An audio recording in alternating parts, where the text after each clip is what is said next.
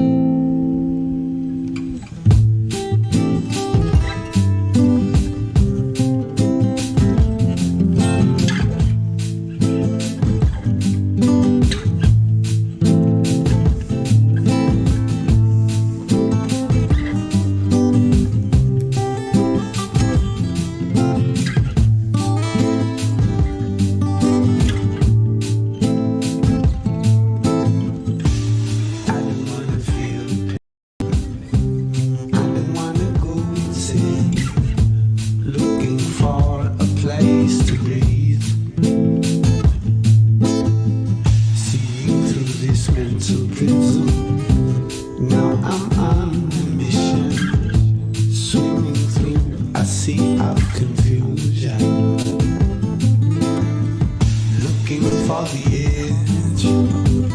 Help me, my friend. I don't know if I'm losing my mind. Looking for the edge. Help me, my friend. I don't know if I'm losing my mind. I see this global deception. How to level out my perception. Listening for you. Thinking of these mysteries. I've been waiting patiently. Now I'm looking for the edge. Across the distant seas, I can feel you waiting for me. It takes up all my time. I can feel the sun. I can feel the breeze. Oh my darling, I'm on my knees, looking for the edge. Help me, my friend. I don't know if I'm losing my mind. Looking for the edge. Help me, my friend. I don't know if I'm losing my mind. Across the distant seas, I can feel you waiting for me. It takes up all my time. I can feel the sun. I can feel the breeze. Oh my darling, I'm on my knees, looking for the edge. Help me, my friend. I don't know if I'm losing my mind. I'm looking for the edge. Help me, my friend. I don't know if I'm losing my mind.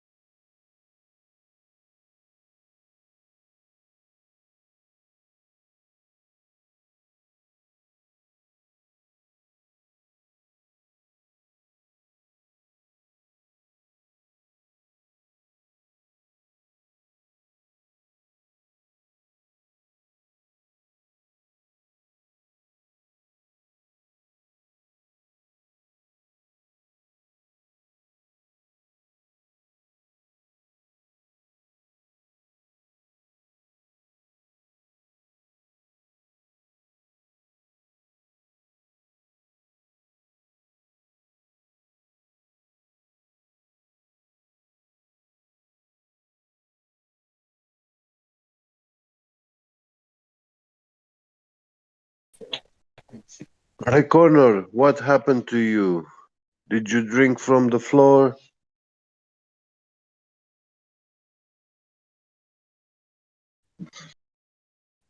Who drank from the floor? Hi Connor. Oh, I think he's a horse. Isn't he? Yeah, I don't know. He's asking hypothetical questions and then he says, oh, but what about you when you were saying about liquid helium? Yeah, I did say that's pure speculation. I haven't verified nothing of that stuff. I haven't dealt with it myself. Right. I just took claims which these people say they uh, achieve those results in their laboratories and what they scientifically say about it. So, but I will not put my hands in fire for any of those claims because I said it's speculation. But this guy is like, oh, but what if? He's asking Bong Sao. He's asking for a truthful, honest answer to a what if question. What's a passive COD? Yeah. Well, right now I'm playing Call of Duty, streaming it No. while talking to you on Discord. And Discord's been quiet for quite some time. I think everybody's sleeping. After all, it is like 4 in the morning. Yeah. Yeah. It was morning here too. I'm playing another game of Alcatraz.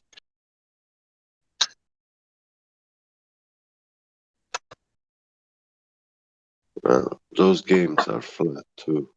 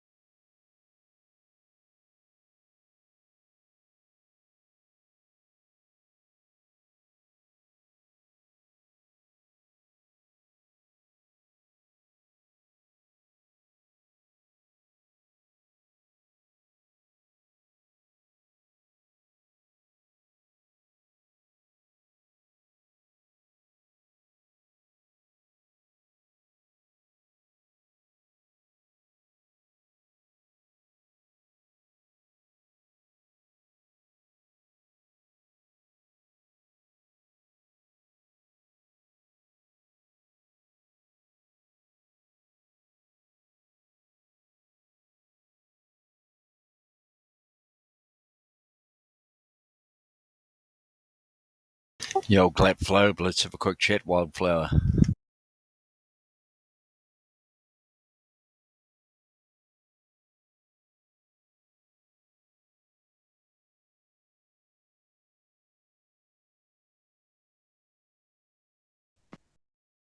Who was that? Sorry, get it was me. Hey, Jazza. Hey man, how are you? Oh, good. I just woke up late. Oh no, it's all good, How man. are you? Yeah, good. Whereabouts are you in the world? You're Romania, right? I am Romanian, but I work in Germany. Oh, okay. So you're not too far away. Oh, really? Where are you from? I'm in the South Island of New Zealand. Oh, New Zealand. Yeah, you are far away, but yeah, I get it now. You meant I'm not far from my country. Yeah, that's what I meant. Yeah. But I still suppose you're probably still 600, 700, 800 kilometers or something, are you? 13, yeah, 1300. Oh shit! I didn't think it was that much. Yeah, it's quite a little bit of driving. Yeah. Yeah, no, it's interesting. I was just looking up the the Great Lakes in the middle of the US. Europe. You know, US. yeah, the Great Lakes, Lake Michigan. Lake Michigan's 2/3 of the size of the island that I live on. Wow. It's freaking enormous. Yeah, it's big. Mm. And you can see from one shore to the other. Well, no, you can't, but depending on Not the every day. day. Yeah. Yeah, depending on the Well, day. you need good weather conditions, special visibility, of course. Days with good visibility. Yeah. It's a thing. Also, in my country, we have the tallest mountain in my country is called the Tip Omu, which means man. How tall is that in feet? Do you know it in feet?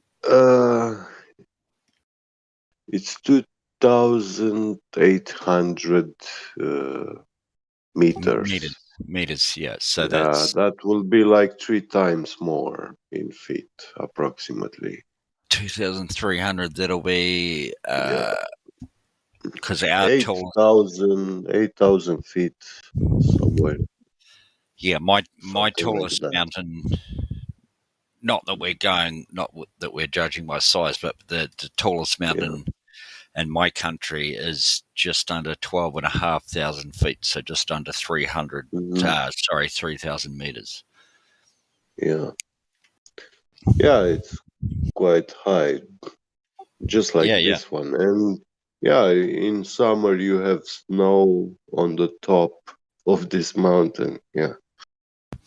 Does the summit of your tallest mountain, does it not have snow in the summer, or has it always got snow? Not always. There are some. I mean,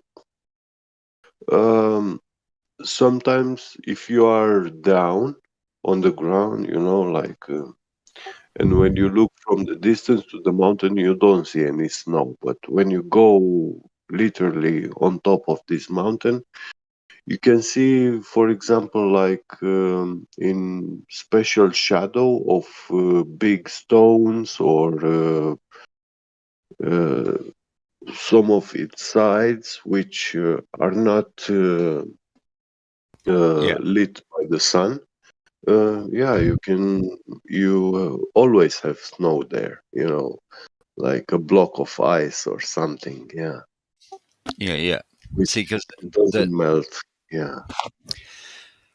Yeah, the mountain we have here, the tallest mountain in New Zealand, Old Aki Mount Cook. It's only like 40 minutes drive away from me. I've been here for 30 years, and it has had snow on the summit from about 3,000 or 4,000, let's say 4,000 feet to its summit. Every single year, we've got the longest glacier in the southern hemisphere, the Tasman Glacier. Because we're very low latitude south. Yeah. Sometimes it also snows in the summer on this mountain. So yeah, we've had that too in our summer. 2015, we got a couple of inches of snow on Christmas morning, which is literally the longest day of the year. But it just depends on the weather and the old global warming. You know that Mother Nature, she's a real bitch, right? Well, weather changes, fluctuates. It's always been in these cycles, you know. Yeah, Hot I know. and cold. Yeah. I don't believe this bullshit with global warming. For me, global warming means nothing else than a way for this elite to obstruct ordinary people from having a prosper business, you know. So you have to comply now to these rules, special standards. No. Sorry, bro. I totally agree with what you're saying, but at the same time, I have to disagree because I've observed it from where I live. Like where I live 15, 20 years ago when I was a kid, the weather was so much different. So much different. Yeah, Like, on this one, I can also agree with you. Look,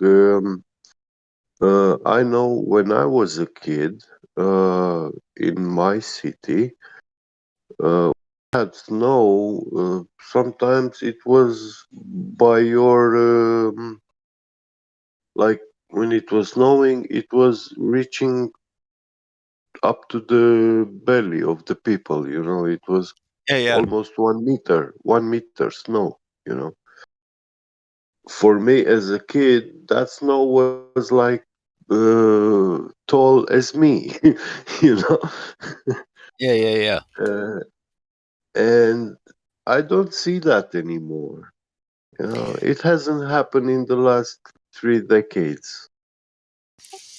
Yeah, and see, and because I've always worked in tourism, whether it's on the ground in a tourism company or flying, but I've always worked in the Southern Alps, and in the last 25, 30 years, there has, like, I'm not trying to be an asshole, but there has definitely been a massive, massive difference in the weather.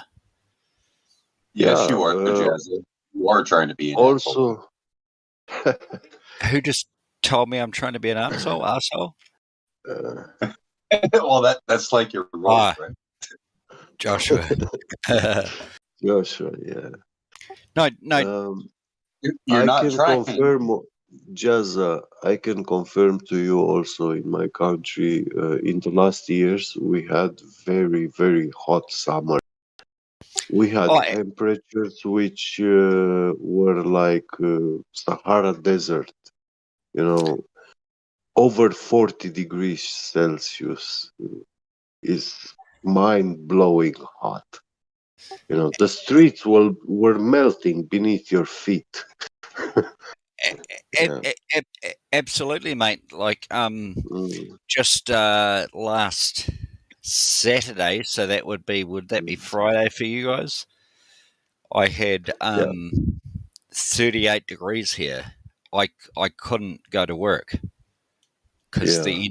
the engine would have cooked itself just from starting it up. Yeah. And I just made the decision to pull the thing back into the hangar and put her to sleep. And at the end of the day, it's what we've all observed over the years. This is just my take. Obviously, you guys have a different take, but shit's happening. Like there's definitely a what do you call it? If you look at a graph, there's a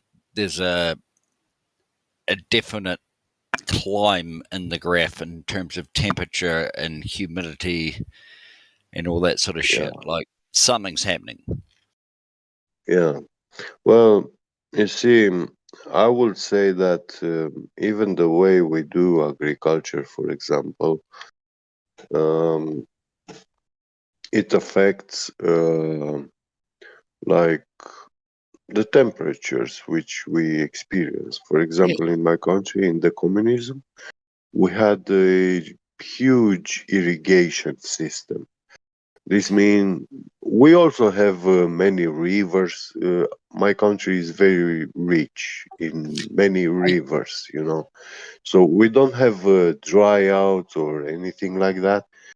But we were using them to make irrigation systems for agriculture. And when you water the land, you know, it changes. It's a difference when there is water or there is less, you know. It makes a Yeah, huge difference. Yeah. I know exactly what you mean, but because you just said about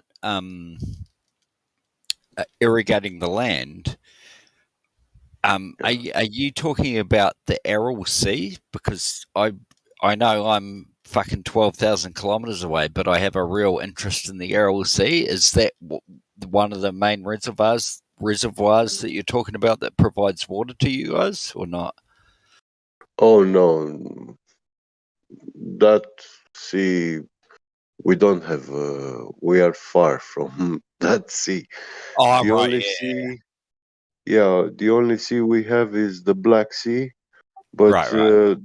that's not water which we can Yes, use. it's seawater. Yeah, we have the mountains, which yeah, when you go to the mountains, there is a drinkable water spring like every foot you take. You know, Yeah. every 100 meters you can find a spring with water. You know, and in the country, because of this, we have many rivers.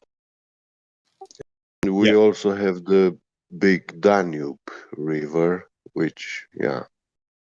I've never really looked at Romania's geography. Are you on the? Are you like on the northeastern edge of the Southern Alps, of the Swiss Alps? Yeah, eastern and northern. Yeah. Oh yeah. Yeah. Yeah, no. From the Alps. Yeah, I know that's so good. But we are, you see, we are north from like Italy, Mediterranean Sea, and all the time, summer or winter, we have a Mediterranean current, air current, which comes from the Mediterranean Sea. And it brings warm air, you know. So it's sort of like a mini monsoon season. Is that what you mean?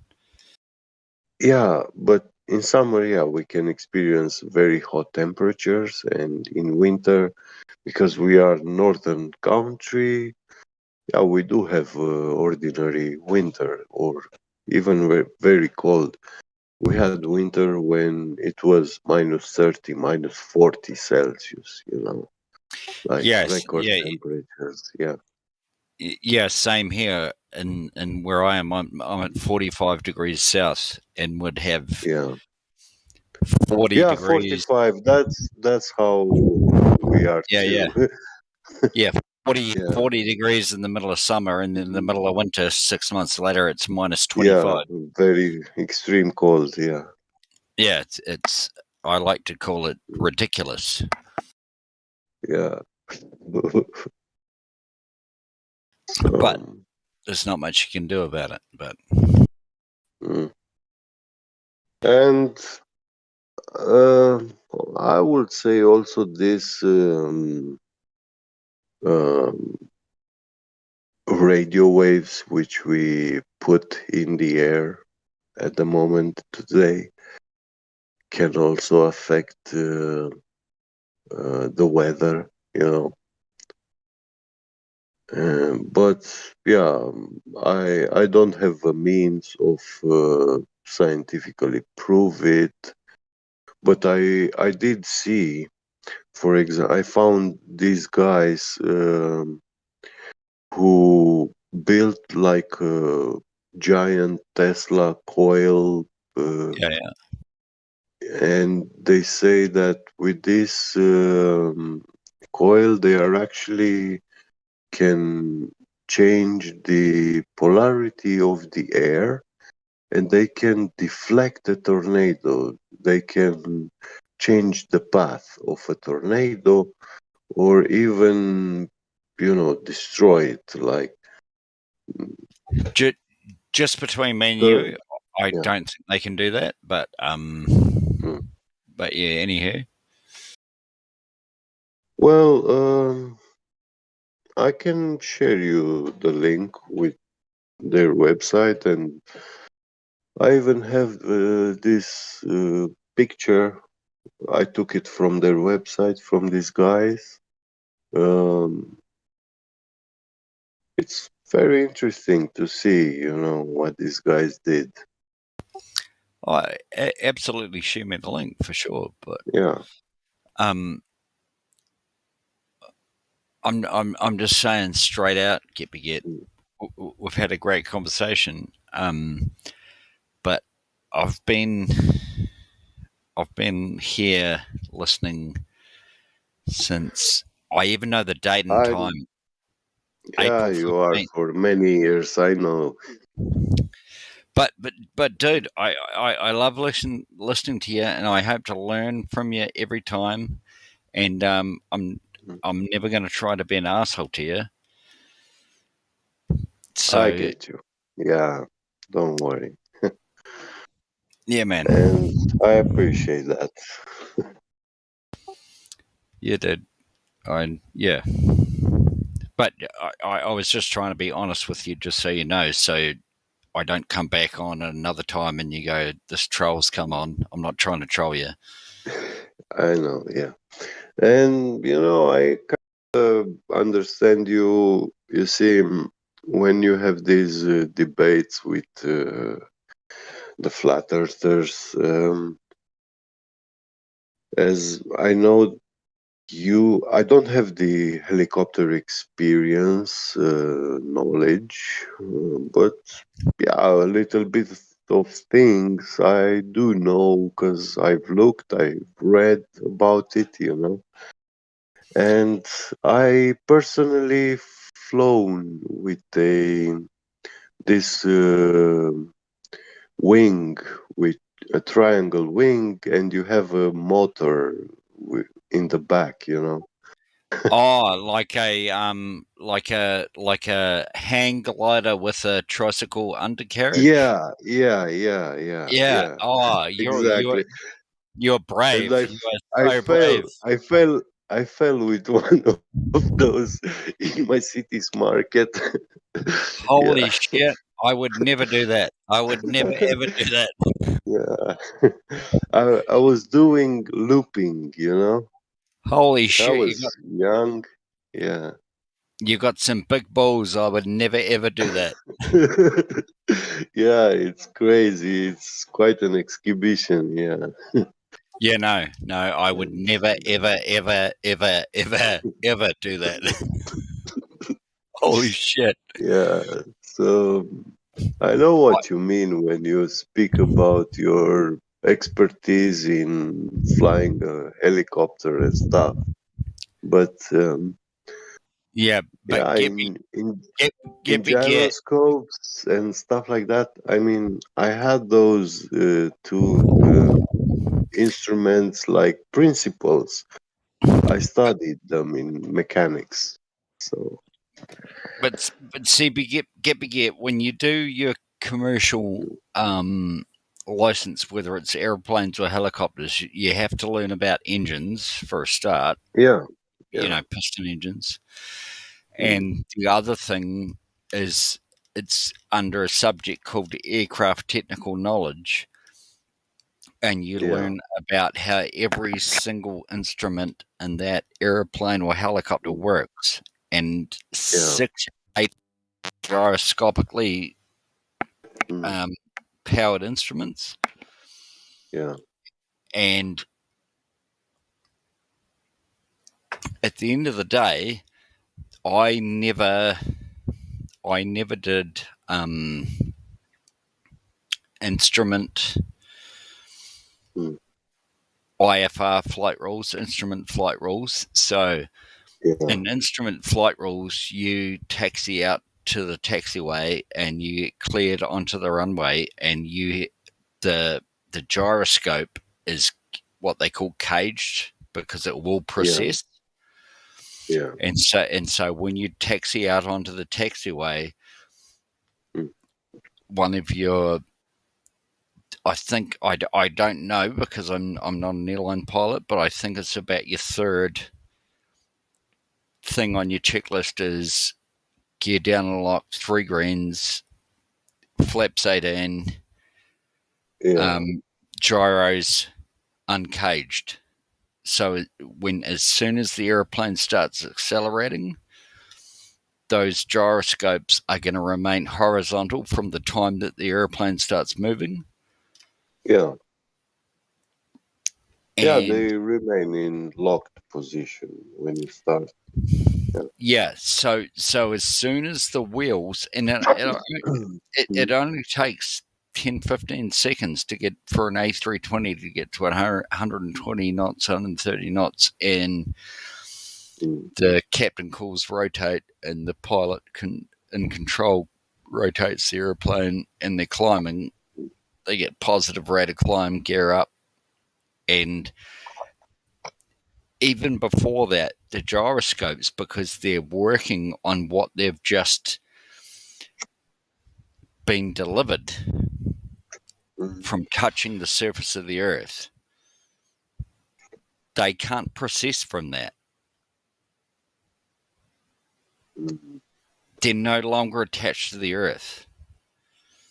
And but anyway, dude. Yeah, they are no longer attached to the earth. But look, for example, if you have like a centrifuge and you take this gyroscope from a helicopter, you add the power supply to it, everything, so it just No. works outside from the helicopter. Yeah. No. What I was saying is that there's no power supply to it. I was just trying to give you that example. But it's all good to get. We've had an awesome conversation. We can talk about it another night. Yeah, okay, no problem. They do have a power supply, but anyway, yeah, we'll talk some other time. Yeah. Well, they don't, but get. We'll talk about that another night. Just about what I was talking about. But anyway, awesome talking to you, dude. You're a fucking good man. Yeah, take care, Jazza, and yeah, do come back and Yeah, you keep too, cool. mate. Yeah, take care. You too, mate. Cheers. Cheers.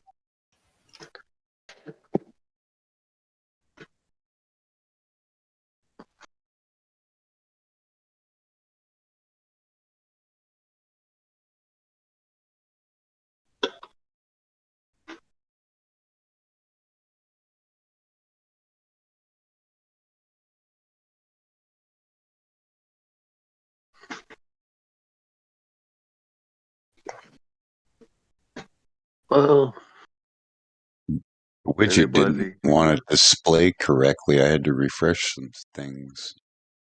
Oh, what did you refresh? I had to go into OBS and refresh the damn widget for the server itself. Anyway, I've been having issues with it lately. I don't know why. But I'm streaming Call of Duty at the same time. Oh, yeah.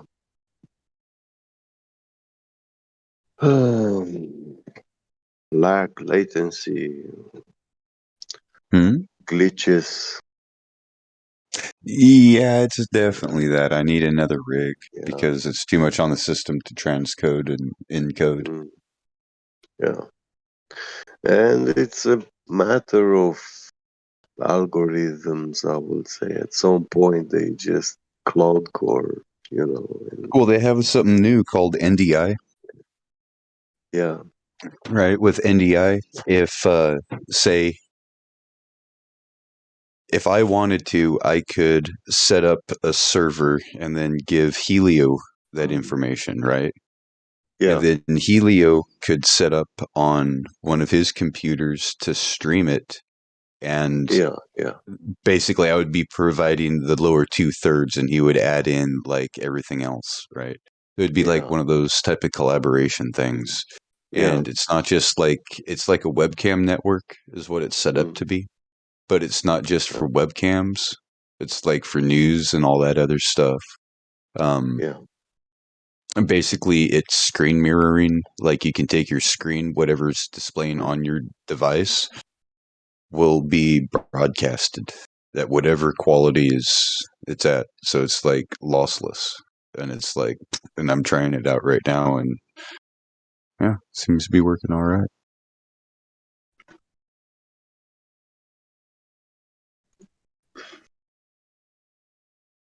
I'm just having an issue playing the game on the same rig.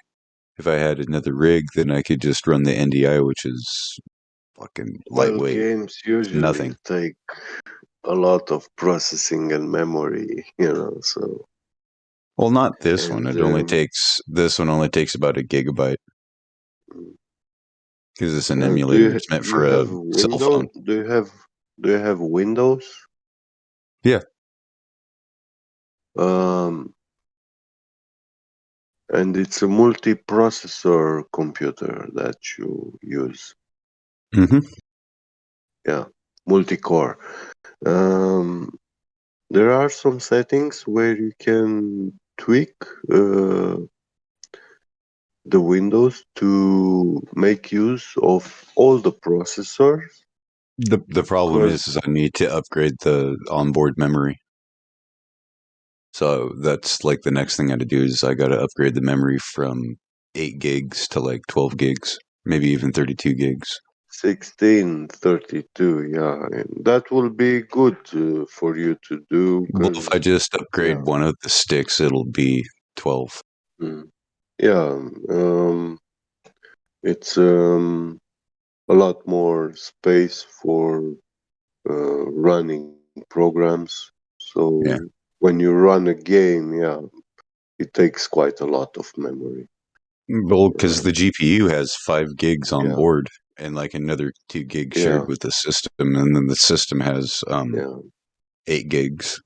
So and if you have Discord and a browser with a couple of tabs open, that's it all adds up, you know, to that. So if I what I need to do, even if I just upgrade one of the sticks from 4 gigs to but what was it? 8. What I want to tell you is that there is a tweak. By default, Windows uses only half of your CPUs, and the other half it keeps them in a state like spare. If one of those cores fries out, you know, then you have the others which windows will switch to and use them, you know. So you're not taking the full capacity performance of your computer. You are using Oh it no, this is only at half performance. Yeah. I have a Ryzen 5 in it. I can overclock Yeah. the shit out of this and the CPU and the GPU. I can Yeah. overclock it. But the problem is I lack the hardware to drive it. Like I need to upgrade Yeah. the peripherals, and when I'm doing it, I might as well just Mm. upgrade the fucking hard drive. Yeah. I forgot the name. How is this called? It's not actually overclocking, but I can search the instructions and give them to you, and you'll see what it's about. So.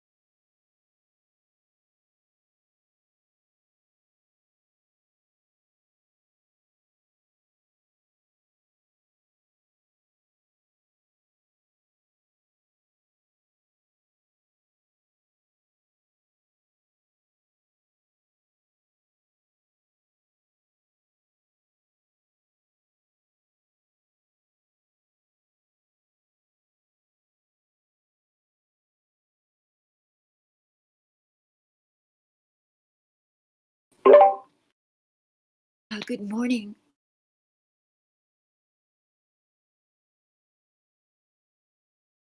Good morning.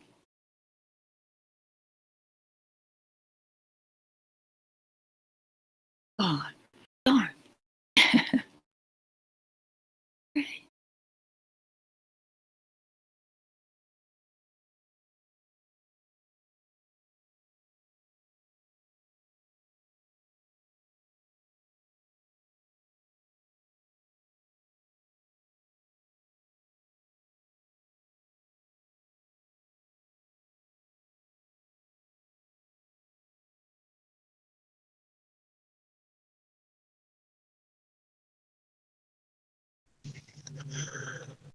Good morning, Ildiko. Oh, good morning. I just wanted to ask you, being in Europe, Yes. how have you had a lot of news about that immense trucking convoy that went to Ottawa, in Canada? Oh, I have no idea, Ildiko. I'm in Europe, Well, in that's why I'm Germany. asking, because I want to. It's the largest convoy of truckers against. Oh, yeah, I just saw that about 2 days ago. Yes, it's 10 Um, times larger than any similar convoy. yeah, I had a video recommendation to watch it, and yeah, It's incredible. yeah, And so it's almost like the I think finally the Canadians have had it. yeah. They've had enough. Well, with this movement, I think you see, the truckers are actually the supply chain, you Yes. know. They are They the were mandated the jabs to get across the border, and they were mandated to wear masks in their trucks all the time. yeah. The problem is they squeeze them to actually go in these strikes, and this is how they cripple the supply chain. So the cities will experience lack of Yeah. products in the supermarkets. So the Yes. shelves will go empty. Get Yeah, enough people to actually drive the trucks if they don't yeah, yeah. change the policy. You see, it's the same in California. They can't get enough policemen to work in Los Angeles, for instance, because of the mandates. Yeah. Shutting down because of it. Mm. So yes, so I was interested because you don't see it on CNN or Fox, and wondering how the message But this is a very important and big news. Why it's huge. don't Yeah, they show it? Yeah. uh-huh. Why And they don't debate it? Yeah. right. They don't even reference that it ever existed, Yeah. in the Yeah. media. Yeah. Of So I was course, wondering you can't. It's like what they started doing in France about a year or 2 years ago. They had protests about the law which they were giving. Like as a civilian, you are not allowed to video record a police officer. And yeah. upload on social platforms and stuff like that, because those police officers, they are in the time of their at work, and it's illegal to film them. Yeah. I didn't know that was what those huge, like the Yellow Jacket protests. You're talking Yeah. about Yellow Jackets, Yeah. right? Yeah. Yeah. Was that the crux of their Yeah. reason for protesting? Yeah. It was. Well, you see, when a person uploads a video, people start watching and following that person. Yeah. So that person creates her own group. Yeah. And you can get like tens of thousands, hundreds of thousands of subscribers, followers. And that's a large group, it turns you into a information source. Yes. Street Yeah. report. Street Yeah. report. Independent journalist. Yeah. Independent Without journalist. a license. Yeah. And they do have this street CCTV and everything, but that's something you don't have access to as a civilian, I mean, the CCTV cameras are operated and controlled by traffic controllers, like the police, the government. And what they see on those cameras, they don't upload on Facebook, No, they can selectively edit that. Well, they don't even show you, they only cut what they want you to see. It's happening, like a short clip. Yeah. But I feel that the mainstream narrative on this whole pandemic thing is Yeah. falling apart. Well, I've heard in my country on a radio station, they are saying now that actually it's a good thing that the immunization is actually contagious, you know. So people who got shot will infect with the immunity those who didn't. So it's like I know really the this is absurd. coming to an end Yes, now, you too know. absurd for even the most Yeah, stupid. You know, yeah.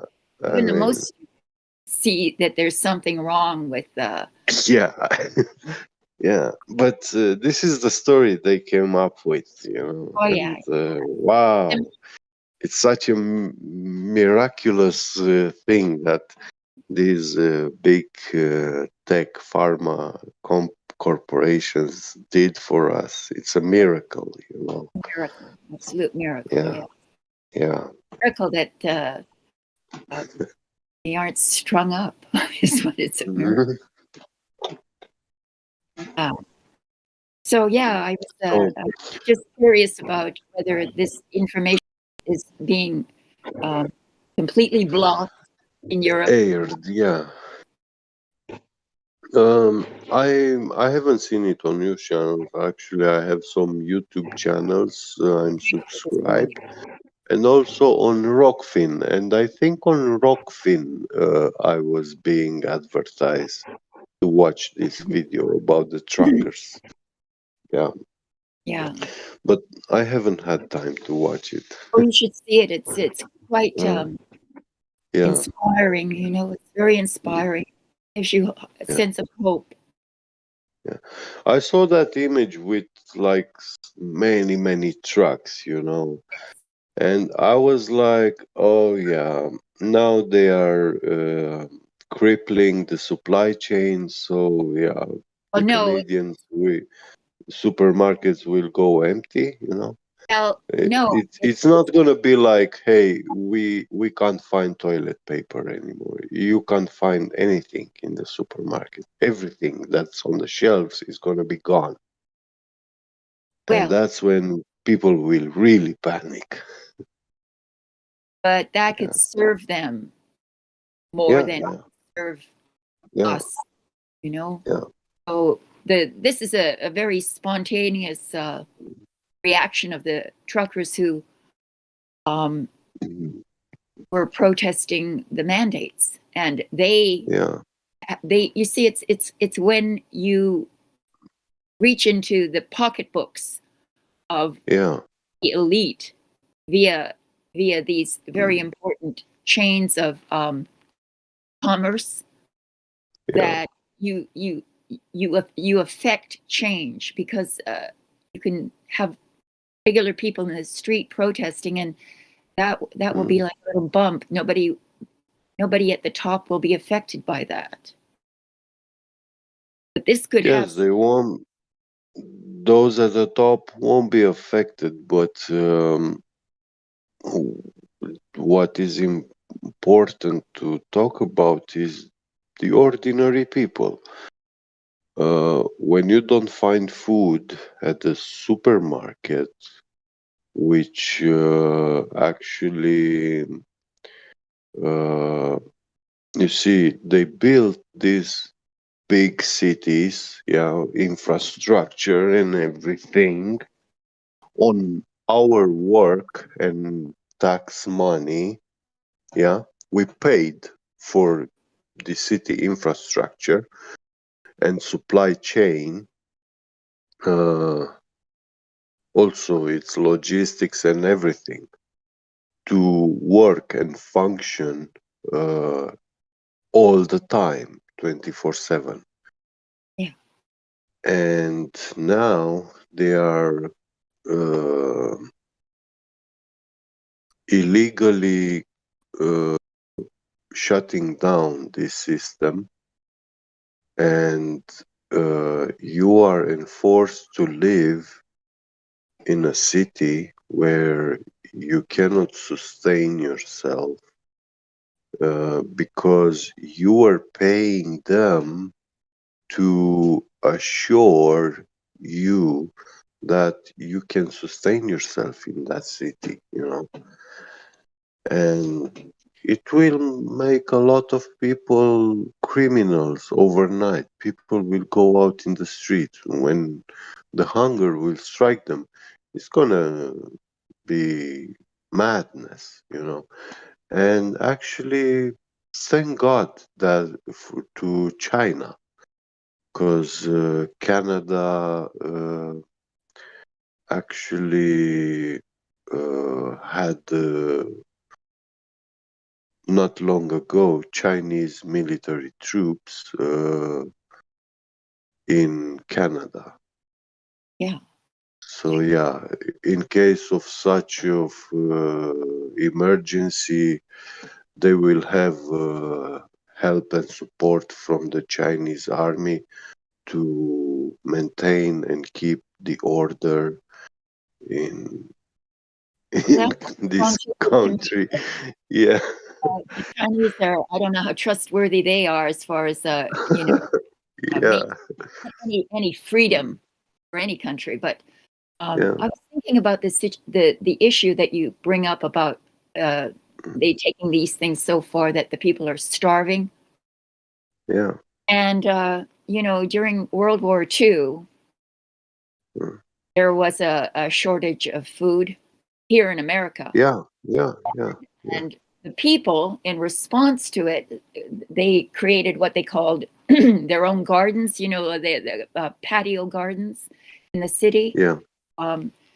to supplement the shortages in the supermarkets.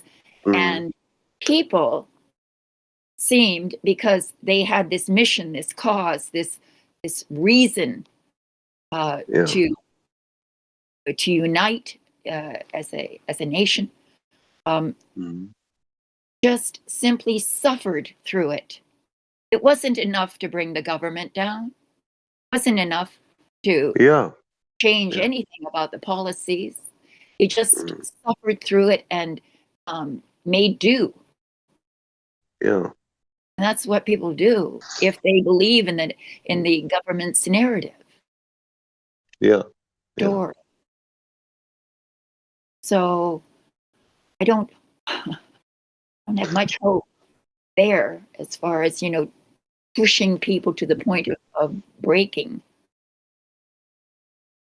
because they seem to be able to adapt. There will always be a solution, but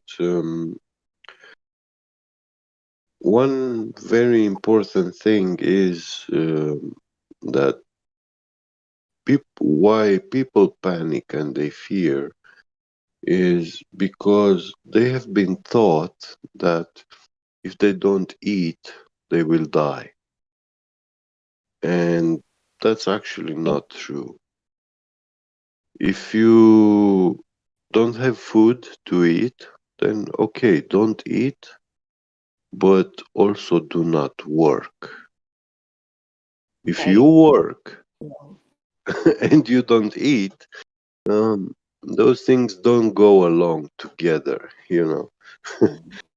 Have you seen the documentary Forks Over Knives? Oh, no. It's it's about the scientific study of what happened, particularly in the Second World War, in countries like Sweden, Norway, where supply chain actually stopped, and the invaders took most of the meat and dairy in the country, and so the people were reduced to grains and fruits and vegetables, and they it reduced their heart attacks and a myriad of other diseases that logged and accounted for. So they benefited. Yeah. Fasting is healing, but people need to actually study this, how to do it, because it's not just like that. Oh, I stop eating. No. No. But it's true. You have to be.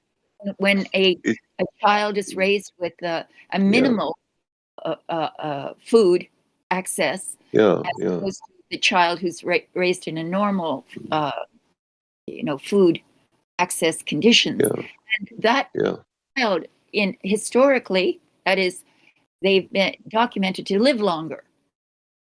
Their lifespan is extended because they don't eat as much. Period. Doesn't matter what they eat, just not as much of it. So we eat too much. They say you're digging your grave with your fork. Exactly. I bet you, that's true. And and everywhere. I mean, we celebrate each other's company through a meal, going out to dinner, and then we're upset if we don't get enough for our money. It's this whole psychology. And indulging. the thing is, even if you don't find food in the supply chain, you can still find trees with fruits, with all sorts of nuts. Yes. And if you eat a couple of those, if you eat one nut in one day, you will surely not die of hunger. Yes, and out in nature, in your backyard, you've got various barks that are highly nutritious. There's all kinds of weeds around you that are highly nutritious. Dandelions grow everywhere. Yeah, They're exactly. You know what? People are just, you don't have to starve especially now that we have internet, we can find out which plants in our own vicinity can provide us sustenance. The gentleman on here, Battle Mod, he's very good on this subject. He knows it very often. I've heard him speak about those plants around us that are edible. Many flowers, and bees make honey of it. And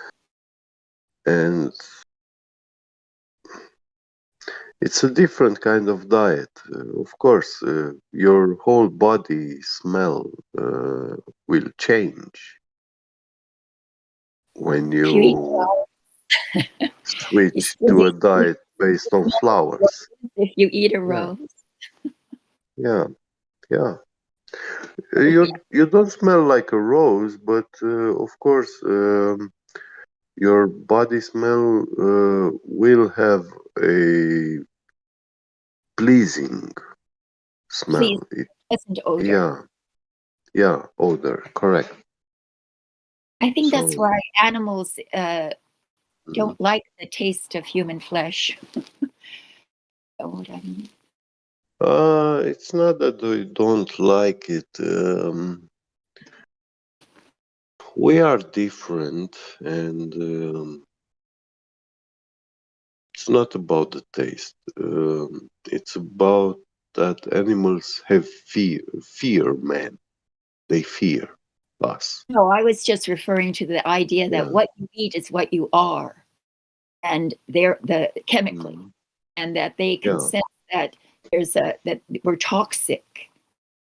The food that we consume primarily is toxic, and so unlike an animal that eats another animal that eats grass, they can surely discern the difference between an animal that's healthy and one that's not. Of course, and vast majority of these people in this world, they are not healthy. No, they're not. We have many health issues. I teach a class of yoga 4 times a week. And I have students in my class who are in their 20s, 30s, 40s, 50s, basically. And it's astounding that in when a person's in their 20s and 30s, they have a myriad of health problems that they come to me and me about. It's quite sad. That, I mean, very devastating kind of things that happen to young people now, health-wise. True. I sometimes call it like they all been raped, defiled, not from their will, and not all the time from the wickedness of others, but from the lack of knowledge of others.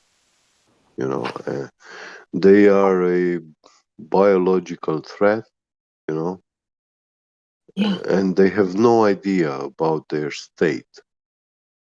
And they walk among us, and it's this education which we do not have it. Back in the days, people used to send away from their village these kind of people, not like racially or because of hate or such thing, but they were sending them in a different village place which was made for them to live there, so that they don't spread the infection, corrupt, defile, and you could live your life, in a society, but hey, everyone else is like you there, and there's nothing wrong. And those people there were given also teaching on how to heal themselves, how to cure themselves. They had the cures at hand, medicines, and all that stuff, and it was good. But nowadays it's not like that anymore. We have these hospitals and private clinics, doctors, which they learn this witchcraft that they think it's. They think of themselves like they are angels on earth, Well, But there are good physicians, there are good doctors, there are principled people in the because I've met them, but they're silenced. They aren't of course, threat yes. Professional, sanction. You can be good in the system, but the system will not allow your voice to be heard. I have a friend who's a holistic. She's into alternative medicines, and she reports that many of her friends in the same business, same profession, have been either not allowed to practice anymore or outright murdered. Yeah. Do you think, for example, Dr. Fauci think of himself that he's a bad, evil person, doctor? No. He thinks of himself as Savior. An angel savior on this earth, Messiah himself. For mankind.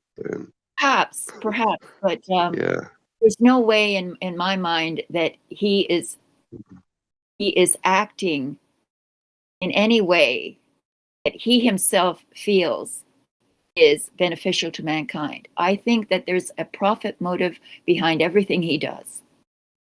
Yeah, of course. And so the enrichment of his own clan, his own family, comes before humanity. Yeah. And I think that they feel quite, when people become very rich, they're isolated from the rest of humanity. They isolate themselves out of fear of everyone else because of the way that they've achieved their gains. And so they work for themselves and only themselves. Mhm. And they don't have any, they've lost their humanity. Yeah. They are not human beings just because they look alike inside and outside. Being human. Reptilian, you know that conspiracy that they're reptiles. But they do exhibit sort of reptilian brain thinking. Well, for me, I don't even need to go that far. For me, it's very simple. A man I don't believe that either. can mimic and imperson any living being. So we can act like any other animal that we know. But once we act being something, then we are not what we truly supposed to be. You know, when a man is acting being human like a Hollywood actor, then those people, they look the same like human beings inside and outside, but they are not human beings, not humane. Being humane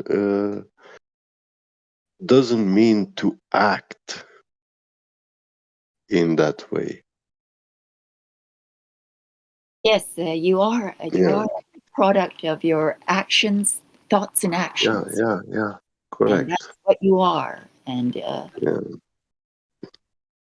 I don't give hope on them all, but it's just particularly ironic in my mind that we live in the age of the internet, where we literally have a library, the most immense library of information at our fingertips, and yet most people are completely uninformed about the most vital things in life. Yeah. They don't care to look. They don't care to investigate. Well,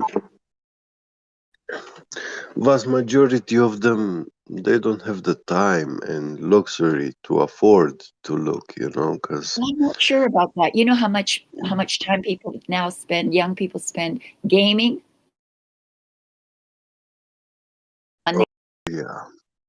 Yeah, that's a multi-billion-dollar industry. Yes. So of course. Time is spent doing that. That's the new religion of this world. Yeah. It's the same thing. Circus, give them circus and bread. That's it. They are being totally immersed into this augmented reality, which is about to come. Yeah.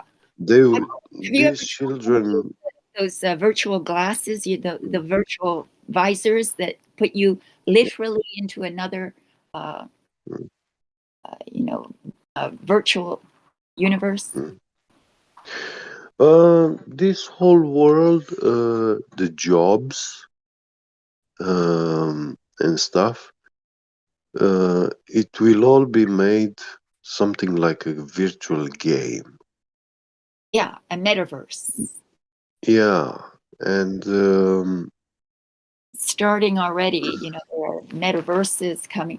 I had a friend who told me that it's a fake utopia. In this process, we will be losing quality of life, because when we physically work to manufacture products, handmade stuff is more qualitative and beautiful and long lasting and valuable. but the products which are made by robots, yeah, even in food, if you look, like processed food is made by machines. But processed food, you, despite the fact that you put the best ingredients, when you make processed food from the best ingredients, the result will not be good food. It will be a poor food that contains nothing nutritious, you know, and it will do no good to you eating it.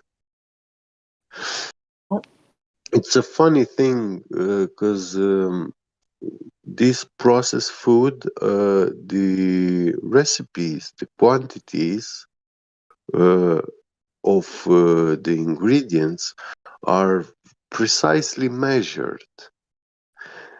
And I know I've seen in the Bible, it tells you not to do that. You know, when you make bread, yeah, put 2 or 3 spoons of olive oil, you know, flour, water, and sprinkle some salt. It doesn't tell you like exactly how much. So that means you can have tell to you. put by your own taste. Yeah, by taste. Yeah. So Yeah. my mother used to cook that way. I can tell you Yeah. exactly. Yeah, Sasha, I know your pizza shop I'm not a have pizza their shop. own I'm real recipe. baker. A Yeah, real baker. yeah. 1 kilo of flour, 22 grams of salt, 25 grams of yeast. Okay, and if Science, man. a diabetic will require less salt, and someone who likes salt, Yeah, if you want will- Toscano bread, it's totally without salt. yeah. See. You can choose. Yeah. Hmm? But if you don't put salt, that means you don't need a lot of yeast because it will grow faster. Yeah, and it doesn't have taste. Yeah, Yeah. because of that, Tuscanian people eating very salty other things, for Yeah, example. yeah.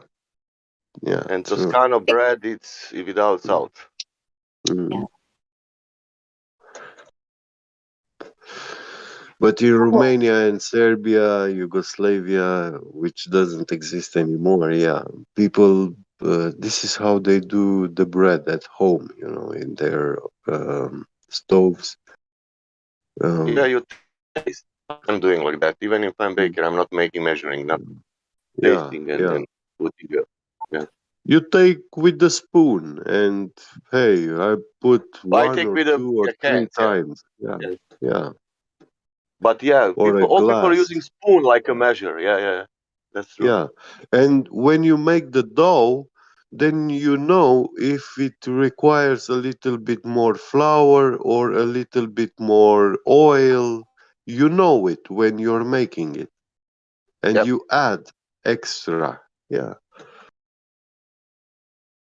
Yeah, but not on the end of mixing, during the mixing.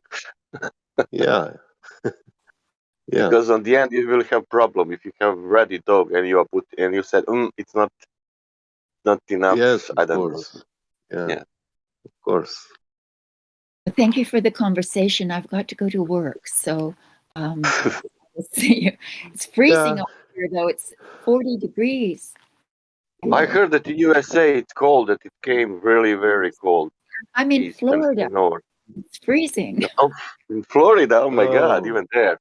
Yeah, 40 degrees this morning. That you I need to don't say in know how much Celsius. is that in Celsius. Yeah. 40 Fahrenheit. They're still in the old Yeah. system. Is that under? Is that minus? No, God, no. No, are you kidding? No, that's never happened in Florida. No, plus. But it should be about 68 degrees Oh, today. that's 5 Celsius. That's Yeah. not cold. Oh, what? I spoke yesterday.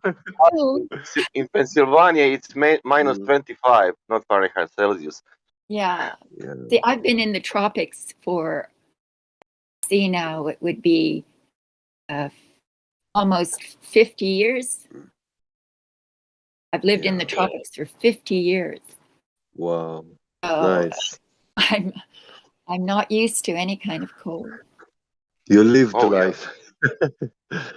Yeah, I prefer Hawaii to Florida, but it's very expensive.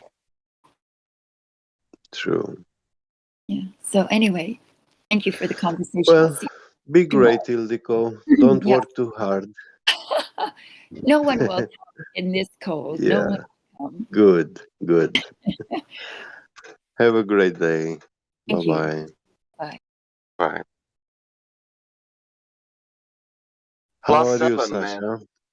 Plus 7, son. Great. I'm not working. My daughter is not going to school. I'm not going to work. Oh, nice. She says she don't feel good, but I know that she is lying, but I also lying, and I'm not going to. Yeah. I don't So know if you didn't have to come up with an excuse not to go to work. Yeah, that was a good excuse because Yeah.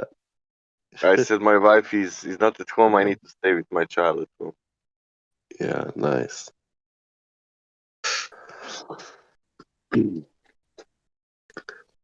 It's the end of January, I need to finish like that. Take a rest. Yeah. I know your daughter is quite young. What age is she? 7.5 now. Oh yeah, she is child. Yeah. You told her about Flat Earth yet? Not seriously, but like a bit. Not seriously. Yeah, No, I jokes. think Yeah. not even like a jokes. Yeah, well, let's say I registered her on TikTok with speaking about that and something, and but I never push. I don't want because I know that she will not understand now because She will take it. Yeah, she will take it to school, and then she will be having problems at school. But Like, she asked mommy yesterday or day before yesterday about black holes. wow. Yeah, you see, they push this to children like from very early age. Yeah. Yeah, What but are I'm black saying holes? I'm not pushing. I'm only saying some sentence Yeah. very something like a gravity that doesn't exist, and then I don't speak about that. I only say that sentence and go. Well, you can tell her, for example, like I don't what want to the because fact of the facts she has. that we know about black holes. Oh yeah, I told her that Yeah. doesn't exist because nobody proved that There they're are saying. no facts about them. Yeah. Yeah, exactly. So And mommy is scientist. Mommy even knows better that cannot be proved. yeah. Well, at this age, she still has to, she has to enjoy the stories, with Not tooth only fairy that, I know. tales and stuff. But Yeah. I know her. She has a. in these tales, when you read them, you will see that there are stories where they say about princes or princesses fighting dragons which are coming from the end of the world, you know. And that's Yeah. the concept of a flat world, and it's quite fascinating because these stories are actually delivering the truth to the children from very early age, you know, and But she knows, for example, later, that Santa doesn't exist. yeah, She will prepare everything and she will play like yeah, for the Christmas. But yeah, yeah. and She knows because that mommy and daddy buys gifts. yeah. She will do Yeah, everything like other kids, prepare the carrot yeah, and milk in the evening, like. But in yeah, the end, every time before Christmas, I asked, does something exist? She said no. But when she need to get present, maybe that moment, but she knows that we both are present. Yeah. Nice. You're a good I don't want parent, to push her Sasha. because I know her problem. She has a problem Yeah.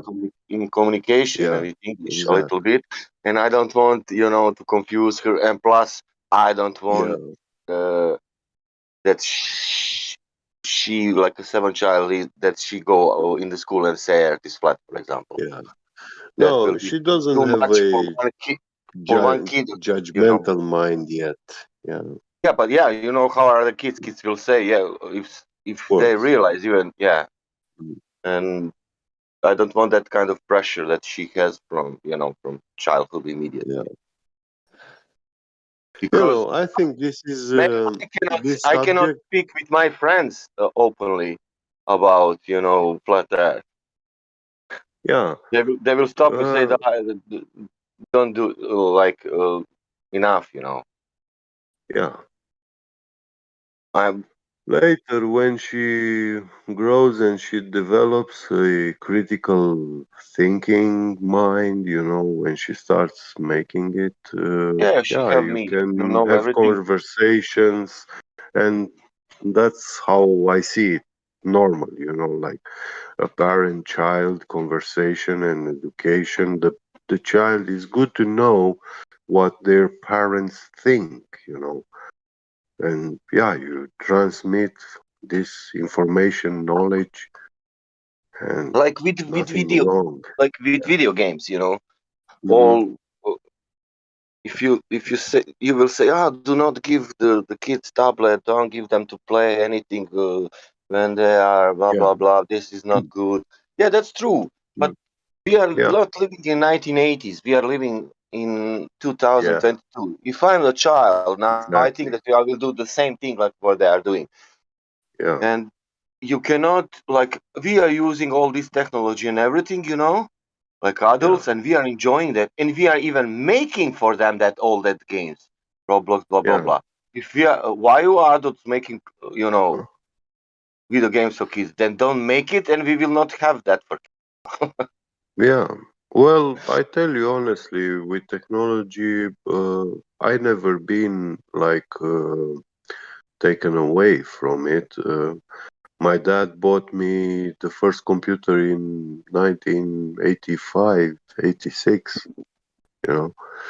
and Yeah, I was the first child in my whole neighborhood that had a computer, yeah, yeah. But I'm telling you, All in a time, or yeah. even in 80s, okay, you had, but I Mm. remember in 1970 something, first phone Yeah. came.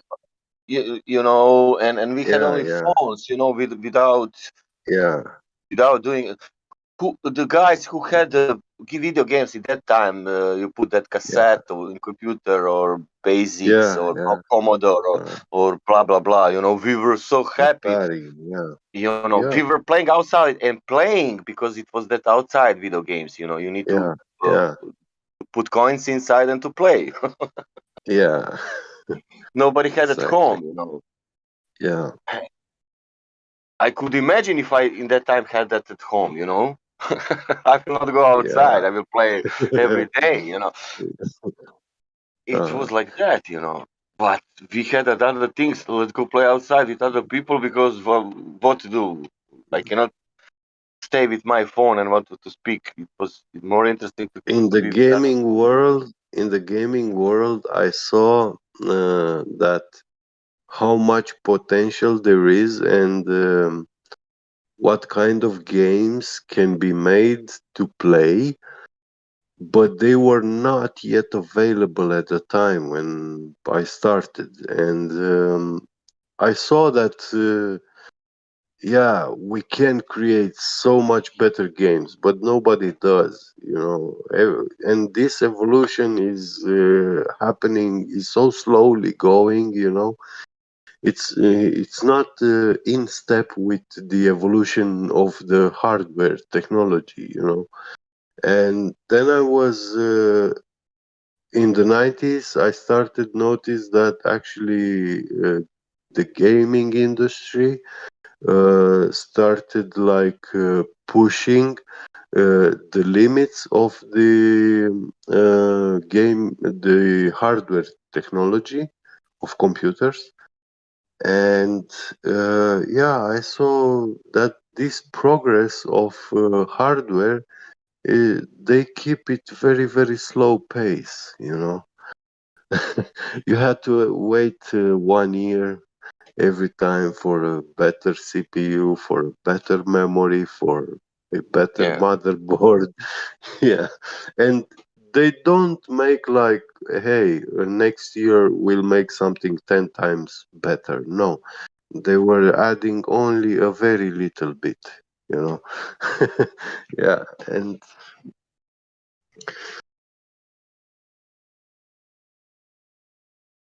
I even worked against how to say violent works. I was making workshops in 2000 against violent video games, and then I stopped to do that because it was like, yeah, that's morally that's good to make good games, but I saw my brother, you know, he was like a 13 years old and he was playing Manhunt, you know, and that was like illegal in that time, forbidden. I said, what are you doing?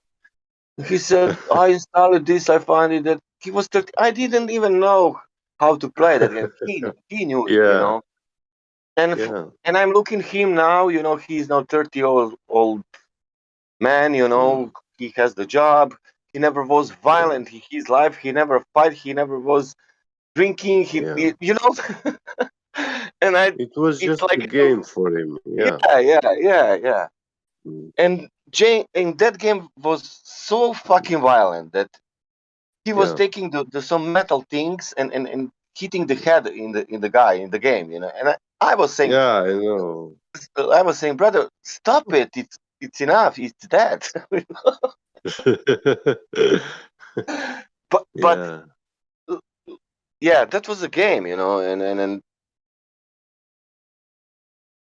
people will not became because of that game, you know. I'm saying it's not good still, but Yeah. it will be better that you're It playing does. something interesting, that you're passing some levels, that you are, you know, that. It has a very deep psychological impact, but if the home education is good quality, then yeah, this gaming industry will not be capable to shape your mind and character. I don't know who said is it Chi making something in Roblox or blah blah blah.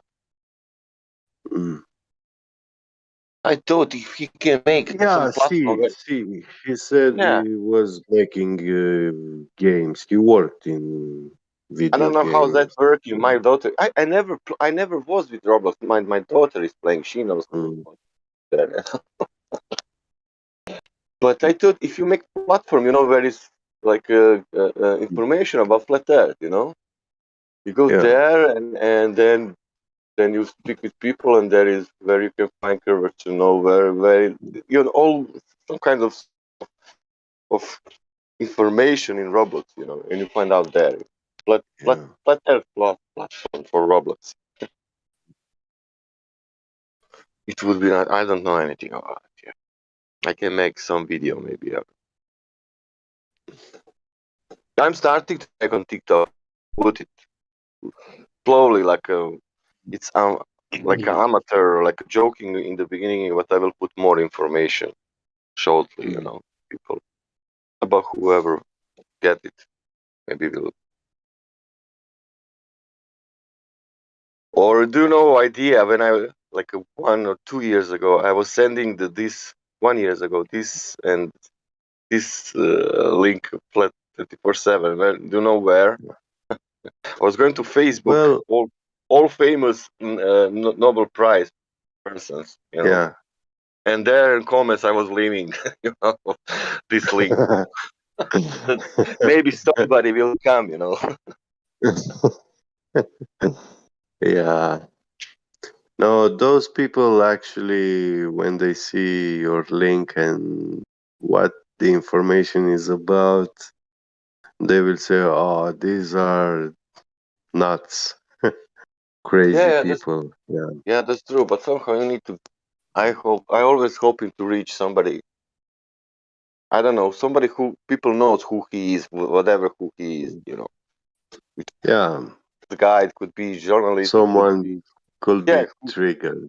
Yeah. yeah, like that NBL player in the beginning, but that was Mm. something like that. That somebody say something more and more. Not only people from the street. Somebody who will not be afraid even to be attacked. Well, Even you should spread it to the Croatians, because I had a Croatian friend in 2020 here in Germany, a work colleague, and when I told him the Earth is flat, he was like, "Oh, this guy is crazy." you know. oh, so many of them. I yeah. I worked in hotel here in UK, and I tried with the persons around, to Yeah.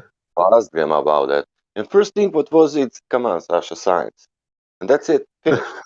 Science. Yeah, why you bothering yourself? Somebody else realized that so yeah. many years before, and you are now here to what? Only one person Yeah. from I can say 6 or 7 of them Did you was try? listening. Did you? Did you Was try? listening. He was young. He's 25, 26, Yeah. and but he was let's say the best friend from all of them there. Yeah. Yeah. And he was listening. He was not going into that. I told him, if you want to watch, you will not find anything really about this and Mhm. this and that and blah blah blah. And he only put his logic and said, really, yeah, Yeah. that there's no sense or blah blah blah, something like that. Did you But try to ask him? Hey, do you know the scientific method? no, not that things even. Not even, yeah. not even so deep. Really, so simple things like Yeah. what he also know about, moon Uh, landing, blah blah blah. Also, other things about, you know, yeah, about yeah. one important thing about curvature. only, only, and I, first and always important. Let's start from there, and then we can go everywhere. yeah. For me, it's very weird, for example, when I speak to an English person and to find out that they have no clue about flat Earth, I feel like this must be the dumbest person in the world, ungifted, because I met Romanian people who don't speak one iota of English, and they still found out about the subject, the flat earth, about information, and they didn't so much evidence or videos or, but they just heard about it. And when I told them, they were curiously asking me, and I was telling them, this and that. And when they heard me, yeah, I did felt that thing that, yeah, they do believe me on my word. I'm telling them, Yeah. and it was nice, but to see an English person, I talked to him and he doesn't know anything about it. I'm like, come on, man. Where the hell are you living? Like the whole internet is 90% of internet is in English language, and you don't know shit about what the subjects are circulating on the internet, I like the I most think famous. Yeah. I think that is because also in the time when I don't remember now. It was 5 or 6 years ago when I was, Yeah. because I was watching the old ancient documentaries. I was Yeah. I'm passionate about that, about history and past, and I was seeing that title, Flat Earth, and I can tell you that I didn't look into that for sure Yeah, you thought. 3 to 6 Yeah. months, because like Yeah. I'm not interesting, what's Yeah. that? What's that? That's a craziness. Yeah, I thought in the Yeah. first moment it's some Yeah. cult. Yeah, of course. I Yeah. know that kind of beliefs. It was, it's not. It is familiar through the movies, through the everything. Also, some beliefs before. Yeah, God, blah blah. Yeah. Everything was in my mind like foggy, but nothing. No, Yeah. I don't want to go into that one. That's stupid.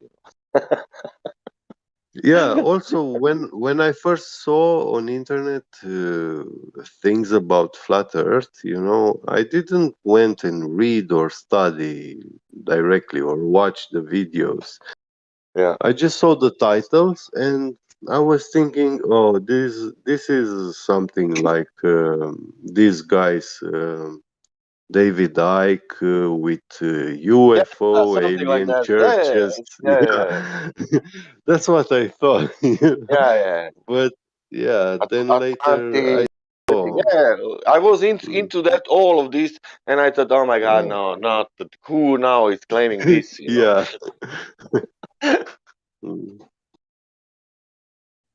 And then when I was bored a little bit with the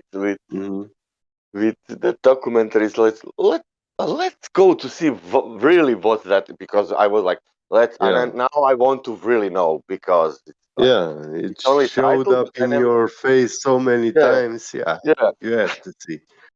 And then it started. Immediately started. I didn't. Uh, It was immediately with the coverage. It was Chicago immediately. yeah, It was okay. First was Dubai. yeah, I'm lying. First was Dubai, and the guy I saw yeah, that is a paint of the yeah, Dubai. manpower Yeah, and power line. That was in the beginning for sure. But I was watching around other, because it was so many materials in a yeah, years. You click and you watch. It's not like now. The bank shit. Uh, yeah. and it was I for took me a it was like direction. for me the sentence Chicago is a mirage. I was watching it like what? No, really, I was like The I city is a cannot believe mirage. it. Yeah, Yeah. I could not believe what he's saying, and then debates and everything, and then I Mm. watched Jaron a lot, and then other people. I don't know how many people, Yeah, all of them, almost. yeah, Blue Marble, blah, blah, all that people around. I watched them all that videos, and plus NASA bullshit. yeah. When you heard that images from space, satellites, and globe, when you found information that they are CGI, did you went to search on Google like the images, Yes, satellites, yeah, and you yes. saw that they I are fake? Yeah, I saw Yeah, all the pictures after that. Yeah, and that was like yeah, beautiful, all in color, yeah. and all this. Yeah, and then Mm. course. And then when gas pressure came without container, it was too much. Yeah, I was kind of baffled too, because I search satellites Oh, in space, and I oh, saw that literally all of them they are CGI. oh. Not one single photograph. One thing Yeah, I forgot to tell you. Yeah, before Flat Earth, I knew it that we was not on. I was looking into moon landing, and mm, it was one good documentary about 2 parts, three yeah, hours, and I think it yeah, was some English photographer mm, explain. He was explaining that you could not make photographs this way. Then shadows. Then you have that C letter yeah, on. yeah, Like on then you don't have footprint. You have boot print. You don't have yeah. vehicle They print. disappear. Yeah, You have so many things like 9/11 that you that yeah, that on the end you can say, okay, 2 3 things you can say, okay, I have doubt, but this is like everything. Then material, where that vehicle was inside, who recorded the landing, who recorded the, my God, and so many things. Mm. You know, no stars, blah blah blah. Then window, you see the guy it's closing the. Then the size of the earth cannot be so small. Blah blah blah. Well, the stars are very hard to fake Yeah, but then you have because astronauts who see the stars. Then you could have the astronauts who don't see the stars. yeah, and yeah. then you have the astronauts who don't Actually, who actually not see only the stars. They see the planets. yeah. Actually, only the new astronauts, like today's astronauts, see the stars. Yeah, Those yeah, back in the days, none of them said that they see the stars. yeah. That Yeah. yeah.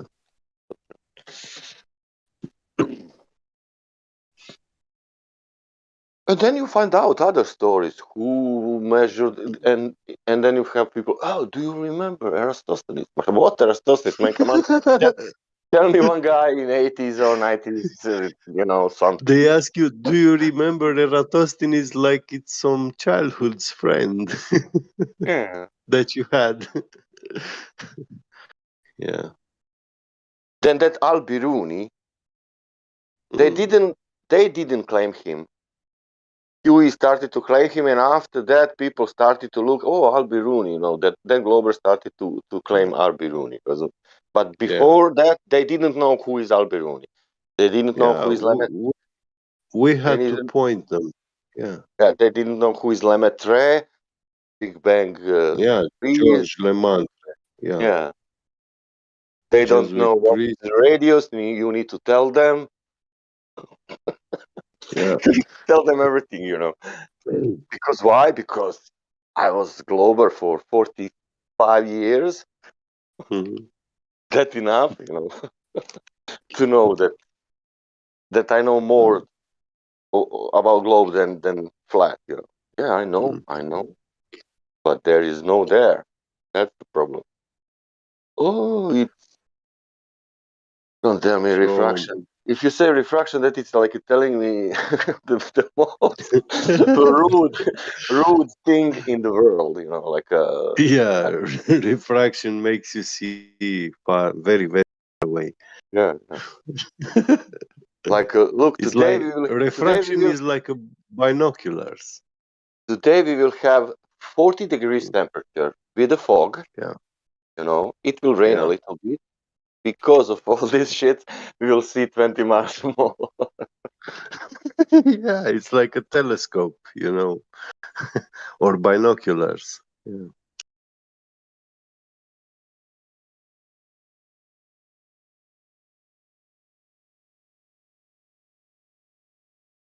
And if that is not happening, that fog or whatever temperature, blah, blah, blah, then some strange magical optical illusions happen. Yeah, it's the force of bending. Yeah. When the guy who explaining the cold and hot, and then it could change, the optical vision, cold and hot, and when you make observation, how do you know how cold it's 1 mile and 2 miles and 5 miles and 10 miles? Is the same cold or is how it's Yeah, making it if how I know light you are bending? asking if the temperature is uniform, and Yeah, it's true, it's not. There is always a hot to cold exchange, always in and that nature. means how In how some light will places is more, and some other places is less. Cause yeah, you and then how know, light can perfectly bend then with any kind of refraction if we don't have yeah, constant how to say changing in that yeah. We don't have temperature the or whatever. constant. Yeah, yeah. Um, yeah, it's a force of bending, which I lately try to theorize to come up with a theory for the globers, and this force can actually bend the axis of spin. You know, Yeah, also because Earth is spinning. Yeah. Yeah, that has to be bent also, because it must be included with spinning. Yeah, why would only the light be bending? I mean, gravity bends everything, you know. So Don't say even that word. yeah, You say I something what told doesn't you. exist.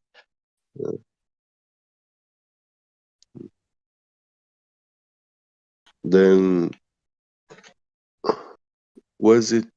I think day before yesterday, we had Matthew Not Learns here, and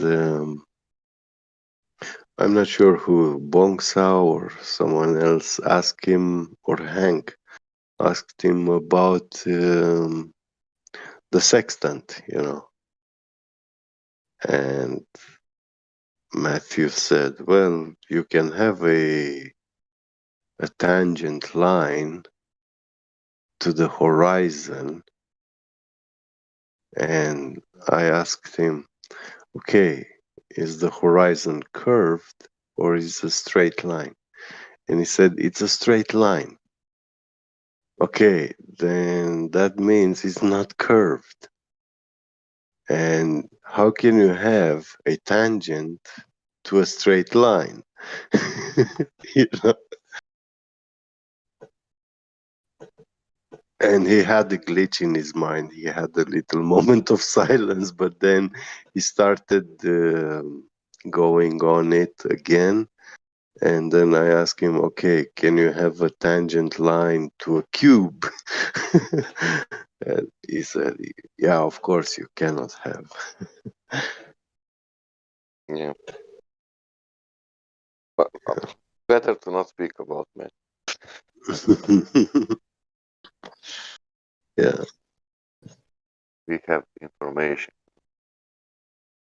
And for me, it would be nice if, I don't know how much, okay, that is only in community, but if we reach some kind of alternative, non-mainstream, but media, how to define it. Yeah. Some smaller journalists, some smaller radio stations, some smaller, who is interested in the truth, something like that, and start from there. Yeah. Well, you see, for their model to work, line of sight has to be curved in reality. But because we perceive it in our eye, we see it like straight, flat. And these things don't add up together. They don't. They simply don't. Because line of sight is either straight, either curved. When it's curved, we have huge problems. Well, everyone who is even more suspicious should to do, who has a equipment to do like a Tolan, you know, when he's in your plane, yeah. Put your infrared, if you have that technology, and try it and see it, and you will be. I don't need anymore anything, you know. I know. Don't need even to convince nobody. Enough. Now it's but this and you this. understand this thing, Sasha. If line of sight is curved, yeah, then when you watch at your table in your kitchen, that's not flat. It's a curved surface. But you see it curved because the line of sight is curved, and it will makes you perceive it like flat. But if it's curved, it should behave like a curved surface. So when you put a ball on it, it should fall down from it. I can explain your logic, and you will lose yourself also. Take the globe, Yeah. the model Yeah. globe, take in your hand, and now imagine. Yeah. Now you need to imagine yourself that you are in reality. Okay, but you have that globe in your hand. Yeah. Let's say that you are in. Let's say that you are in UK and you are traveling to New York. Yeah. Yeah. Okay, and you are traveling, but in the same time you have the globe, and imagine that you are now traveling, and look, you are going down, you're curving. Is that true? You know. Yeah. Yeah. But now imagine yourself also in reality. You're coming on the sea. You know, you're traveling on the sea, straight. But that it's Yeah. curving. You know, you don't feel it, doesn't matter. That it's curving. But you are now coming to the beach of the New York. You know, now you don't have any more water. You know, it's finishing water there. And now on your globe, that land start to curve immediately after that beach. You know, Yeah. you understand me? Yes. It's always That means that curving that's curve down, now. falling. No, Yeah. but now we have topography. We don't have any more sea. You know. Now that curve, it started to go through the ground. Yeah. Is that true? Yeah, that means Yeah. in the middle of the it's because it's going under the ground. Let's say on the beginning. Let's go in the middle of the USA. You are not now anymore New York. You're somewhere, I don't know what is the middle. Yeah. You know how much you are Yeah. underground in the middle of the USA. Good question. Or Yeah. where are you measuring the You mountain should now be. in the middle of You the. should listen. You should be much deeper than the cola borehole.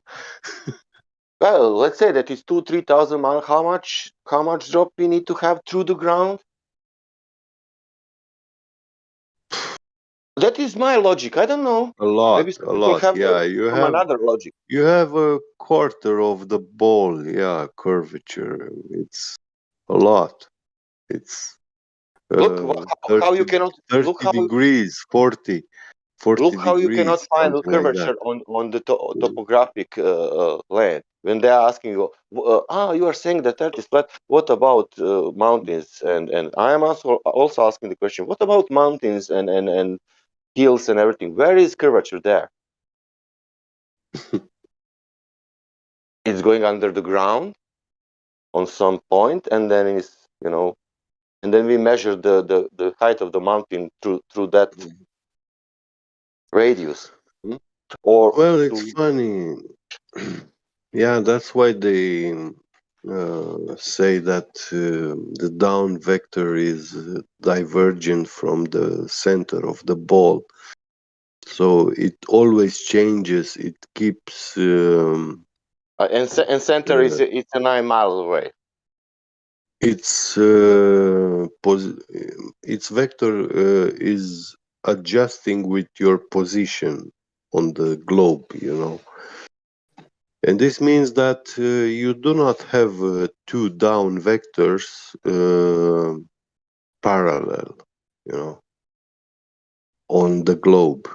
So it means that when you have a flat table on this surface of this globe, yeah, and everything that's on it is attracted divergently to the center of that ball. So when you put anything on this table, everything will start conglomerating right in the center of that table, you know.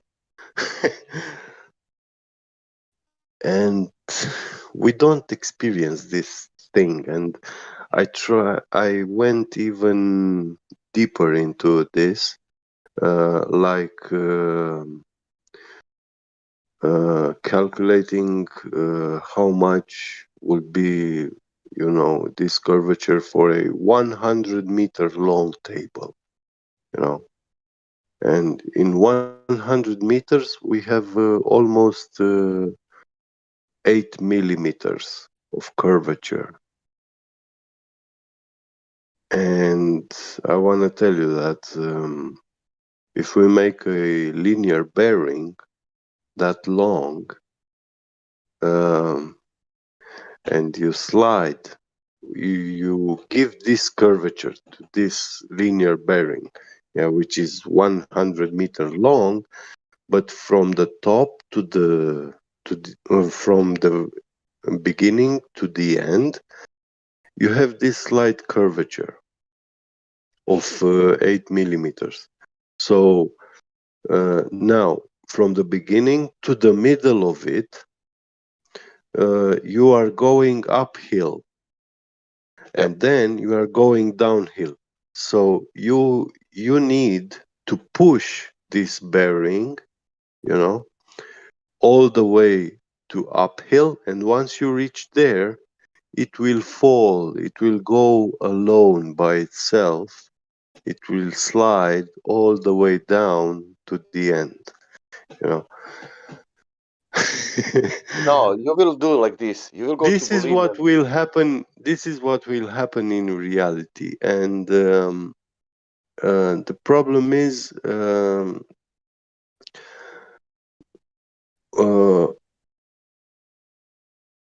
Listen, this it does happen. experiment. It does happen if we make this linear bearing curved. It's a curved bearing. But if we make it straight, then the bearing will not move from one end to the other. It will just stay where you put it, where you position it. But listen, this on Bolivian South Sea, you make one tower, big tower, let's say 100-meter tower or 200-meter tower. Yeah. On key. Then you go to the end of Bolivian South Sea, and then you calculate how much drop should to be, and then you if it should to be, I don't know, that what should to be, you build that tower more than you build now 400 meters tower because there is a drop, and then you will have the straight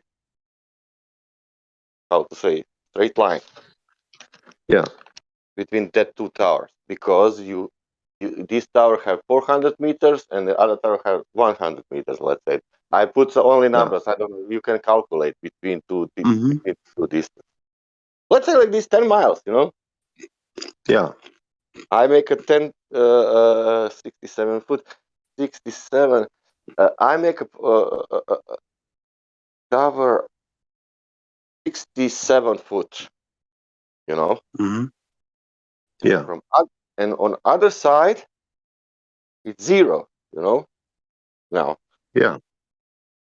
And then I will put there another 67. That means then I need to build there 140 double, Mm-hmm. And then when we go on the top of that tower and top of this tower, it will have to match. Yeah. It should. We will take like a when you laser. go on the top of the tower, you should see only the top of the other tower. Yeah. Like coming slightly above from the edge of the earth. Yeah. At the horizon. In the horizon, you will see the little tip from the Or if tower. you want, we can watch 1 foot observation, but on 10 miles, we need to make a tower of 67 foot. Yeah. And make one big shiny star, and then only you'll see that big shiny star on let's say on the top. Yeah, you don't see the tower, but you see that laser shining to your eye. Yeah. Straight from the horizon line. Yeah. Yeah. I get you. You first But build the tower without observation. Then when you build the tower, then you make observation, and then you will be surprised when you see the old tower. Yeah. Well, these globers, they tried it many centuries ago, and they built the Tower of Pisa. Mm-hmm. Yeah, they built it to see and prove the Earth is a ball, you know, and that's the result. Yeah, that's the result. The Tower of Pisa, it's tilted. You know? They built it according to the curvature, you know. So yeah, they wanted to be straight, you know. But yeah, it was a glitch in their calculations.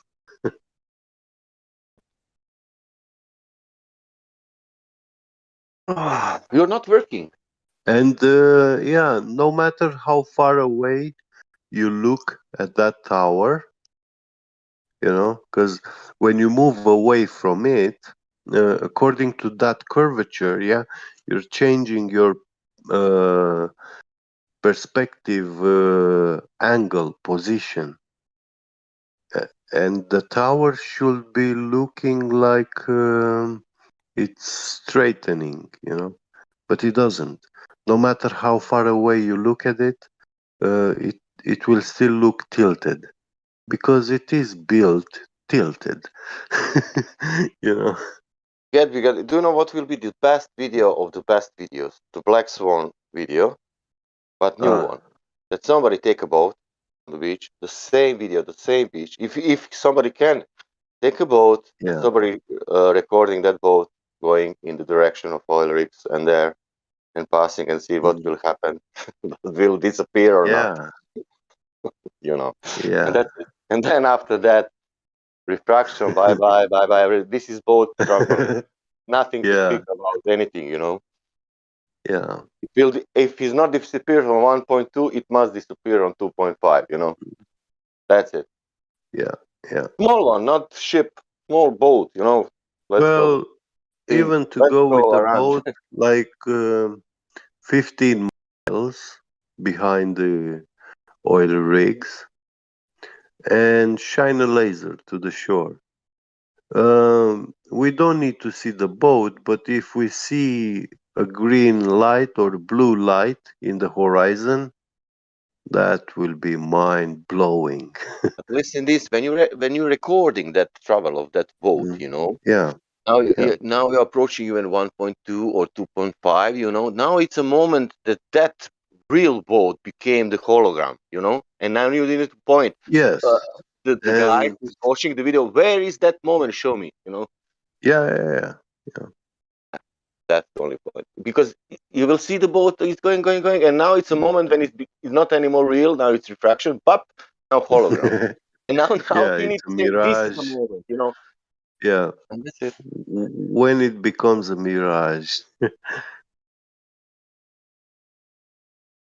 Yeah, because you have two observation horizons still there, but you have now Yeah. moving one object to that point, you know, Yeah. Yeah. and that point should disappear in 1.2 miles, you know. It will Yeah. not disappear. That means in that moment, after I don't know, maybe 1.2 till 2 miles, it must happen that phenomena that is changing from real to hologram, Yeah. and that's it. And you repeat that and you show that every time, and after that, I will believe that it's low.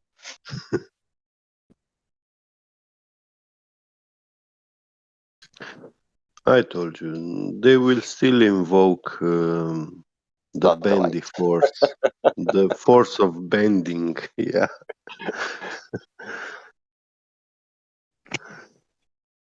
No, many of them will invoke other story in that moment. They will not speak about that. But yeah, most. Dilithium crystals from Star Trek. Wow, you can find everything in movies. Maybe there's some new technology. Yeah.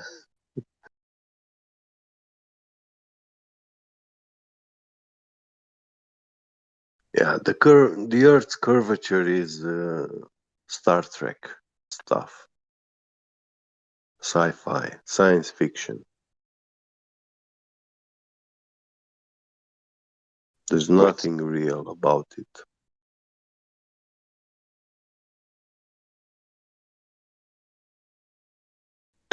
And how you all can be these so things. the question is how you can be so ridiculous things that you're living on the flat water. Because all your Oh, sensing is telling you that it's curving.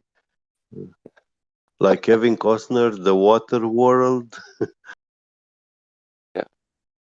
Like how Yeah. you can be so without sense to think that water is flat when all your senses is telling you that must curve. Yeah. Oh, That's a by lot. the way, have you seen that movie, The Water World, with Kevin Costner? I think yes, there's some fights with some some old Yeah, girl. Yeah, years rewatch ago. it, because in that movie it shows a lot the horizon on the ocean. Oh, I think that I saw. Yeah. Not Yeah. not only in that movie. Yeah, maybe also uh, Bounty to watch again. yeah, yeah. And they do things like they fly a drone from his boat, like raising high in the sky. And you see the little boat on the ocean, and then the horizon line in the distance, like so much flatness. It's Man, I mind have. blowing. It's Yeah. a UK movie. It's not so famous movie. It's about two teenagers playing music or something. But it's a scene. Uh, He's coming on the beach in UK and telling her, look at there. When I was fishing with my grandpa, we could see the I don't yeah. know France from here. Yeah. Like, oh, great. How? Mhm. With my eye. Oh, great. Yeah. I have that. Even I cannot find now. I have that scene. I saved it.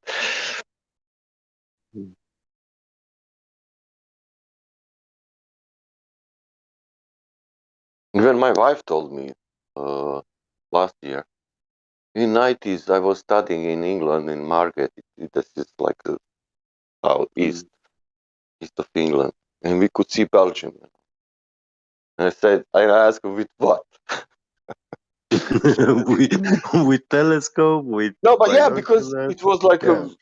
with what you make observation. They said no, nothing with eyes. Yeah. Okay, thank you. Well, you should ask your wife. Hey, you know the position where you were on the British shore, and you know how far Belgium is, and as a scientist, yeah, you should note how to calculate the arc curvature between those two locations on Get the ball. Yeah. to get And in this moment. yeah, She's with some big guys having meeting. She's working yeah. for the digital director for the one part of the Mhm. London. All her Yeah. time is that. And Yeah. I'm the part. She will not even look. She doesn't care. She care about us. Yeah. Even if she knows everything, and she knows Mm. many things, even after that she didn't look into more because she is like I cannot tell you. She's 24/7. Everything, mom, business woman, and everything. Mm. And I cannot even pressure her because of this, because it will Yeah, be you have too to help much. her out and make life easier, of course. Yeah, You have to she do she that. helped. Yeah. She is making my life easier. That's I Yeah, have yeah, much time to be. yeah.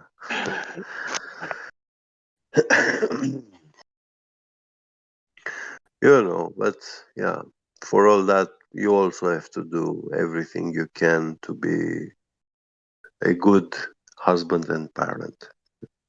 We did also other fights that we get during the life. It's not fights, but it was fights because it was fight for freedom and human rights in the time. Yeah. And it was very, yeah, very rough. And when you're doing good stuff, and then you can be disappointed with so many people because in doing good, yeah, you disappoint with the Think people of this, because Sasha. Nowadays, the world society system is based like on the woman to provide. Women are much better paid than men, and they also get much easier jobs. you think so. Yeah.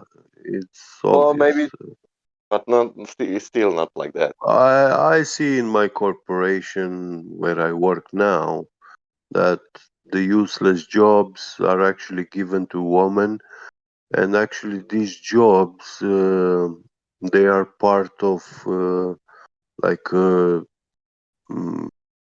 network administrator, but they made from this a job for a woman, and they barely have a clue about computer networking and stuff like this. They do have these engineers in IT in the company. So when there are some serious technical network issues, yeah, these guys come and fix. But I don't see the point of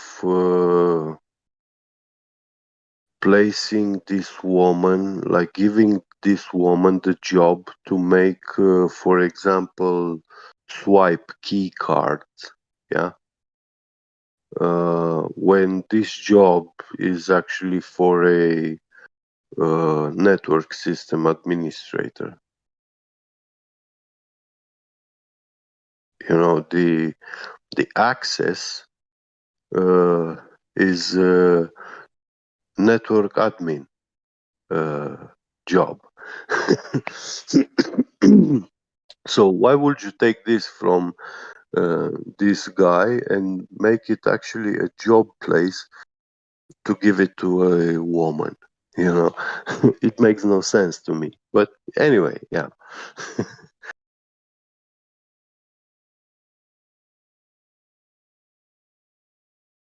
That I didn't They get have it, but to. Yeah.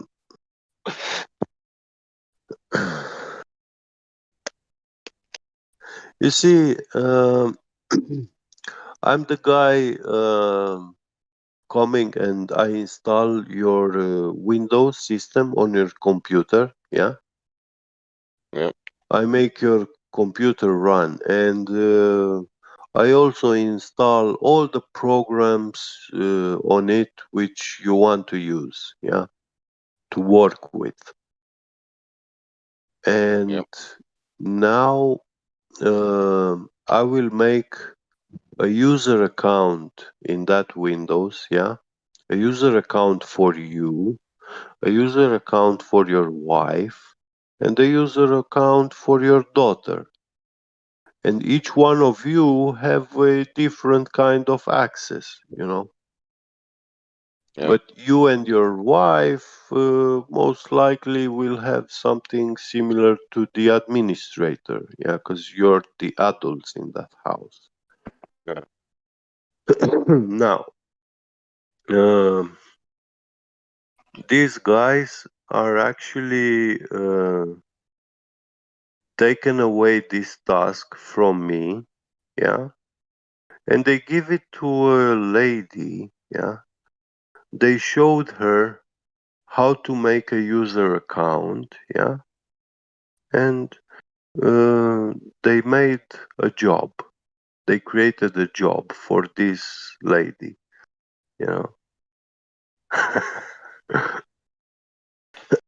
But if there is a problem with the user account or whatever, she has no idea what to do.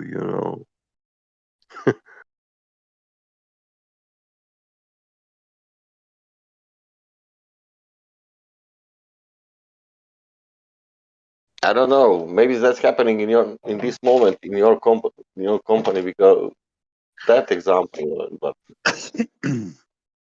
Yeah, it's a lot it everywhere. has nothing with women. I think even women can do that job. Yeah. Well, they can do it, and sometimes this is why it happens so many times that companies and big corporations, they got hacked, you know, and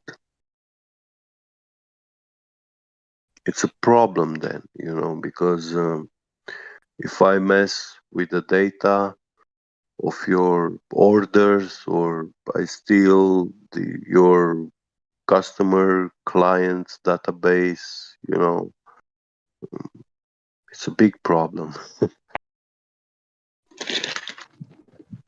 that has huge financial implications. And this woman, she's not qualified as a network system administrator.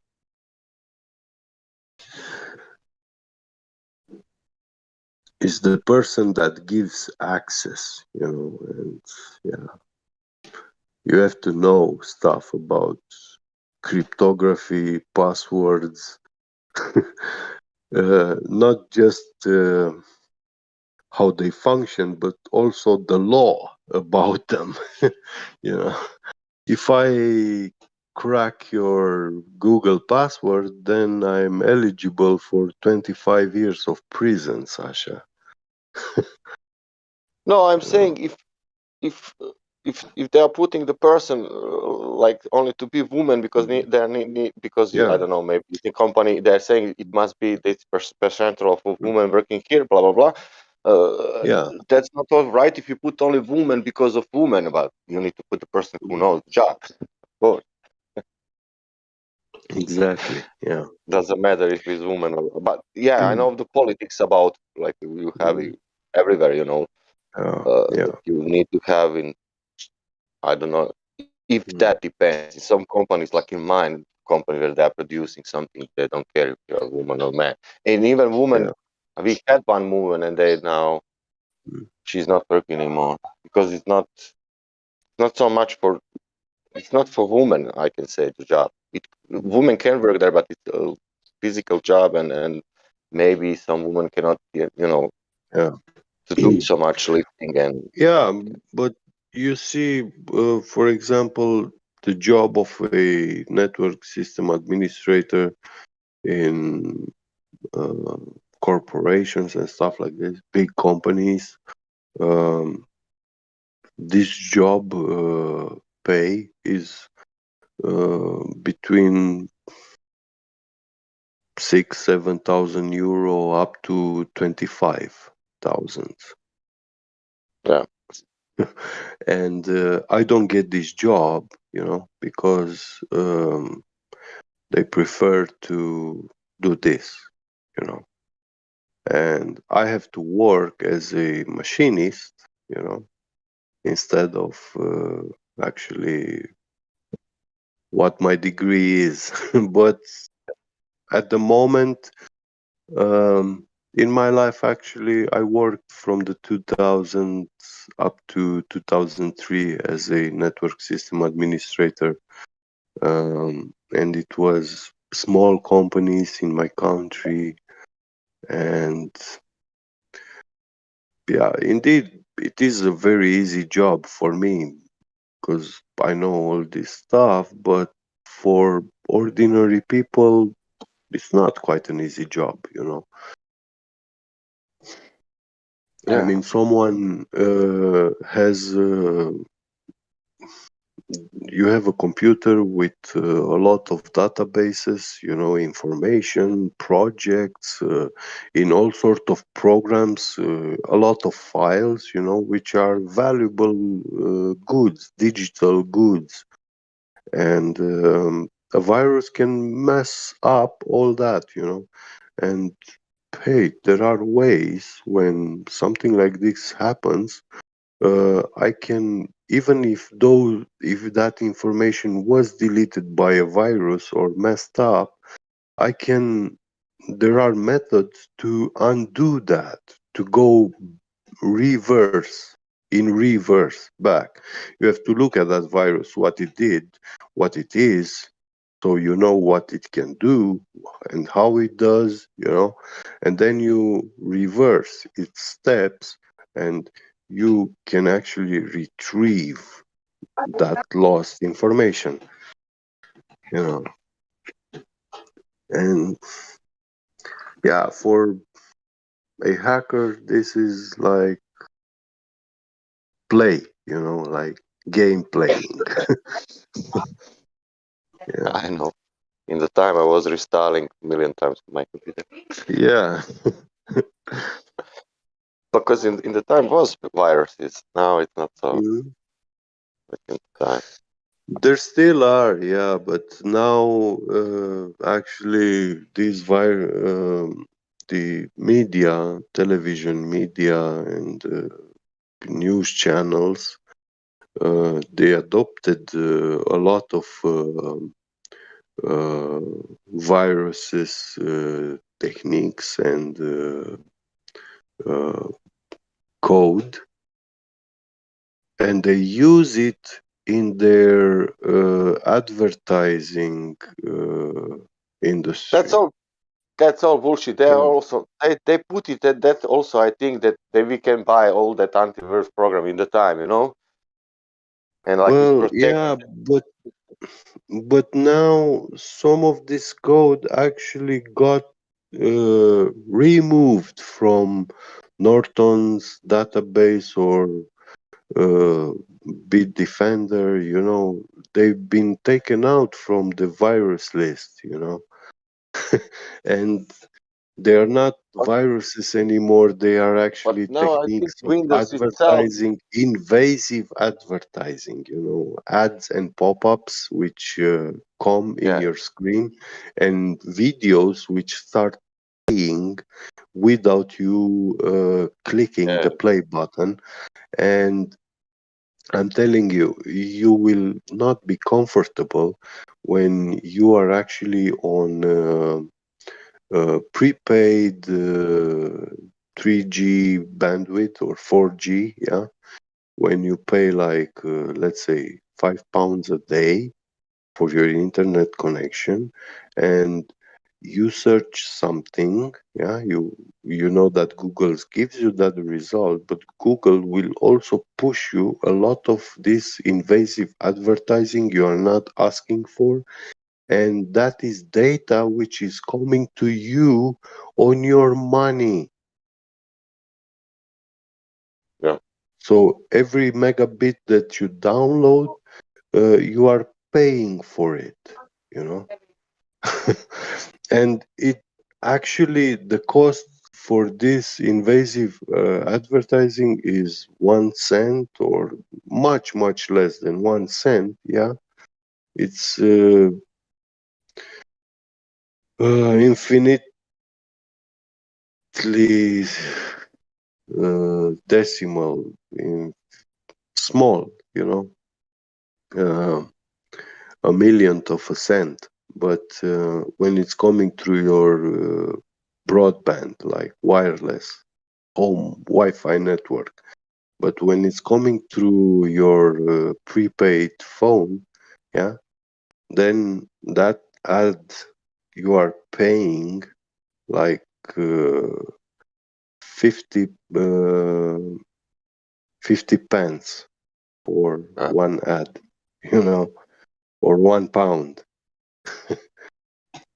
just just because that ad was pushed into your phone by Google, and whoa, yeah, like the price is from it's a million times overpriced, even more than that, and this is actually a scam,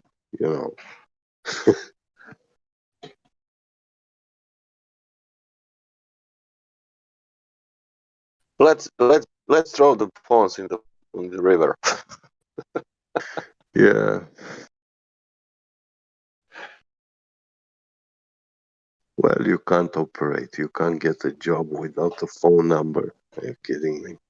Or email address. No, man, you can. For the job, sometimes you need to go to door to door. Yeah, black market job. Yeah. No, not even. Yeah. Of course you need to call.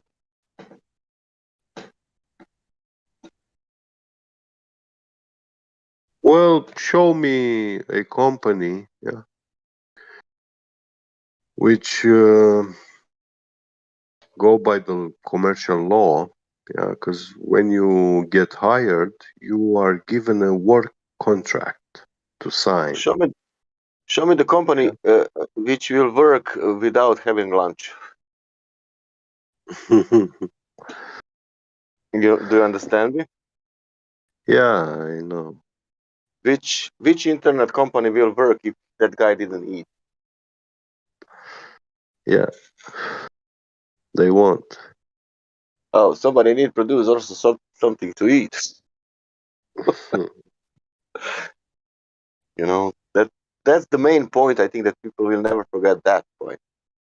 First food, then Well, all other it things. depends. It depends what you are getting hired for. You are getting hired to be a bot, you know, or as a human being, productive human being, you know.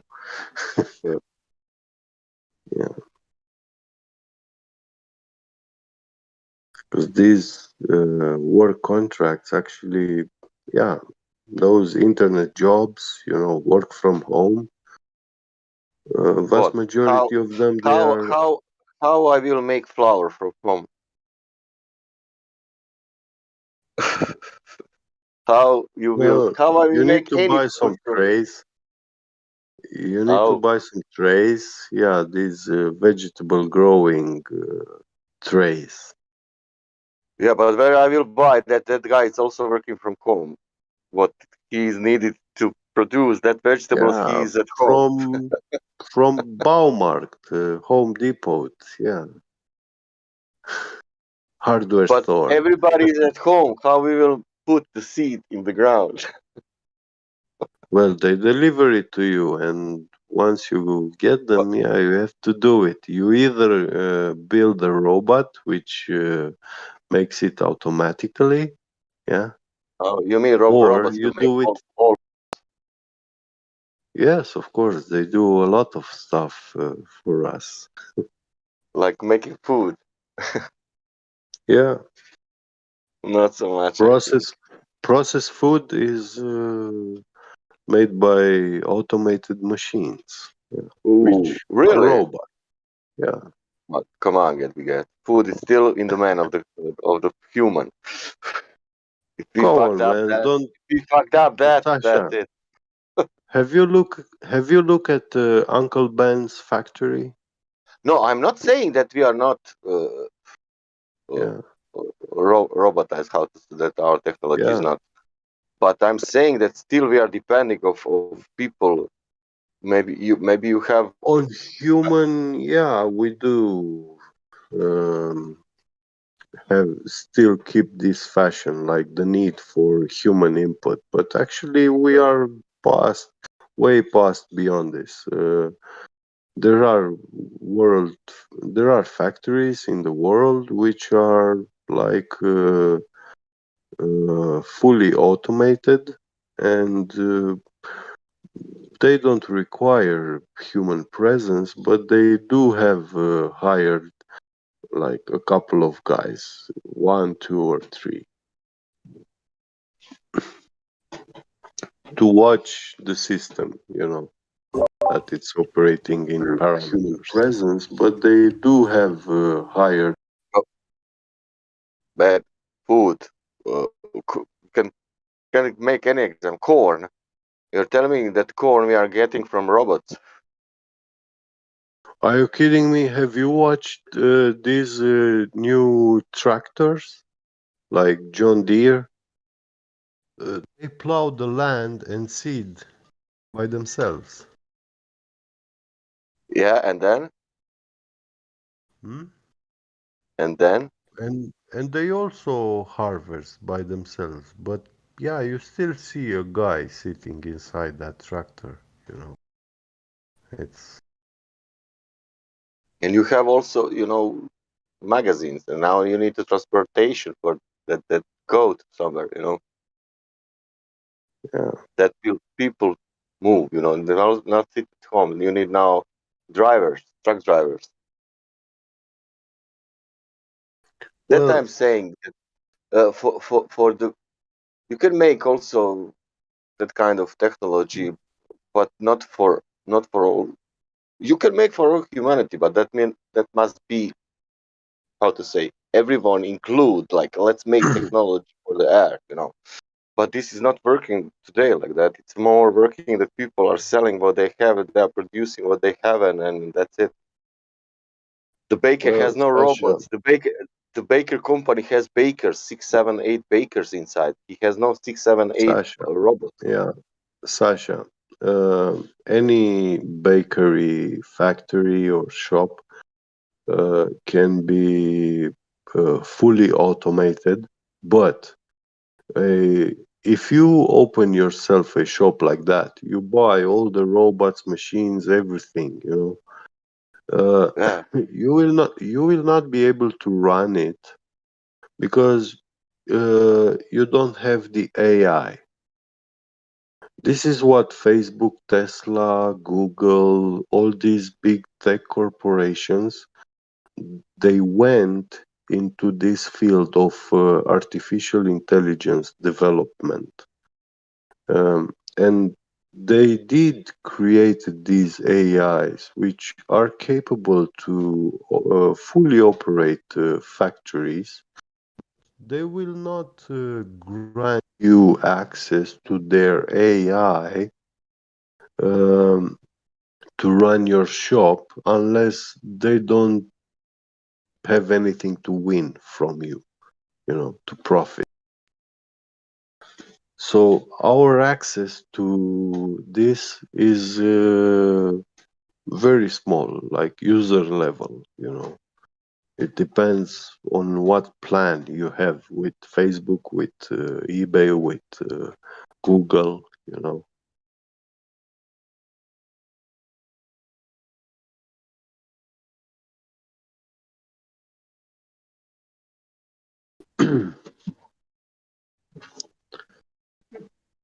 So of course, you will need to develop your own AI if you want to make that fully automated factory, bakery, or whatever. Even artists. Yeah, and Art, you see art is even what better. they We don't did. need people to make art. Now we can make some What they kind of. did, yeah, Google and Facebook, for example, they have a lot of human input from the whole world, and they gather all this information and they build up these decision algorithms, which is based on the human input. And this AI has very first-hand valuable information. That's how these AI make their decisions. But if you make your own AI in your small computer at home, which is capable of manipulating only information that you give him, which is very little, then that robot will encounter problems when you give him the task to operate your little shop. It will encounter problems. He will not know how to deal with one specific person. So, yeah.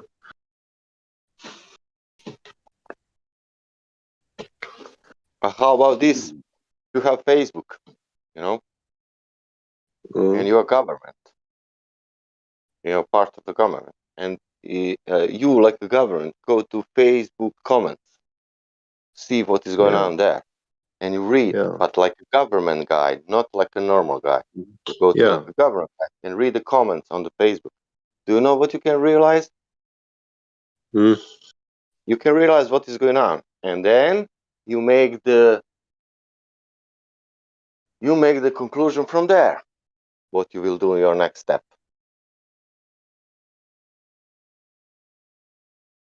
Because this time, 2000, blah blah blah. It's not 1970, 1980. You don't know what people thinking. You don't know what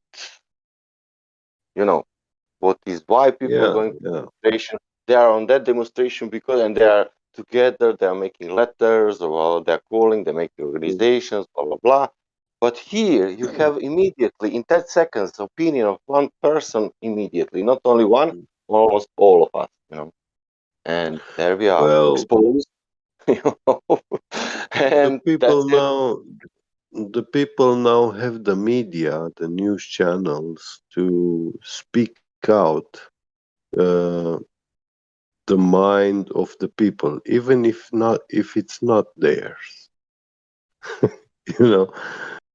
So when people look at the news channels, they will say, "Oh, yeah, this is what people think." Like all of us as a group, It's not my own individual thinking. Yeah, but look at this. That social media, it's very, it's very great because it's very, in a sense, it doesn't matter what it is, but there, we are there, all of us. We can find out information so fast, blah blah blah. On the other way, there is so much confusion there that nobody knows what is going on, no? Because of that, people are saying, "Oh, this social media, there is all fake on this social media. Do not believe social media." What? Do you understand me? Yeah, this is the way that you can find out the truth, but there is no truth. Yeah, it's the place where people share stuff individually, and they are now looking at this information of this. They are comparing this individual with a news channel, which is actually not one and the same thing, I can tell you, hey, if you drink Kool-Aid, you're gonna be super healthy, or you'll get Superman's powers.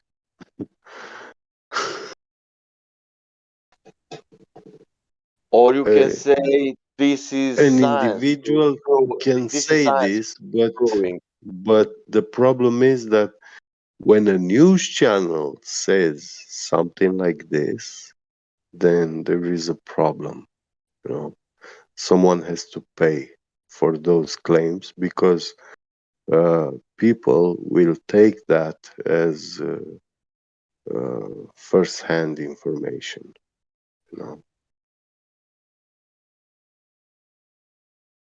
Scientific fact and stuff like that.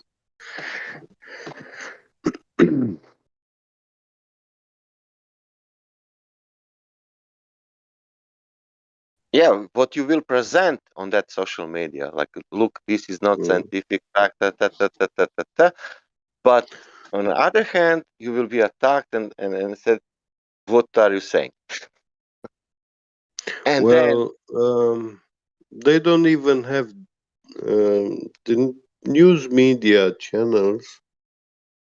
They don't even have situation comment sections. Look at this present situation. I will not say what this, this beer thing, Yeah. Yeah. Look at what is going on social media. It's total confusion, and it should be like at least after 2 years, it should be something's clear. Nothing is clear. Nobody, Yeah. Everybody, it's like, even who is something to believe in. It's not. He doesn't They know still why want he's to believing believe. that. They Yeah. still want to believe. And you see, in Romania now, they found the best excuse to end all this and make it in such a way that even if it was a bullshit story, nobody's gonna be accountable for that.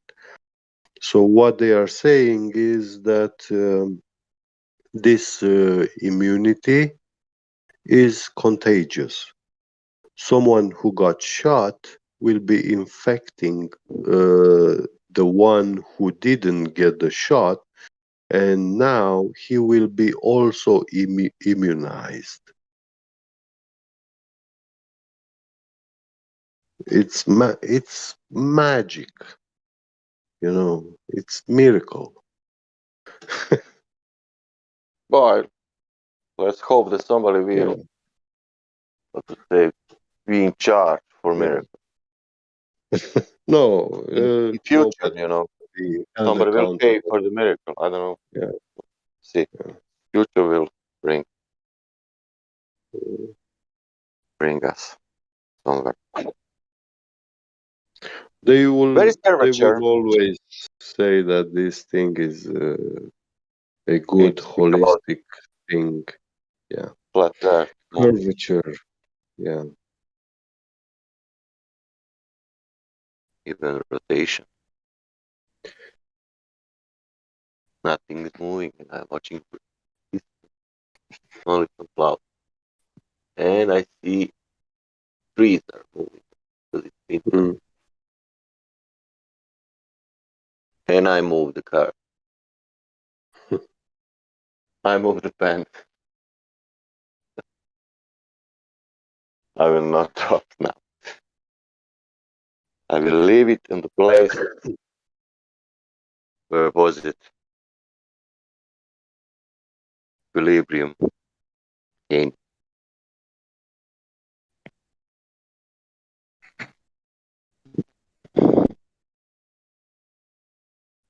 I'm going home, get after 3 years.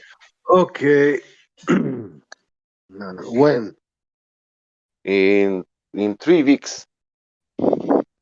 Oh, nice. Holiday. Yeah.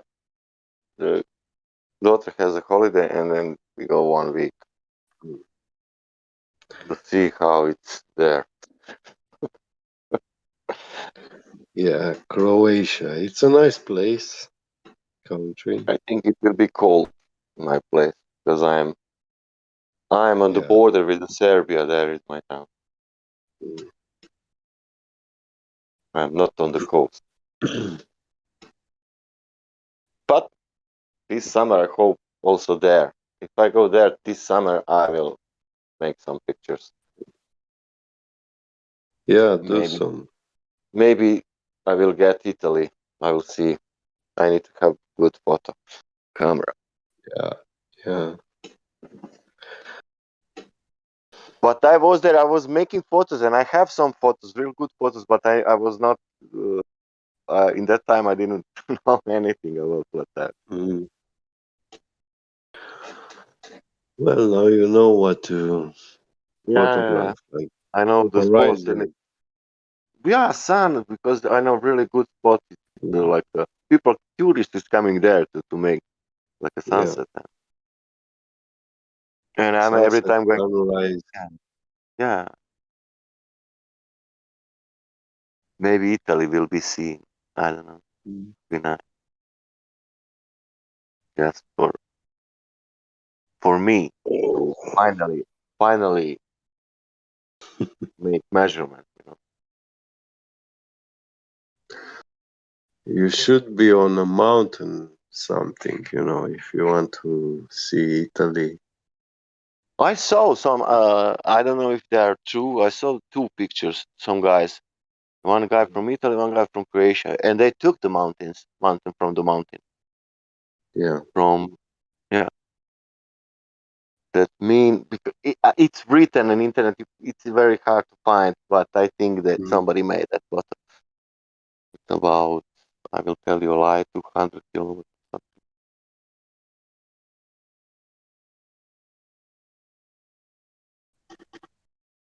And you see the top of the mountain, but you don't need to see it.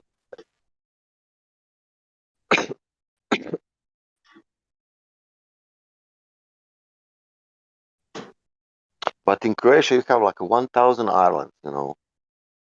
That means so many spots to get. And they are so small, you know, and not so big. And you can maybe get two of them in between or something, and one.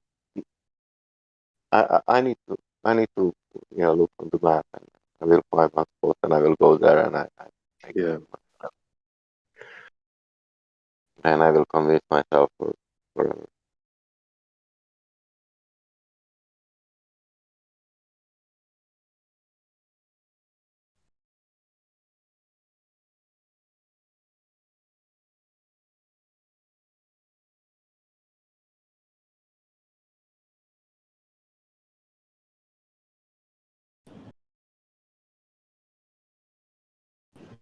All right, who's in here?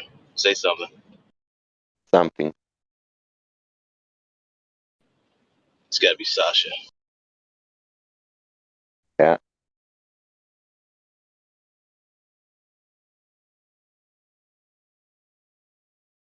See, they made Joe Rogan apologize for having, anti-COVID stuff or misinformation. They call it.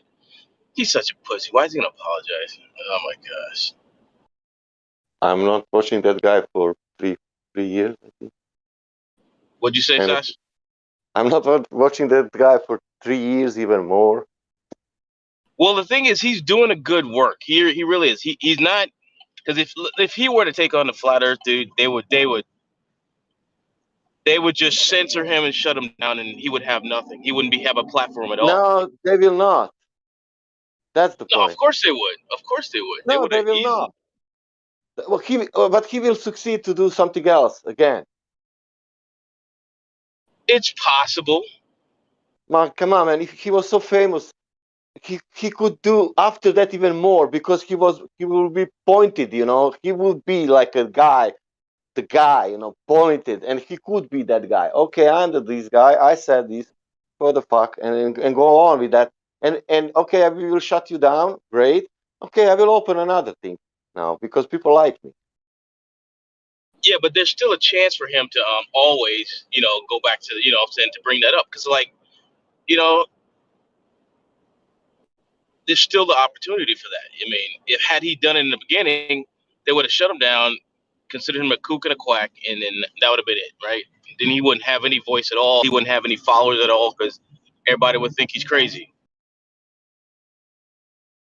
Yeah, but also if Joe Rogan take a 1 hour show about flat Earth and show everything, but every great video about that, it will be great thing, and everybody will be quiet after that. Yeah, I don't think there's any way they wouldn't let him do it, dude. There's no way. Yeah, he wouldn't be on Spotify. Imagine this. He could say, listen, I will present you now something. I will not say anything about this. You can judge on your own and present the Joe Rogan show. Now he's watching 1 million people about flat earth evidence. And after that, Joe Rogan, bye-bye. Okay, great. At least you show it, you know. And say, I don't want to have opinion. You people can take opinions. Look at this video and what other people think about this. I'm not saying anything.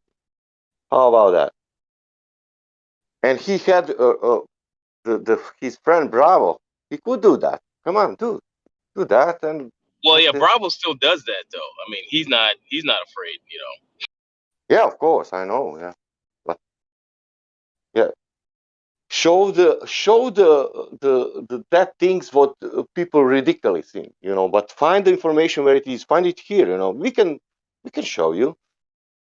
We will make a material for you and present in your Joe Rogan show and tell other people, look, I'm not saying anything. I want only to present this because other people wanted that you show, and then after that you make a, whatever. Do that, people, for other people. Make your show interesting.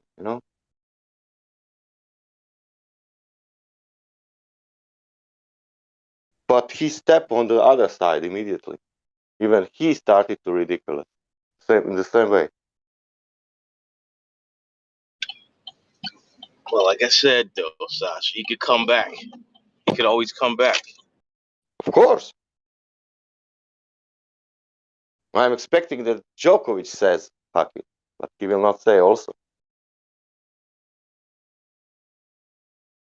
All right, Sasha, I'm at work. I'll be back. Okay.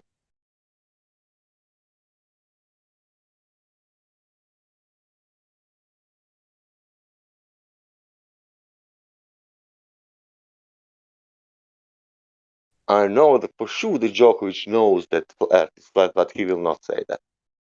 Because he has that map, that photography in his hand, and that means that he knows. But how will say even that? I'm flat earther. Come on. But it would be great, they start to say. Because what will happen? The media, they will attack. Ooh.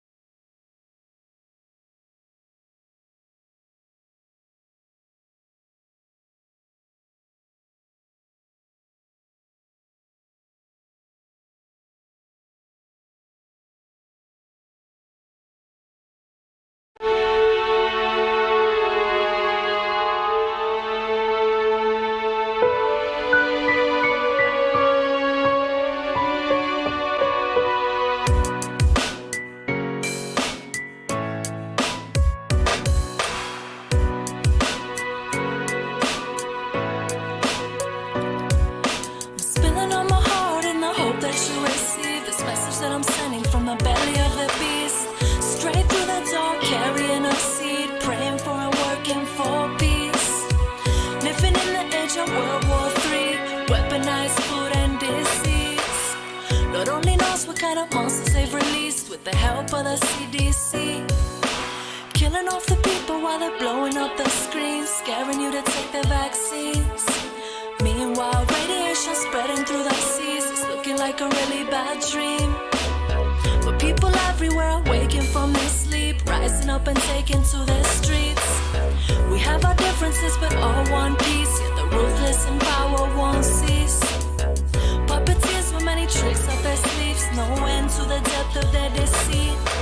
Poisoning our water while they're poisoning our seas. It's war on our humanity. Going crazy when you finally see through the bullshit with clarity.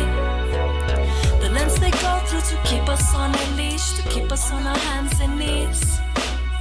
Maybe they thought that they could rule us forever, but clearly that's a fallacy.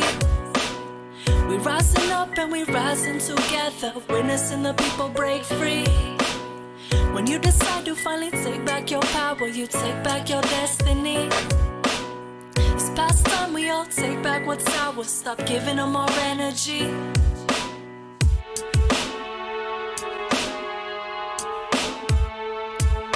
we take back our energy and consciously direct it, we could change the world right now. Visualize a better way and manifest it. We could shut Babylon down. Remember what your purpose is and resurrect it. Really learn to stand your ground. We are all kings and queens, don't forget this. Time to reclaim our crowns. It's time we realize where the power lies. The power lies in us. Look deep within you and imagine what it looks like when 7 billion people rise up.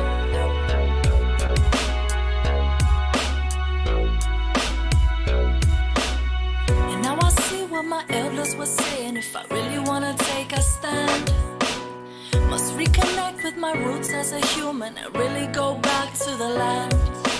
And now I see what my elders were saying. If I really wanna take a stand, must reconnect with my roots as a human and really go back to the land.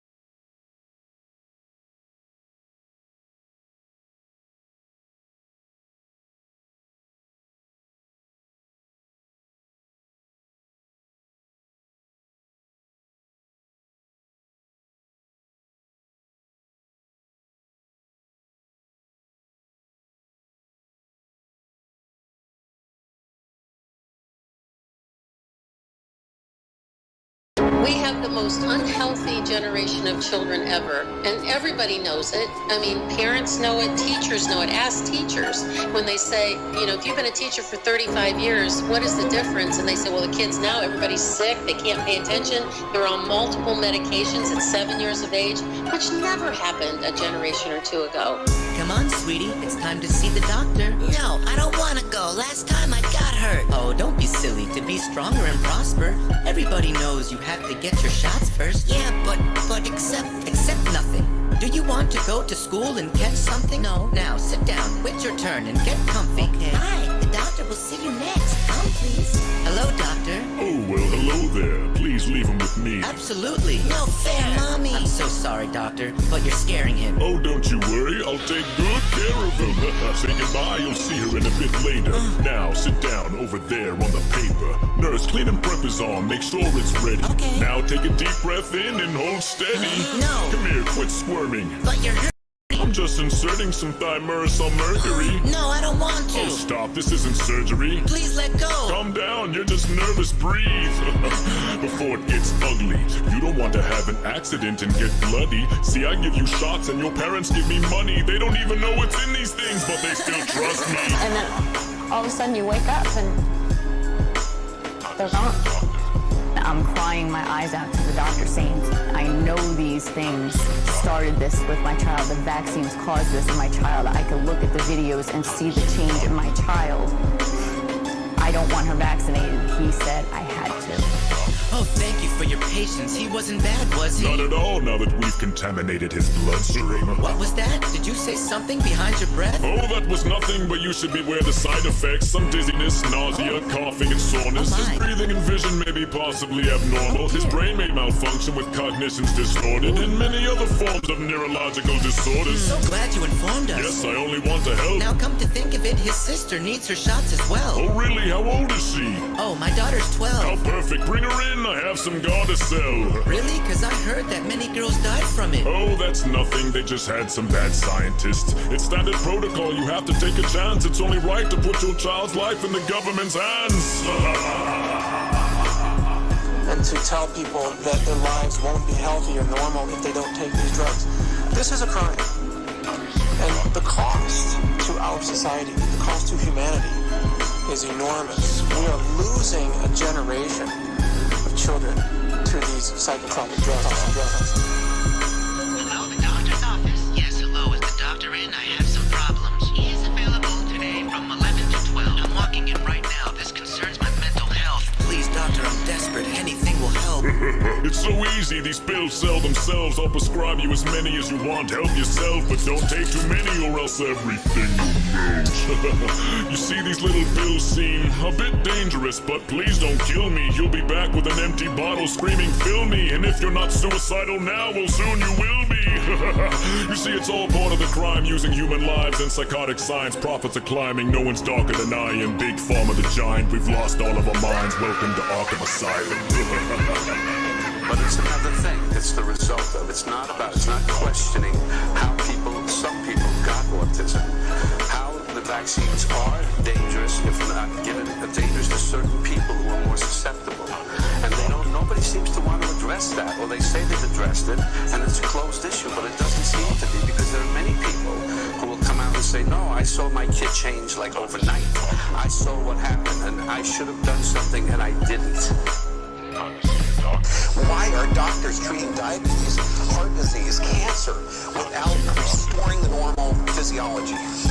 Why? Because of ignorance. Okay, just flat out ignorance.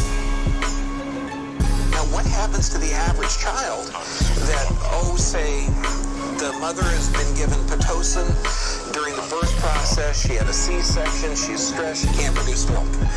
Then they go to the pediatrician who says, well, here's a good soy formula from Gerber. Mix this genetically modified soy formula with fluoridated water, heat it and put it in the plastic container and then microwave it. This is real advice. What we have here is a situation where in direct violation of that, in direct violation of what the government would otherwise seek to endorse, is that the family structure, the family fabric of America is sustained, is preserved, is protected.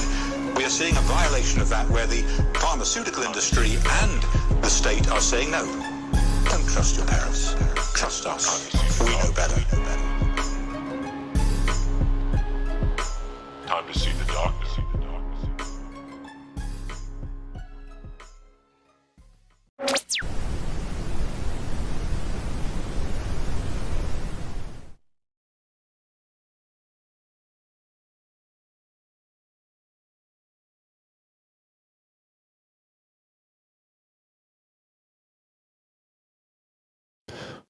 Hello. You have got to be kidding me. Are you actually serious? Bill Gates is the one in charge of all the vaccines they're giving us. He promotes population. I heard you speaking. I was just saying hello. How's the butter doing? Doing pretty good. It's just a slow morning currently. Yep, the usual.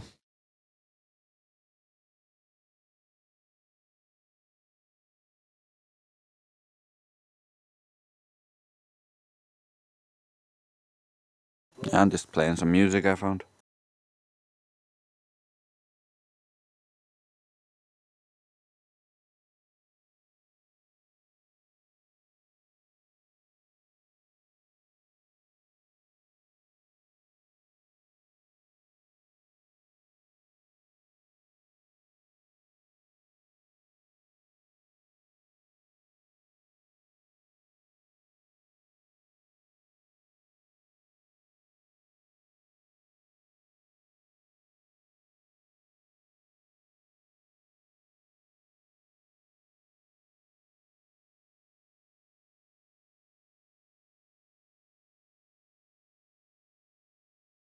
I guess I'll just continue playing. You have got to be kidding me. Are you actually serious? Bill Gates, one in charge of all the vaccines they're giving us. He promotes population control and he lacks the experience. But now humans are reduced into stupid mask-wearing idiots. I'm not having a hissy fit, it's just sad and ridiculous. The world is burning to ashes like a package of cigarettes. And that ain't even the half of all the madness we're dealing with. We're barely scratching the surface of how bad that it really is. We're kept at a disadvantage, I know thousands of instances. Like the way they hijack our freedom and snag it in increments. Or how TV distracts us and keeps the masses oblivious. Keep us broke with student loans, credit cards, taxes, and interest. The establishment's full of assholes, rap bastards, and miscreants. Rabid psychopath power addicts and ass-kissing sycophants. How could you trust a government that attacks its own citizens? I'm just trying to be polite, bet you're glad that you have the right to remain ignorant. Every day when you watch the news, you believe that what they are telling you is true. You have the right to be ignorant. You leave for work with a mask on, scared to take it off until you're back home. You have the right to remain ignorant. Good little girls, good little boys, stay inside the house and play with your toys. You have the right to be so ignorant. We keep you misinformed and despondent, just a product that was born into bondage. You have the right to remain ignorant. You have the right to be ignorant. 3, 2, 1. You have the right to remain. It's a big game they play to have your minds captured, and the media keeps doing its thing to pass the lies faster. 6 million burnt charred bodies, the ash lies scattered. That's the only time whenever you gon' see the Black Lives Matter. You either get it or you don't, Georgie, or you float. The red helium-filled balloon versus the heliocentric cartoon, it's a joke. I provoke motherfuckers to think, but they won't, cause they believe in a cult that believes in a goat. They don't see the result. It's ideological subversion, misleading adults, but it's too late. They got your news feed turning everyone two-faced. You see they clever, they got the KKK running the blue gang, and they want the black community drinking the Kool-Aid from the blue lane. If you're still asking who's they, then by now your brain is probably toothpaste. So just tiptoe through those crypto Jews and all the Talmudic Zionists, and when it comes to exposing them, the Q is silent. Man, look at this shit. That germ theory got you scared of invisible figurements, but I guess it's legitimate when you consider you have the right to remain ignorant. Every day when you watch the news, you believe that what they are telling you is true. You have the right to be ignorant. You leave for work with a mask on, scared to take it off until you're back home. You have the right to remain ignorant. Good little girls, good little boys, stay inside the house and play with your toys. You have the right to be so ignorant. We keep you misinformed and despondent, just a product that was born into bondage. You have the right to remain ignorant.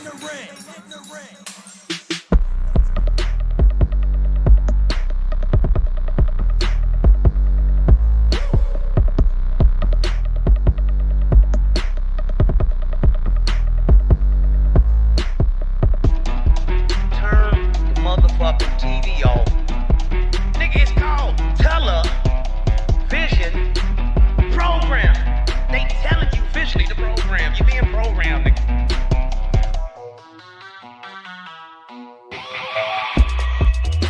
It was on CNN, it's true. I seen it on Fox, it's real. It was on CNN, it's true. I seen it on Fox, You have the it's right real. to remain ignorant. You have the right to be ignorant. You have the right to remain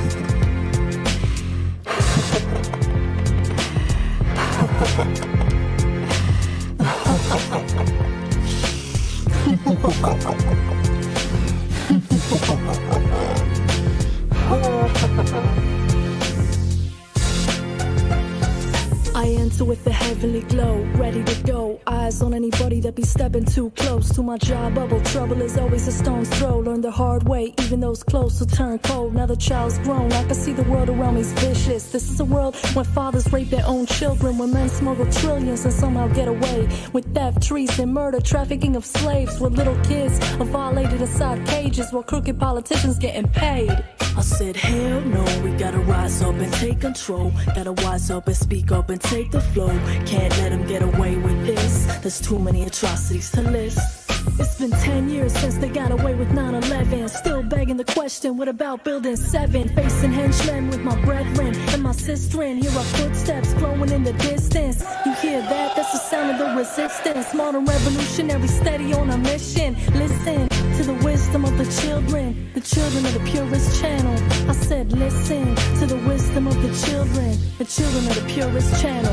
They call for world peace, but the fire won't cease. Presidents on television lying through his teeth. A wolf in sheep's clothing, killer in disguise. Since when a warmongers awarded peace prizes, I realized that most people here are hypnotized. Mass media making mass murder seem justified. Terror. Gotta kill the terrorists. Oh, you wanna protest? Now you want a terrorist. Oh, you wanna live here, slave? Get on your knees. Get your vaccine and RFID. See, your freedom here has its limitations. We don't wanna see no protests or demonstrations. A cops will lock you up with no hesitation. And we make money off you rotting in a cage. Here we make the laws and you're in clear violation. Now be a good little slave and drink your Kool-Aid. I said hell no, we gotta rise up and take control. Gotta wise up and speak up and take the flow. Can't let them get away with this. There's too many atrocities to list. I said hell no, we gotta rise up and take control. Gotta wise up and speak up and take the flow. Can't let them get away with this. There's too many atrocities to list.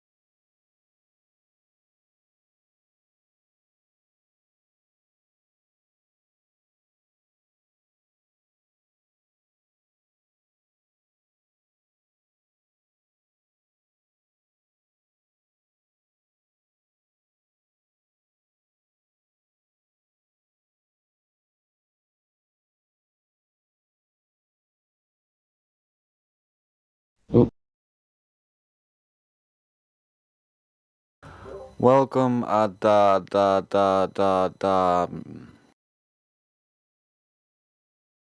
the 24/7 Flat Earth Discord. Do you have any questions or Hello there. Can you hear me? Yeah, we hear you. Oh, great. I'm with someone who doesn't know about flat Earth. What would you say in a quick sentence? Like, I don't know, what what would you say to somebody that you know was questioning it? I would say go and test the claims they've told you about the curvature rate and see if it does curve in reality. And once you've done that, you'll probably won't be one of us. Yeah, he's open-minded. You know, one of the guys in this server sent me loads of links, and I'm going to send him some links. It's hard to find things now, isn't it? It gets deleted straight away. Yeah, And am I right in saying globe busters are kind of not to be trusted? Yeah. Well, we have a bunch of people from the Globebusters show on Discord. I wouldn't say not trusted, but we don't advocate trusting anyone. All right, mate. Specifically, take all the information with a grain of salt and look into it for yourself. Yeah. Yeah, no, it's just I was told to be careful of glowbusters. All right, he's walked away now anyway. But yeah, I just thought I'd let him listen in on this channel. But I'm going to send him all those links. Hopefully, he can see the truth. You know what I mean? Yeah, I'm just at work. Thank you for that anyway. Cheers, guys. Yeah, no problem.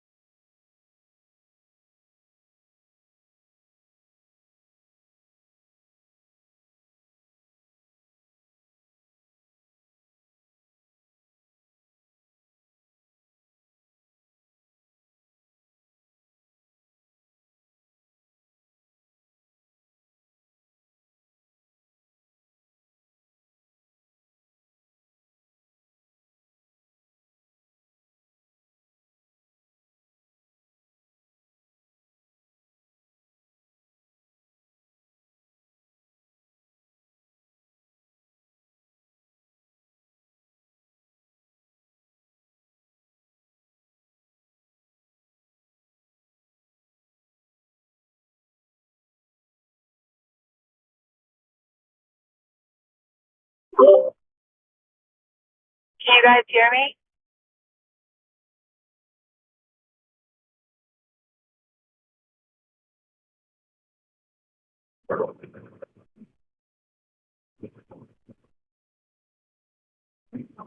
Yes, yes. Oh, I can barely hear you. Was that Dre's? Yeah, it's Trace. How are you? I'm doing pretty good. You also sounded like you're far from the mic or something. You're like inside a can or something. Yeah, I'm driving. That's why I was asking, because I could put my my one earphone in instead. It's probably better than having it, like now it's on the radio, you know what I mean? I can still hear you though. Okay. Yeah, I was just going to say, because, facts, I still remember, put down there in the ranked roll chat, there was this person that wanted to debate us. I can't remember the name right now, but you guys can go down there and look if you want. Anyway, I unbanned that person. The fact is trying to set it up, but if this is going out on YouTube, which I assume it is, if there's often this misconception that if you're banned here, you can never come back, or sometimes just an excuse for the globe believers not to debate. Oh, I got banned, I'm sorry. So anyway, just an open invitation. I can't do it right now, but if you send me a message when I get to where I'm going, if you're a globe believer and you've been banned on the 24/7 servers, you're not on the permaban list, then I'll unban you and come in here and defend your beliefs. We've got an entirely new crop of people here who are want to hear from you. A lot of the old timers, have not talked to these guys, so it'd be interesting to hear a fresh debate with the newer flat earthers to our server. They aren't necessarily new flat earthers; they might just be new here. But anyway, it's open season on unbanning. I'm declaring it, at least for myself. Probably other people will fight me on it, but as long as you're not on the permaban, we need to hear about your globe beliefs. We've had some better conversations around here since we've had more globe believers coming in. That's what we need, is for you to spout your dogma so we can air it out and discuss it. We want to hear it. Sounds good. Yeah. So let me know if anybody bites. Yeah, I'll let you know if I see anyone. Okay, sounds good.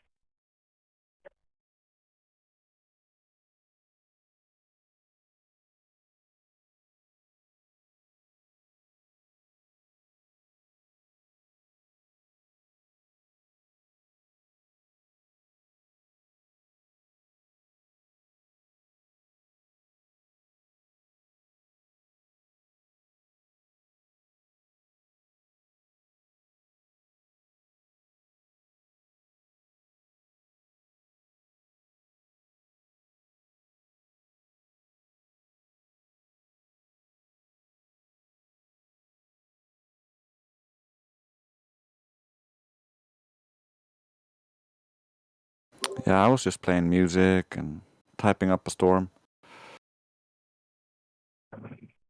What are you typing about?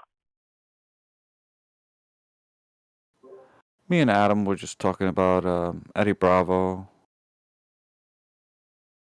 What's your take on him? I kind of like him, but at the same time, it's like his arguments are very old and outdated, and he just repeats the same arguments. And it's like he doesn't actually watch any of our content or any of that like that. But he claims to have watched Flat Earth debates and David Weiss, but I don't see that in his arguments. Okay, yeah. See, I'm trying to think if I don't think I've ever actually heard him make any arguments. I feel like I've seen some kind of clip about him talking about. Although I haven't actually haven't heard Joe Rogan or Eddie Bravo since I used to listen to Alex Jones in 2012 around that time, and I think Joe Rogan was around at that time. I'm pretty sure that's how I even heard about it, was from Alex Jones, and Eddie Bravo was there. Yeah, but I don't remember him ever talking about flat Earth. Of course, flat Earth wasn't the thing at that time, right? I don't know. I don't know when that was. Yeah. But anyway, heard him talk about flat Earth, so that's interesting to hear. I mean, I know that he, talks about it. Yeah, I've seen a bunch of clips from him talking about it, and each time he explains very little, and he's just like, look into it, man, and he gives a few examples and kind of appeals to them just to like try to get them to look at it, which is why I don't mind like what he does, because it does bring people to the topic, even if some people might be turned off because it's not super logical, it's not a full argument, but it still brings people to the topic, kind of like Mark Sargent does. Mark Sargent brings a bunch of people to the topic, but time other people look at him and say, that's a guy who lives at his mom's house, he looks weird, he looks funny, I'm not going to listen to him. So they both turn people off in some ways, but in the other ways they draw people in. So I don't know what I don't have a final verdict on either one of them. Yeah, I My mean, I last think name's Sargent. what? I said, did you guys know my last name was Sargent? Nope. No, who's that talking? Rookie. Oh, I thought And it my was last you. name is I Sargent, just spelled the listened same way back. as Mark's, but I'm not related. What'd you say? Yeah, I don't know. Sorry, I missed it. I was just gonna say, I think I don't really want to pretend to have the final word on all that. I don't know what you want to call it. The pop culture of flat Earth. Let's call it like the people who do what you just said, who are just kind of. It's like a social, movement on like YouTube and Instagram. I guess I don't really look at that stuff that much, so I just hear about it when it trickles into here. But like, I think it's good that we present. We have our own little niche here, which I think is good. Which is, we're going to focus on the arguments.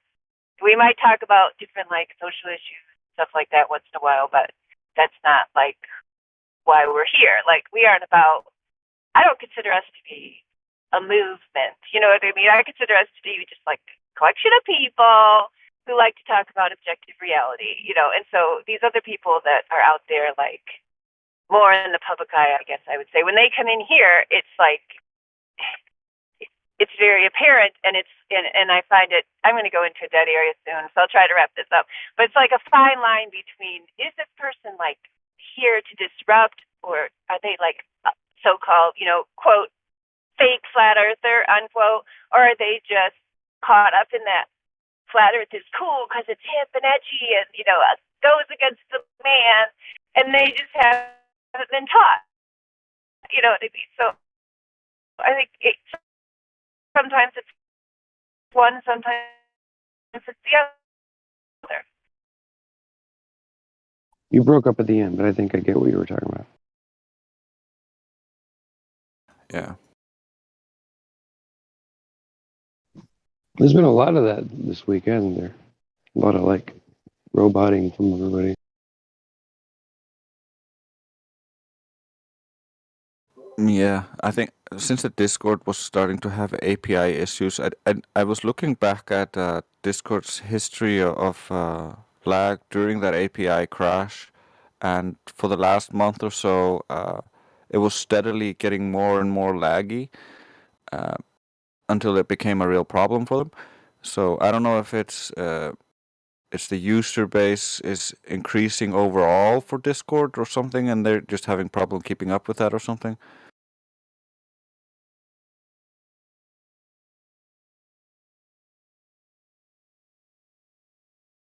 What exactly does it mean, an API? What does that stand for?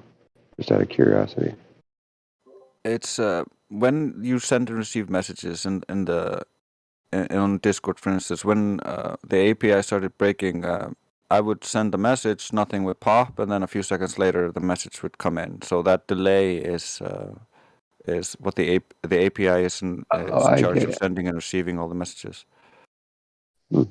Interesting. I'll have to look it up and read about it a little bit so that way I can get a little more detail on it. But yeah, that's good. Thanks for the explanation.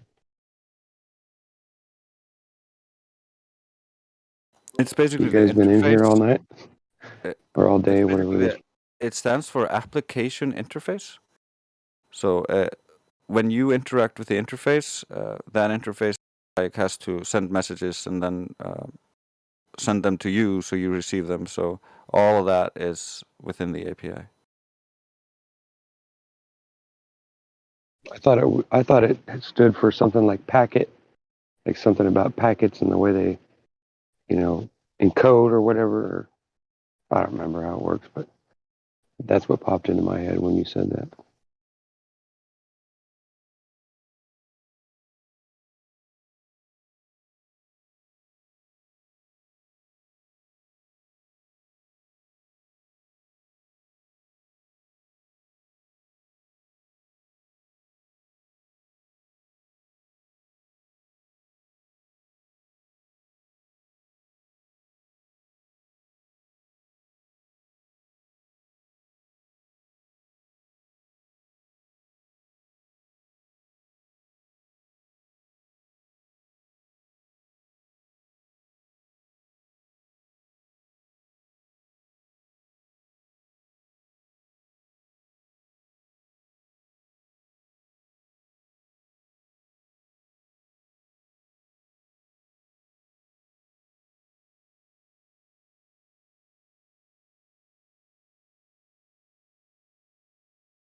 I finished a new song yesterday, if you guys want to hear it.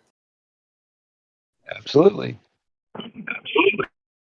Yeah, let's hear it. Man, do it. For sure. We just entered the new year, 2022. Happy New Year, everyone, and welcome to the Age of the Sextant. It's time for the globe to recant. And thank you, Toby Dog, for this awesome beat. Let's go. Earth. No matter what you do, it messes flat. They don't know how to cope with that. In denial, thinking Earth is fat. It's flat. Lost in a fallacy, it's just a fantasy. Truth threatened from be a global conspiracy affecting you and me. It's not meant to be. It's driving to gravity, you don't have no gravity. It's your head just a cavity, that's just a simile. Science cannot see, it's pseudo actually. The loss of humanity, groupthink insanity, hell bent on vanity. You gave your sanity, freedom lost rapidly. You gave up happily. Truth has validity, lies with scrutiny, objective reality, a global fatality, public pageantry, lacking veracity. Earth. No matter what you do, it measures flat. They don't know how to cope with that. In denial, thinking Earth is fat. It's flat. A loss of ability, degrading utility, a race of futility. You think this is funny me? Public cannot see. Just stuck like a tree.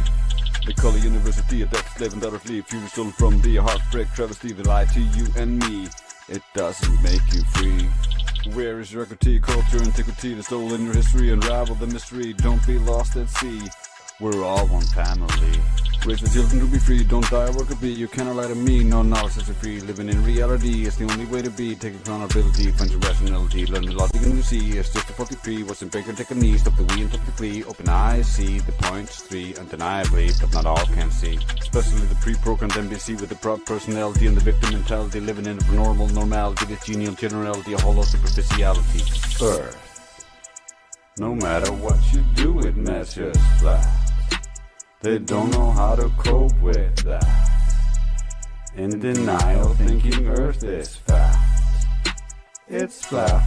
It's time to rise up, come together, teach each other. It's time to rise up, break the bonds from one another. It's time to rise up, I believe in you. They lie to you about everything else. Why would they tell you the truth about where you reside? Brain fried, you don't think you're more easily controlled when the government debunks all the religious views of the world with a lie. The rights of the people come from the creator, something the government could not take away until this. Now most people think the government bestows those rights upon the people who can therefore take those rights away. Those are your freedoms you're giving up and the freedoms of your children. Don't bow before the tyranny, don't believe in this mockery. Getting hooked into a socialist democracy, a communist tyranny, a bold-faced hypocrisy. Obvious for all to see. NASA, Nazi repository, Nazi founded NASA, its history. Behind the UN as well, so mystery. Do the research, stop the faith, it's your choice, your voice. Use it. 24/7 Flat Earth Discord. Come join us. Peace.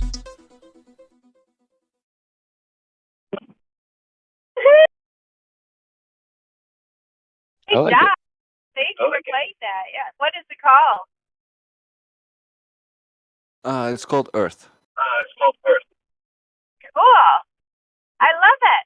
We'll have to try to play it on Ladies' Night this week. We got something new to show people. I love it. Nice. Thank you for sharing it.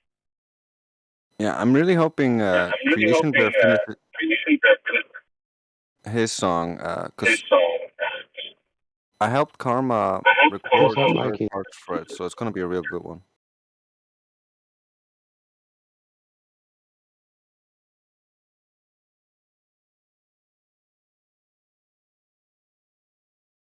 Are you hearing that double thing, or is it done? It's make me. Yeah, it was echoing through someone. I don't know who.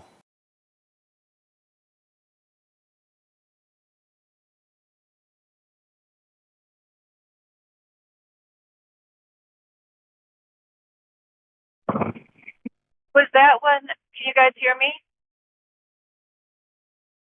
Yep, No, yep. probably not. I hear you. Oh, okay, good. Yeah, you're Okay, good. good. Yeah, was that like based on another song, or was that just like a background that you did your own thing to, or is that based on something else?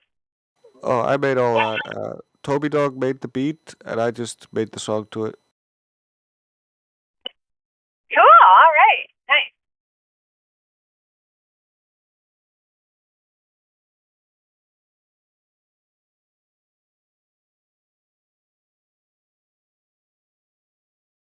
So that song was 100% from this Discord.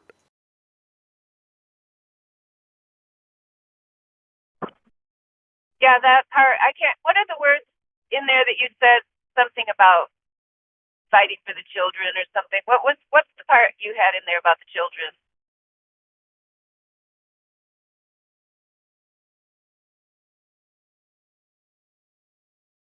I had a bunch of things about the children. I said, raise the children to be free, don't die a worker bee, essentially. And then in the end, I was basically talking about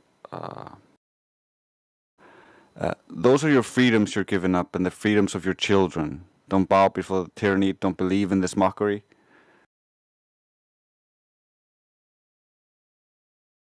Yeah, I thought that was good. Yeah, because I think a lot of us do who have children. You know, you don't have to have children to stand up for freedom, but I think it does inspire you when you have them to kind of like not, at least for me anyway, I don't care so much what people think if I'm fighting for my children. You know what I mean? And I do feel like this battle in terms of the globe lie that we are all fighting for our children, and you know, and I think people sometimes just let me know if I'm breaking up. People sometimes because the system gets us to think that like it's kind of like it's an attitude people have that the state is in charge of the children and deciding whether you're doing a good job or not raising them, right? They set up the state as an authority over them as a parent, which is absurd. You know, you're given those children as a blessing from God, like they were given to you. They weren't given to Joe Biden. You know, they weren't given to the local school board or the teacher.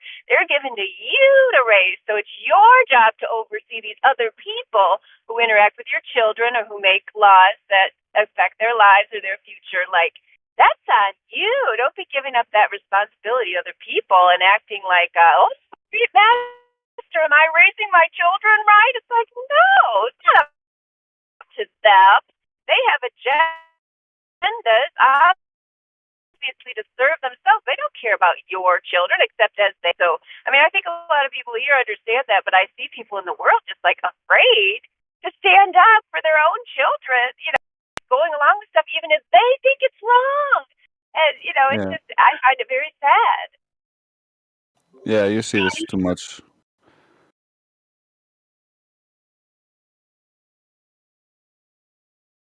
Especially with the latest the thing that cannot be mentioned. I know. My greatest example has to do with that and my son's baseball team, but I'm not going to go into it. But yes, absolutely. Because I had people on the phone telling me, oh, I totally agree with you. But we're just going to go ahead and do what the government said anyway. You know, that's what they say. I mean, that not just that subject, many subjects that happens to me all the time, you know, because I find myself the only one speaking up. They all agree. but we're just going to go ahead and do what the government says anyway. It's absurd. Yeah, it reminds me of the meme of the people who are burning, and then all of a sudden they turn into clowns just dancing around. Or the dog in the burning house, and it's like, everything is fine here. Everything is fine. Yeah, absolutely. It's just like that. Yeah, for sure.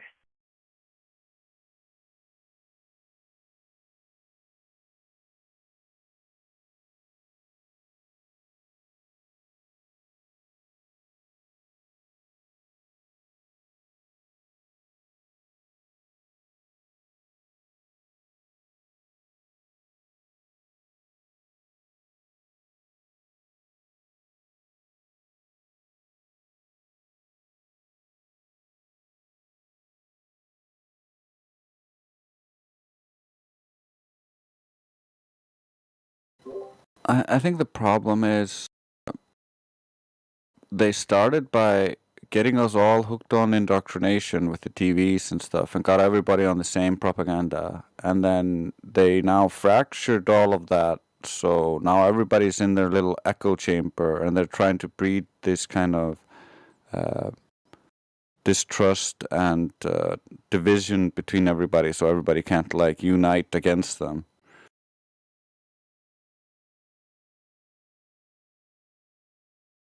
Yeah, I've been thinking about that lately. How we no longer really have a common culture, which in some ways you could say maybe is a good thing in some areas,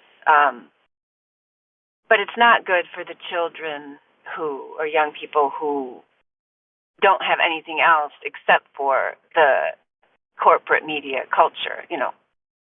Yeah, you need you need public spaces for for the kids and the people to interact where they can interact like normal people. They created these false public spaces with Facebook and Twitter and stuff like that where they control the content and just give you the narrative propaganda spoon-fed to the public while they think they're in public just and that's all there is, and they think they have all the information. They don't.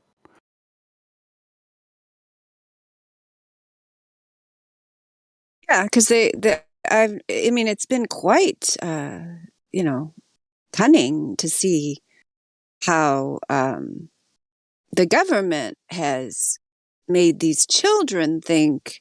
They basically turned a lot of these children, young people, into weapons, against humanity, is the best I can say it. And yet they still believe that they are somehow bucking the system because they've made them believe like, oh yeah, the system is, whatever your parents told you is good for you. And what we tell you, I mean, I think it's been like that for a while, but it used to be, that when the children were maybe bucking the system and maybe in good ways, like sometimes young people might have new ideas and ways that things should be kind of shaken up, but they've taken energy to where they're serving the state, right? They're parroting the state's agenda, everything they want because they see it on social media and still thinking that they're revolutionaries. You know what I mean? Like they think it's revolutionary to go out and, fight for global warming. Like they actually think that's, something that's like, a great cause, that they're like really original thinkers, if they go out and start whining about global warming or, or whatever the latest thing is.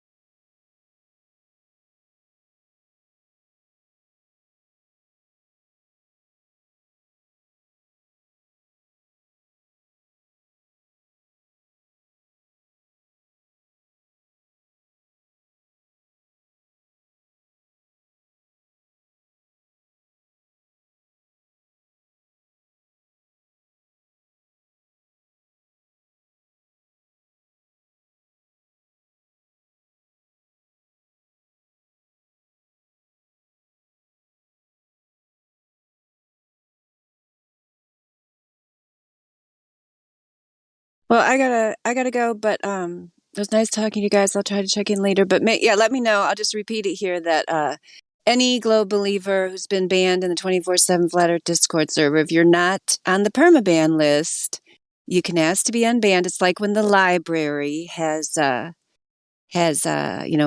amnesty program where you can bring in your books. Let's say the month of February, Dandelion, and we'll start today. It's January 31st. Starting today, Dandelion will unban you. Come in here and try out our new batch of excellent flat earth debaters. And, even if you're one of the usual suspects, unless you're on the permaban list, I'm not allowed to unban you. But other people, you no longer have the excuse from in the YouTube chat or wherever you're whining, that, oh, they banned me there. They're an echo chamber. They don't want to hear it. We want to hear it. Could I be more clear? No, that was pretty clear. And good night, or good evening, or good morning. Thank you. Yeah, good morning. Yeah, there you go. All right, I'll see you guys later. All right, see you, Dandelion.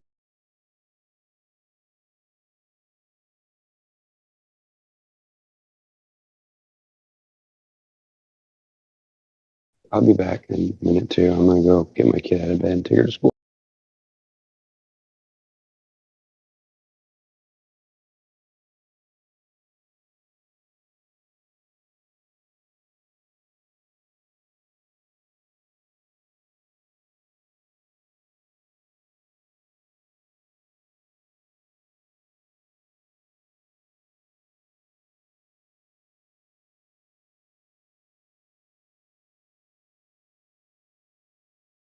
Hey, Trace, can you hear me? Yeah, I'm here. There's a song by Tom McDonald called "This House." I've been thinking about doing a flat Earth cover of it. You want to go watch it and check it out, and then tell me what you think. Get back to me and tell me if you think it would be like a decent song to re-sing or redo.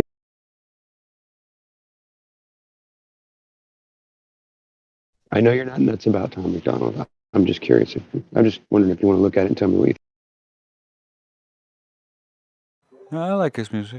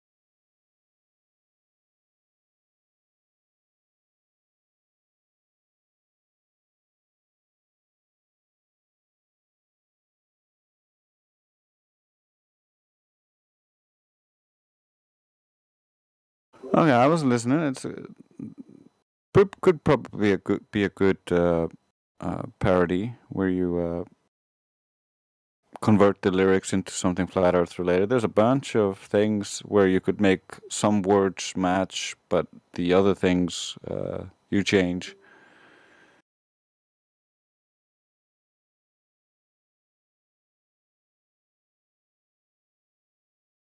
It would just be. Yeah, I agree. There's going to be some that's going to be tough, yeah. But I figured if I sit and work on it for a couple of weeks, sit down and mess with it and look through that. Yeah, definitely possible. I like the idea. It's just whoever's gonna rap that's gonna have a hard time doing that good.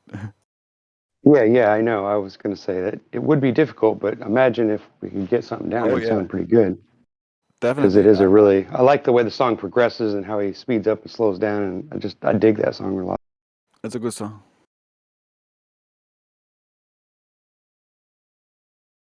Plus, of course, there's curse words, so that makes it even cooler. Just kidding. Not to me. I know, I was teasing. Yeah, I just don't like cursing. This is funny because I start doing it automatically, especially when I'm drunk. I just start cursing, and I think that's why I don't like it, because I'm trying to stop.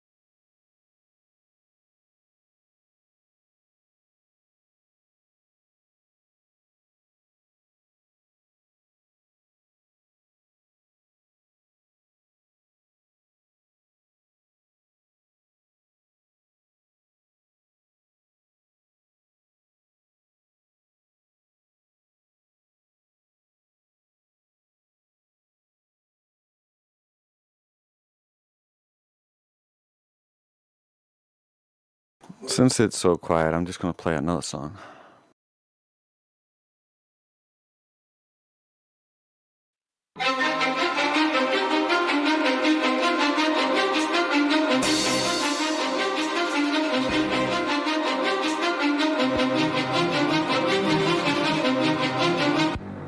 It's amazing, look at the transformation. Look what we came from, we've been so patient. Placed in these mazes, trapped in these cages. But we've escaped it, now we've invaded. Yeah, just look at our faces.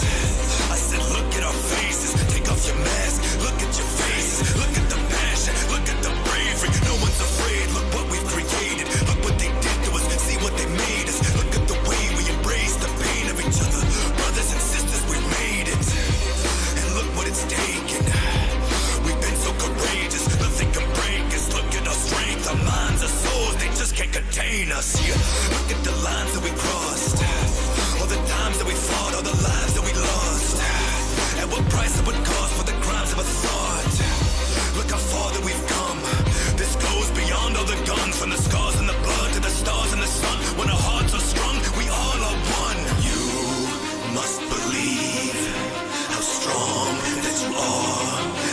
it gets too hard, never forget who you are. Never forget who you are.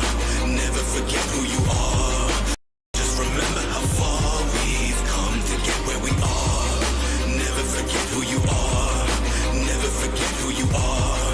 And just remember how far we've come to get where we are. We are the ones we've come. There's no turning back. You won't see us run. We're open to trust. Hope you put hope in us. Because we're here only to love. Don't ever say we never fought for you. Some think it's impossible. But we do what we gotta do. V for Vendetta, I'm flicking the dominoes. Yeah, it's about to go down. We've come from out from the ground. Round after round. No one around us as loud as a sound. We're bound to surround. And no, not everyone's chosen. Yes, some are still broken. Some are still coping. But the ones that are still able to carry on, this is our moment. You must believe how strong that you are. And when it gets too hard, never forget who you are. Never forget who you are. Never forget who you are. And just remember how far we've come to get where we are. Never forget who you are. Never forget who you are. And just remember how far we've come to get where we are. We march through the darkness of night. All colors collide. We harness the light. We don't march to a fight. We march for what's right. With no loss of sight. We all must unite. As the planet evolves, we must answer the call. That's why we're here standing so tall as a family. And we'll be damned if we fall. Now is it the power in numbers? Or is it the power of loved ones? Or maybe the power of justice? To remind us of how it all once was. So now's time to stand up. Soon we'll find all the answers. I won't die for this mask, but I'll die for what it stands for. You must believe how strong that you are. And when it gets too hard, never forget who you are. Never forget who you are. Never forget who you are. And just remember how far we've come to get where we are. Never forget who you are. Never forget who you are. And just remember how far we've come to get where we are. Never forget who you are. Never forget who you are. And just remember how far we've come to get where we are. Never forget who you are. Never forget who you are. And just remember how far we've come to get where we are.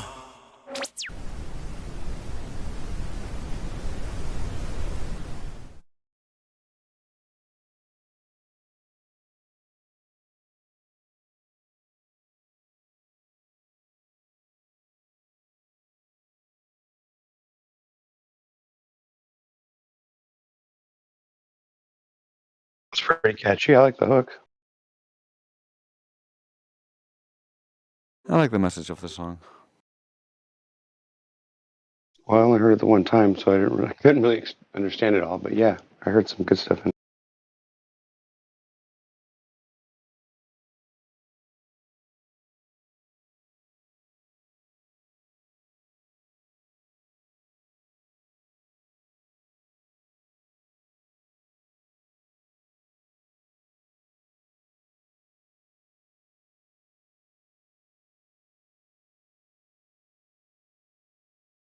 I have another one by him that's pretty hard hitting, but yeah. You gonna play it, or are you just talking? Just I'll telling me. play it. Cool. I'm gonna.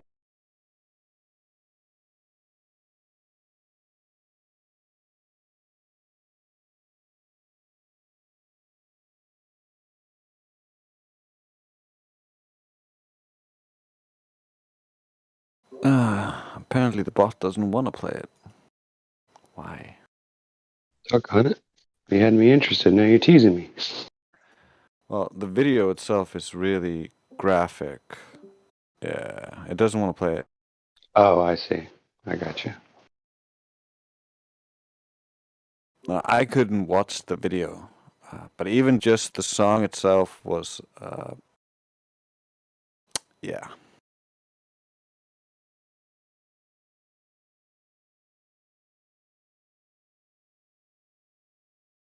You can check it out if you want. Did you DM it or did you post it? I put it in Livestream voice text chat.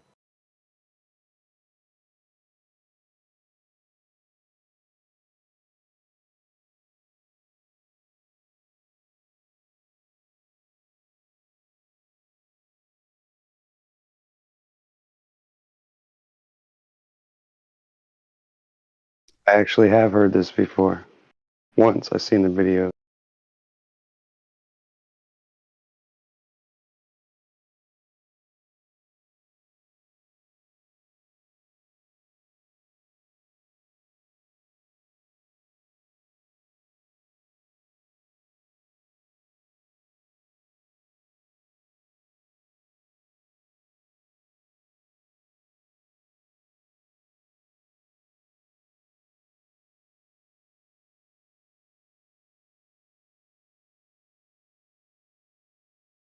Yeah, I looked into that particular subject, and I was horrified at some of those videos. Yeah, that's pretty graphic.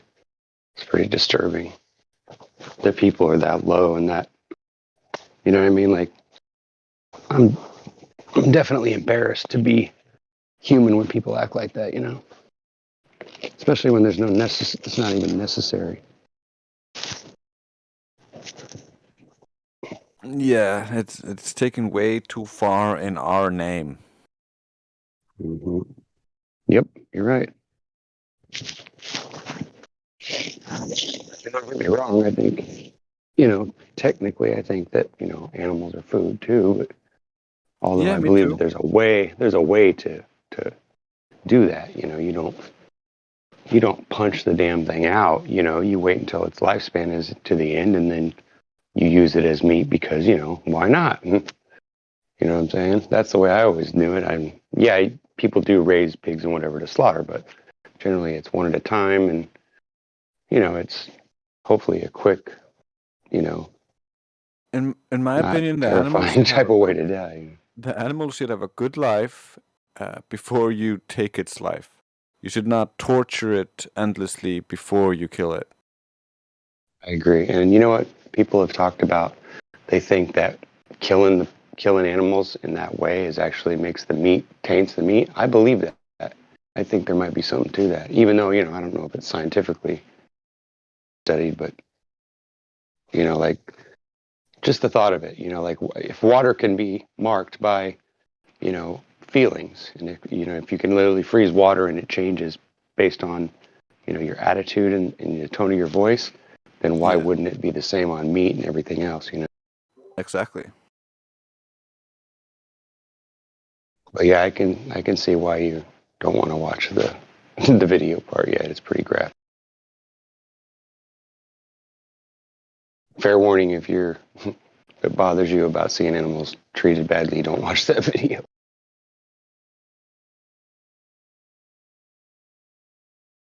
I just can't help it. I just start crying. Yeah, you know what? That's why I stopped it, because it was turning. I was like, oh man, I can't do. I watched this video called, I forget what it's called now, but it's about how animals are treated and all these videos that people took of them and how they gas pigs, and it's really, really horrible. It made me stop eating meat for a while, But because I have Crohn's, it's difficult to keep my protein levels up with just beans because I don't digest it as easily. So I'm kind of stuck with meat, but in a way I get it, like if only we could test the meat before we ate it, right? Or bless it and fix it or something.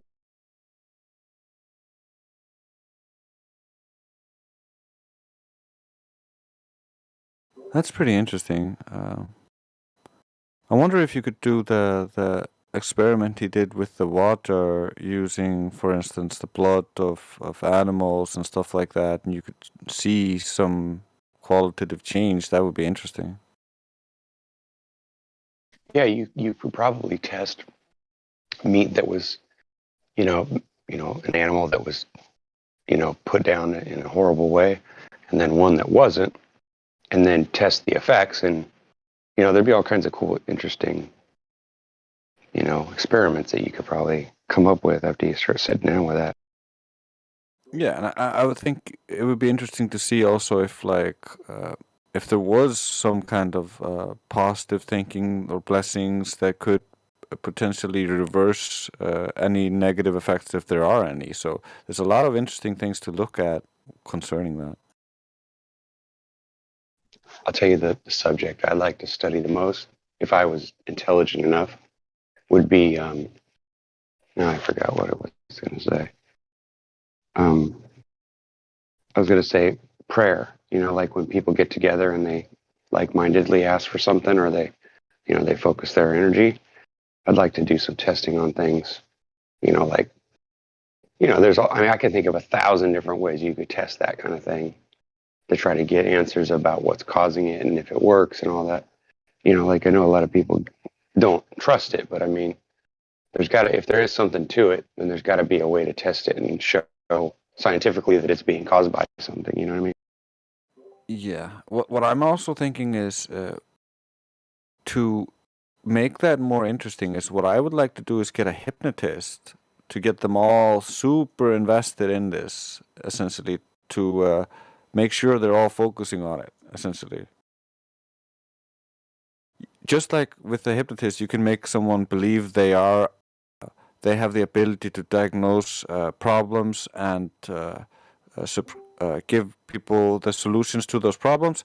And then even though they have no medical experience or anything, many of them can actually diagnose what's actually wrong with the person and then give them some weird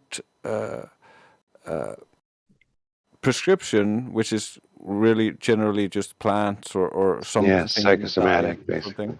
And if they do that, it generally starts to alleviate or help with the symptoms. So it's really interesting how people can tap into these kinds of things that we might not consciously be aware of or be able to use it normally in everyday life with our level of consciousness. But if you have someone hypnotizing them all to think they can do this, and there's a master who can actually influence something on some level, it might be even more effective.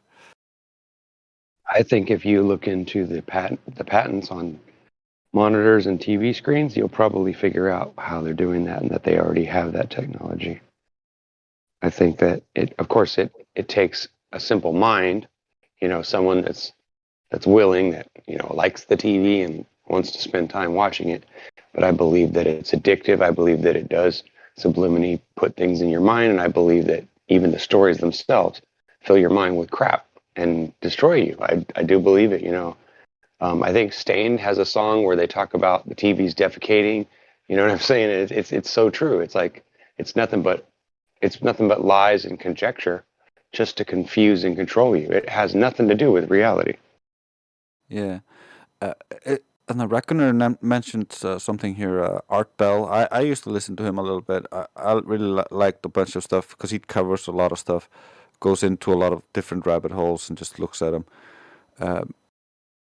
But my family have often been called weather wizards by other people we know, just because we can clear the weather or make the clouds go away so there's sun and no rain, if we just really all focus together on picturing blue clear skies and the clouds going away, and that just busts the clouds, and before you know it, it opens up and there's sunlight again.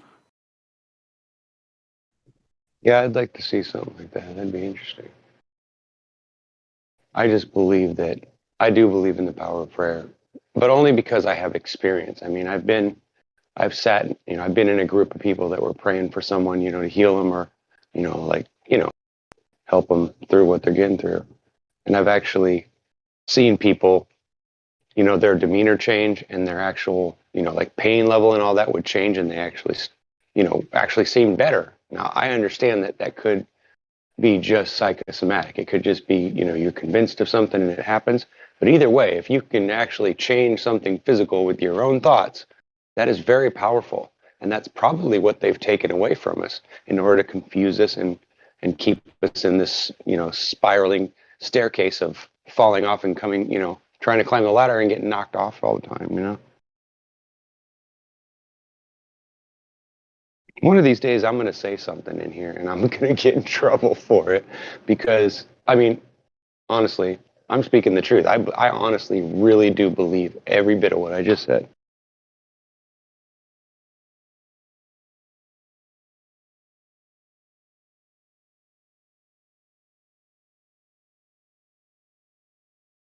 Is anybody else in here? Or am I on my own? Yeah, I was just posting some images because Lalo Think was asking about Carillion photography. Carillion? What's that? Maybe I probably heard of it, but it doesn't It's sound the familiar. type of thing they use to take pictures or create images of people's so-called auras.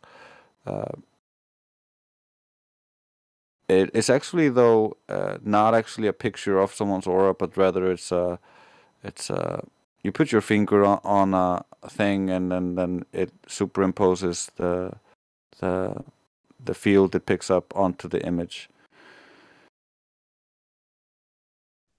You looked into this quite extensively then already, or? A little bit. My mom has a bunch of these pictures of her with all these auras on them, and I was really interested in learning how it all worked. Because I wanted to take pictures of these auroric fields that are all over the place supposedly, but then it's just not that.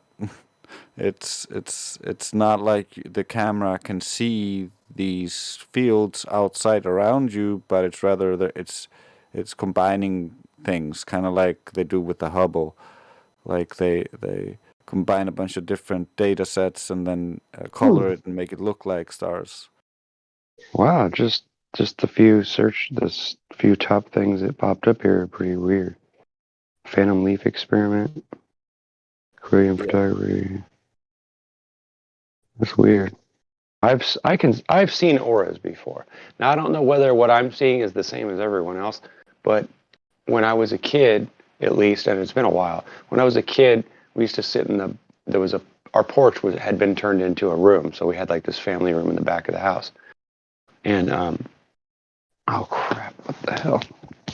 Brain fart. Where am I going? Oh, and my stepmom and my brothers would always sit on the couch that was against the wall, so it was like a white background. The wall was painted, fairly white or whatever, eggshell.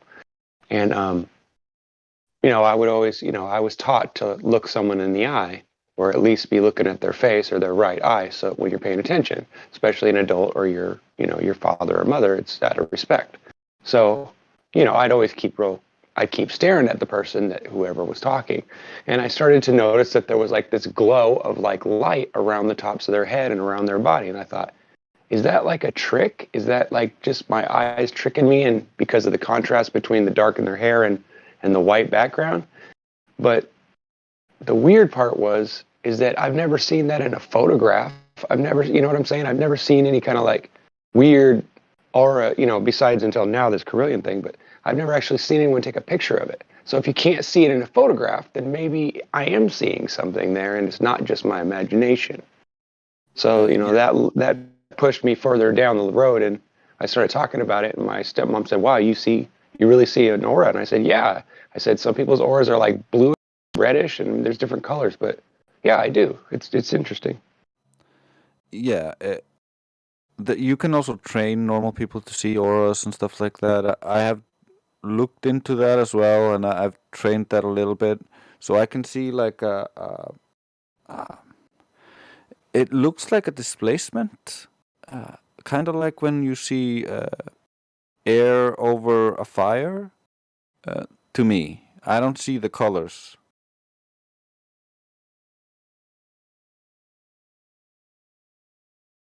Yeah, but I have. what I see is not like occasionally heat change. You're talking about like the heat when you see the heat affecting No, light. I'm talking about when you focus on it. When you're not used to seeing auras. When you start seeing them, it starts looking like it's not just like the fire. It's similar, but it's not exactly the same. Mm-hmm. It is similar. It's more like this weird glow that I don't know. I think it might be like when you stare. You know how these little tricks that you see on YouTube where you watch a certain pattern and then when you look away from it, you like see everything moving and weird. I think it could be something like that. Like I can understand why people would, dismiss it because of that, but I really don't think so based on my experience with it. You know what I'm saying? Yeah, yeah. Like normally, I don't see any colors. I just see the shiftingness around things, especially living things. But on the corner of my eye, occasionally, when I'm in a really zen state, I have seen colors. So I get where you're coming from, and I have heard a lot of people talk about it and read a lot of books about it. So it could be visual seeing. It could be generated in my mind. I don't know. Right, or it could just be a trick of, a light trick or an optical illusion too. But I Right. mean, I don't see auras on everybody. Some people don't have one, and that's what blew me away. Is because there was a day where someone came over and I was like, "You don't have an aura," and they're like, "What? What are you talking about?" I don't see an aura around your head. That's really strange. Yeah, Like everybody else did. It was weird. I think it's because I don't think we see this with our eyes. I think we see this with our third eye, kind of like when you meditate with your eyes closed, and suddenly the previously darkened room, which you couldn't was pitch black and you couldn't see anything, you can suddenly see the ceiling through your closed eyelids. And I've looked around in my room and like seen everything through my closed eyelids, but then I open my eyes and it's pitch black because it's like winter and all the lights are turned off. So no, I think that's seeing with you're not seeing the physical, you're seeing the astral in that sense.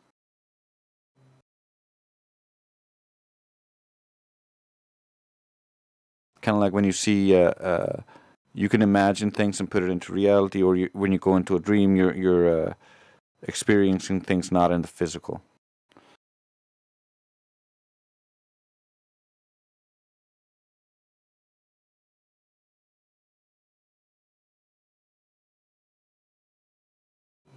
Or at least that's how I see it.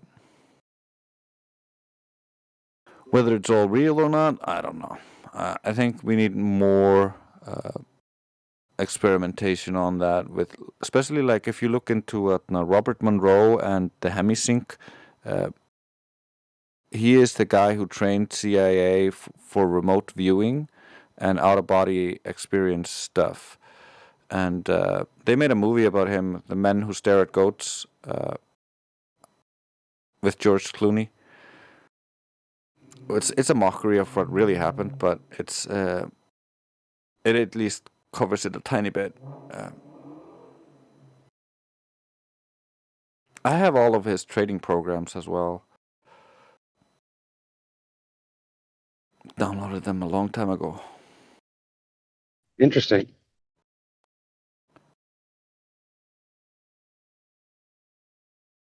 I thought it was interesting as well because I also bought Aleister Crowley's magic books, so I know his system and how he trains other people to be able to be a magician, and that's similar. It's all about controlling your mind and controlling the images in your head, and being able to have full power or control over that. So, if you visualize a white cross, you can hold that white cross forever. That's what the training essentially gets you. And so that's where they do all the magic. They do it all in their mind.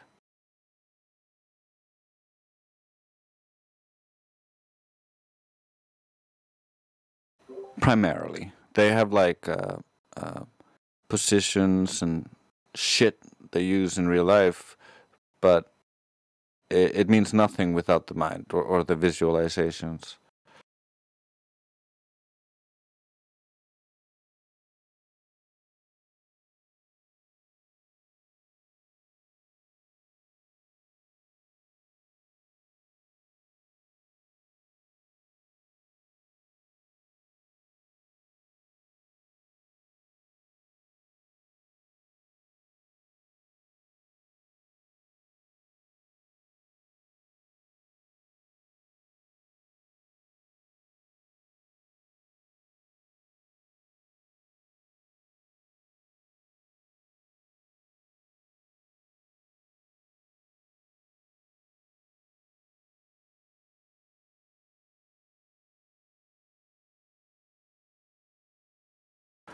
It might show, but I really like studying the occult and all things mystical, just because I like making fantasy stories and novels, essentially.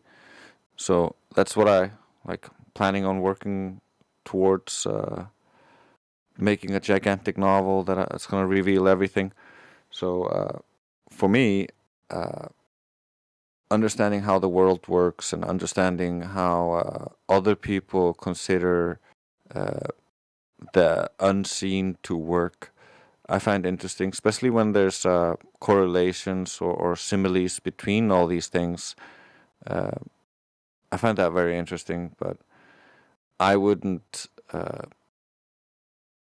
do any of these things. Kind of like I learned a lot about Kabbalah, but I'm not gonna do that.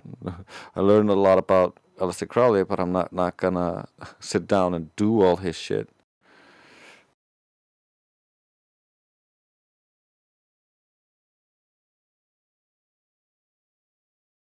There's a limit to how far I will go. I won't take the claims as truth. I don't trust you to not be fooled by something and then therefore fooling me by proxy.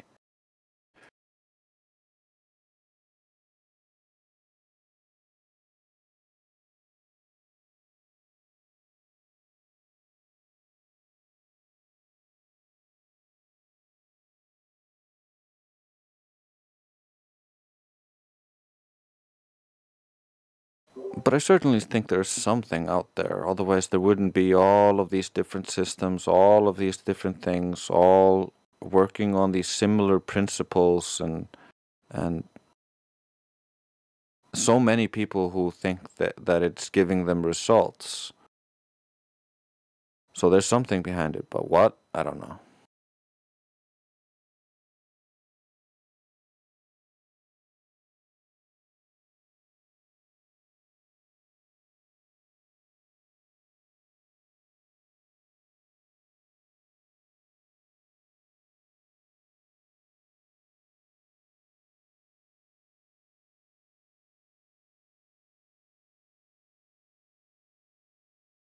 Yeah, Lalo, there's all sorts of different types of so-called magic. There's so many I don't even know where to begin.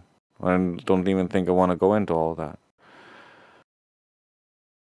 Because it's not really important. It's just there's a lot of things that people believe. Flat Earth is not weird when it comes to all that. Like Flat Earth is very reasonable and logical compared to the occult side of things.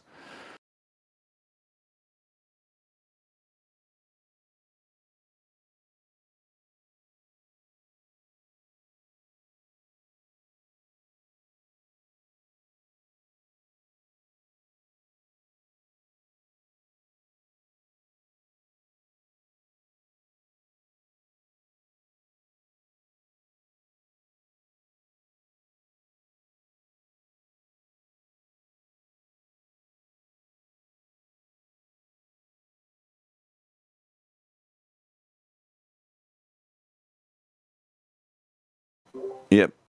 It's actually the common ground for all the religions as well, and it's the literal ground we're standing on. We're all in common standing on this ground. So, yeah, couldn't be more in common.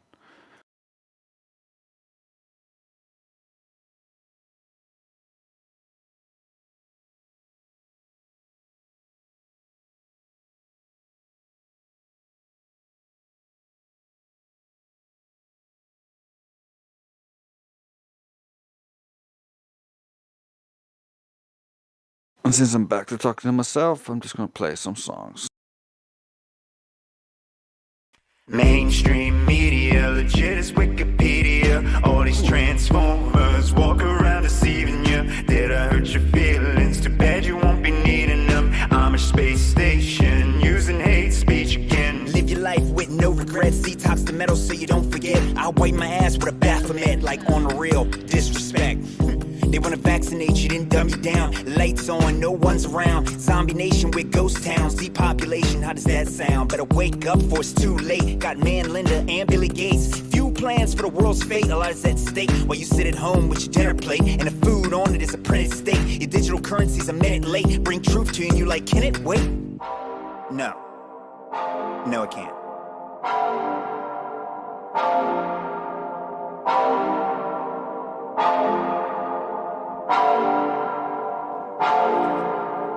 All I wanna do is live fast, die young. If this new normal's what the world's become, so alone yet overrun. And the best part is it's just begun. All I wanna do is live fast, die young. If this new normal's what the world's become, the worst part is it's just for fun. Mainstream media, legit as Wikipedia. All these transformers walk around deceiving you. Did I hurt your feelings? Too bad you won't be needing them. I'm a space station using hate speech. So I'm calling out Satanists, y'all pedophiles. Aleister Crowley said it loud. How is it y'all still deny when the whole religion is to kill a child? Do what thou wilt, law of the land. Follow desire, take what you can. Give nothing back, bury your friends. Left-hand path, when will it end?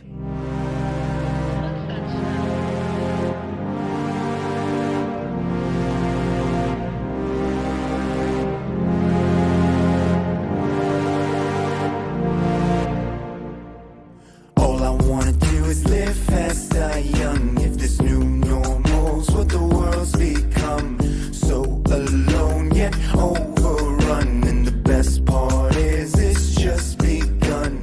All I wanna do is live fast, die young. If this new normal's what the world's become, the worst part is it's just for fun.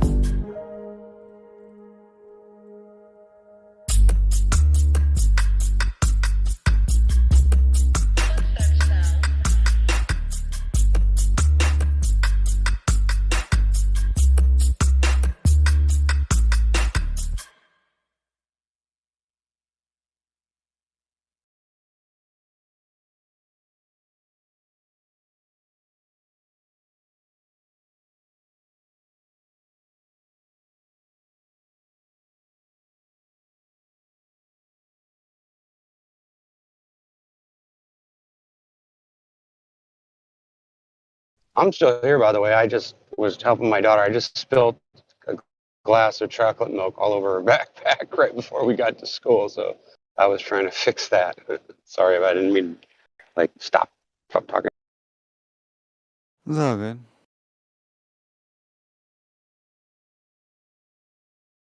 Here's the opportunity to play a new song. Hi.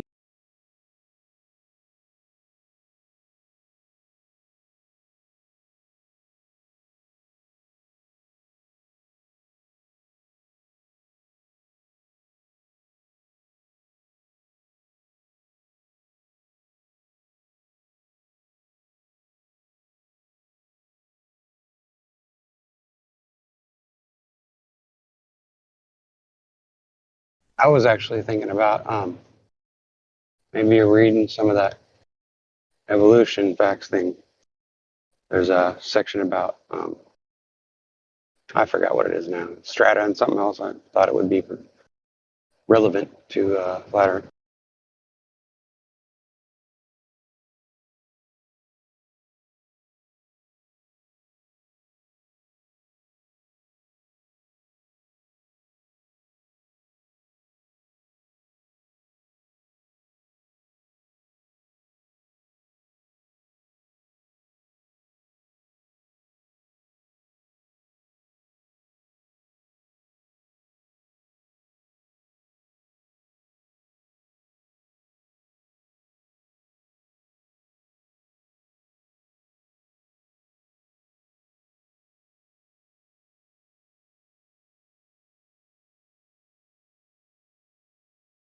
I got another one.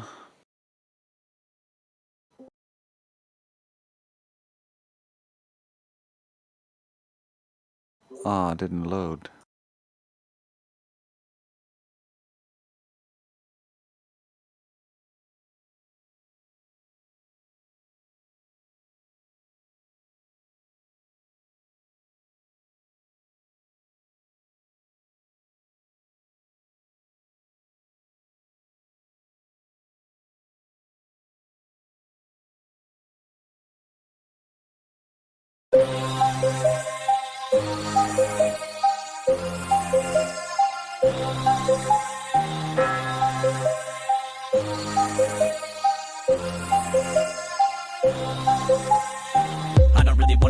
just another kid from the P, giving up his dreams. People telling me I need to face reality. Could it be the way that everybody is treating me? When you're so fake to my face, thinking for days. You afraid so you ain't blatant with negative ways. You enabling anger with games that you play. I don't have any hate, but I've got a dangerous brain. I've outwitted you. You tried to affect me with that. Aren't you thinking I'm gonna fight back, didn't you? I'm optimistic, I don't mind that ridicule. I'll make you regret it, cause I'm a nice ass chin of you. And dude, really it's cool. I never do anything to try to offend you. You stereotype me when I'm in the venue. You think I'm violent because the music I'm into. But I'm a goof. I smile and high five to you. I'm a nerdy white, nice type of dude. So you act surprised when I find the booth. And I get up in it, I only talk about it if I live it. Authentic, I've never been given into a gimmick. My image is only a reflection of my feelings. So if you wanna measure it, I'm ready and I'm willing. I'm not afraid to be acting like a yoo-hoo. Maybe it's because I am a little cuckoo with a blue screw. But I'm rapping like a guru, looking at you like nanny nanny boo boo. I don't think you really get how much I've invested and been in debt. Every minute spent on my skillet, yeah, I remain in the shadow like a silhouette. I'm stereotype, type.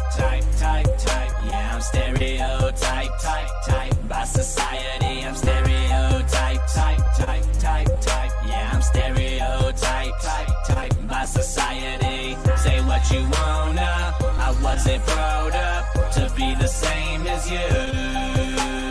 I always try to be humble. The irony is that I'm stereotyped by society. Just cause I'm a rap dude, arms full of tattoos, automatic assumptions, I'm gon' clap you. Bitch smack you, only if I have to. Bustin' the nuts and we stacking the cashews. Rational pass through, sick as I'm fast food. Believing in the moment that we giving cause we have to. You never get high if you never take flight. I'll bury my knife in your stereotype. Now scrutiny's not new to me. Giving life to the rhythm, then I kill the beat. Some of the realest peeps, ugly as fuck. Tell me who is you to judge. You can see me in my beanie, yo so cholo mexicana. Same day chilling with the hippies as I'm beating on some bongos. Everybody's hungry, making the bacon. If all the bitches want me, why you be hating? Trying my patience, I'm tired of waiting. Morals and values of taking vacation. Me, C-dubbing optimistic. Best of both worlds like chicken and a biscuit. We all from different walks of life. On the same path, trying to do what's right. You cannot see what I'm trying to be. That's why I say, fuck your society. I'm stereotype, type. Yeah, I'm stereotype, type. By society, I'm stereotype, type. Yeah, I'm stereotype, type. By society, say what you wanna. I wasn't brought up to be the same as you. I always try to be humble. The irony is that I'm stereotyped by society. Said I couldn't do it, I was wasting time. Everybody get back, I'm next in line. I put the best of mine on display this way. Motherfuckers never had one chance to say this shit again. That was 20 years past you, ho. I'ma rip mics up fast and slow. I got a savage flow to be a leader in this shit. I'ma hit 'em with a motherfucking massive blow. Get the cash and go, no work for free. Stereotype by society. Quietly shipped away, what I meant to say is fuck you, paid me lately. Yo, I've been bossing now. Probably because all the years of doubt. I never gotta fall out of my pockets, I'ma give it away. Okay, here's some clout. Close your mouth with your weak assumptions. I don't look the part, but the beats are slumping. Popping out of heater, but optimistic, I'm dumping. Like it or not, we still drop, yeah, it's coming. When I say I'm the boss, run my business, paid the cost. Skin like leather, built to last. Made more cash than I took a loss. They don't see what I've been through, they think they know what I'm into. Homie, it's the tip of the ice. Yeah, I'm nice on the mic, that's not what I'm trying to get to. That's my point from the soul. Even though I spit it with variety, the fact remains, it stays the same. I'm stereotyped by society. Yo, I'm stereotype, type. Yeah, I'm stereotype, type. By society, I'm stereotype, type. Yeah, I'm stereotype, type. By society, say what you wanna. I wasn't brought up to be the same as you. I always try to be humble. The irony is that I'm stereotyped by society.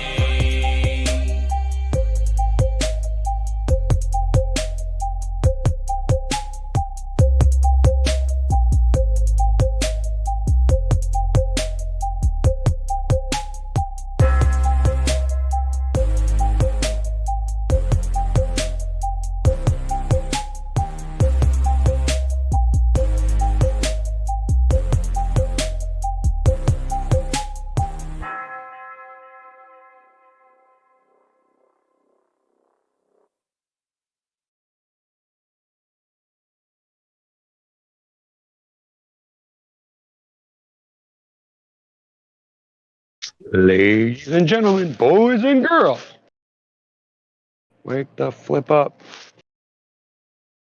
I know there's somebody out there that wants to come in here and talk about flat Earth. Somebody out there, maybe on YouTube or something, wants to come in here and have a discussion or make fun of us or something. Yeah, otherwise we're just going to drown you with good music. Yep, we'll just drown you with the killer music. That's all we can do. Or maybe I'll start reading some dumb book and that'll really drive you nuts. Yeah. But the chapter I was thinking about reading is about fossils and strata. I think that's something that. Yeah, I'm definitely interested in listening to that. I'll play this one song I have queued up, and then you can drive into that if you want. Sure, or whatever. You know. Yeah, this is Steve Grant. PTP. Let's get it. Burn your history books, kill your TVs. If you haven't yet, you're an NPC. We get plenty rest, don't get any sleep. The cost to stay awake's pretty great, a heavy fee. You wouldn't know your diet woke, give them Pepsi please. Mix in aspartame, make it extra sweet. We are Disaster Aid, here to set you free. What's my flask contain? Maybe DMT. Our past is extra scarred, so we masquerade. You follow celeb-tards and all they have is fame. Humans, motivated by a dollar sign. Sell out is too plain, because they never had a spine. When you're born into evil, the door in is see-through. So your whole existence is harvesting people. We see you, motherfuckers that take children. We're coming for your heads, won't have no time to film it. We don't got no time for this show. We said kill your TV a long time ago. So you shouldn't be surprised to be told that the media and presidents are Zionists on. It's you they try to control. It's you they try to control. It's you they try to control. So you better make sure you have a mind of your own. History's literally being rewritten, provided it's aligning with a certain people's entire list. Agendas and scientists look at each other like survivalists. Not sure if Herschel was a colonist. The issue underlying is when time persists, they build a higher fence. Can try resist, root for the little guy insists to rise a fist. What are you supposed to do when your homeland is someone else's fire pit? Use the ashes to raise pH. We need an ion shift. I'm pretty sure Jesus didn't want a priest just to touch a little boy's penis. But for some reason, it's hell on earth now. You're controlled since birth now. Injections control the birth now. It's a critical race to critically think. Humans believe in ideas but follow what misery brings. Racism's a base system of a face difference. Color shades lifted, they don't want us on the same rhythm. Your brain is full of fluids, electrical charge with blueprints. Come back to the druids, reverse what's been ruined. Teamwork for the movement, dreamworks if you use it. Don't leave Earth, we might lose it. 88 to hook and wire, no time to view it. We don't got no time for this show. We said kill your TV a long time ago. So you shouldn't be surprised to be told that the media and presidents are Zionists on. It's you they try to control. It's you they try to control. It's you they try to control. So you better make sure you have a mind of your own. Look 'em in the eyes, flick 'em in the forehead. If they react, they're asleep, so repeat. Only a matter of time before there's more dead. It's time we act on our feet, no defeat.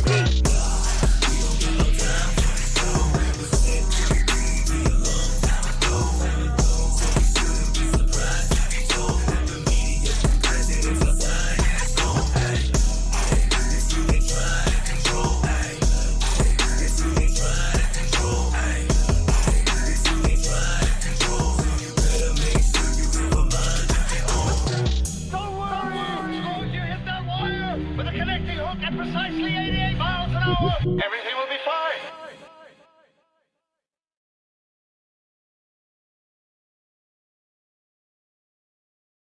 Everything will be fine.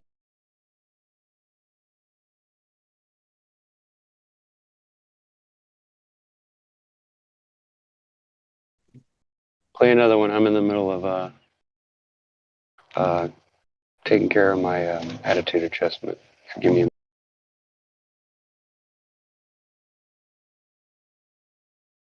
No problem.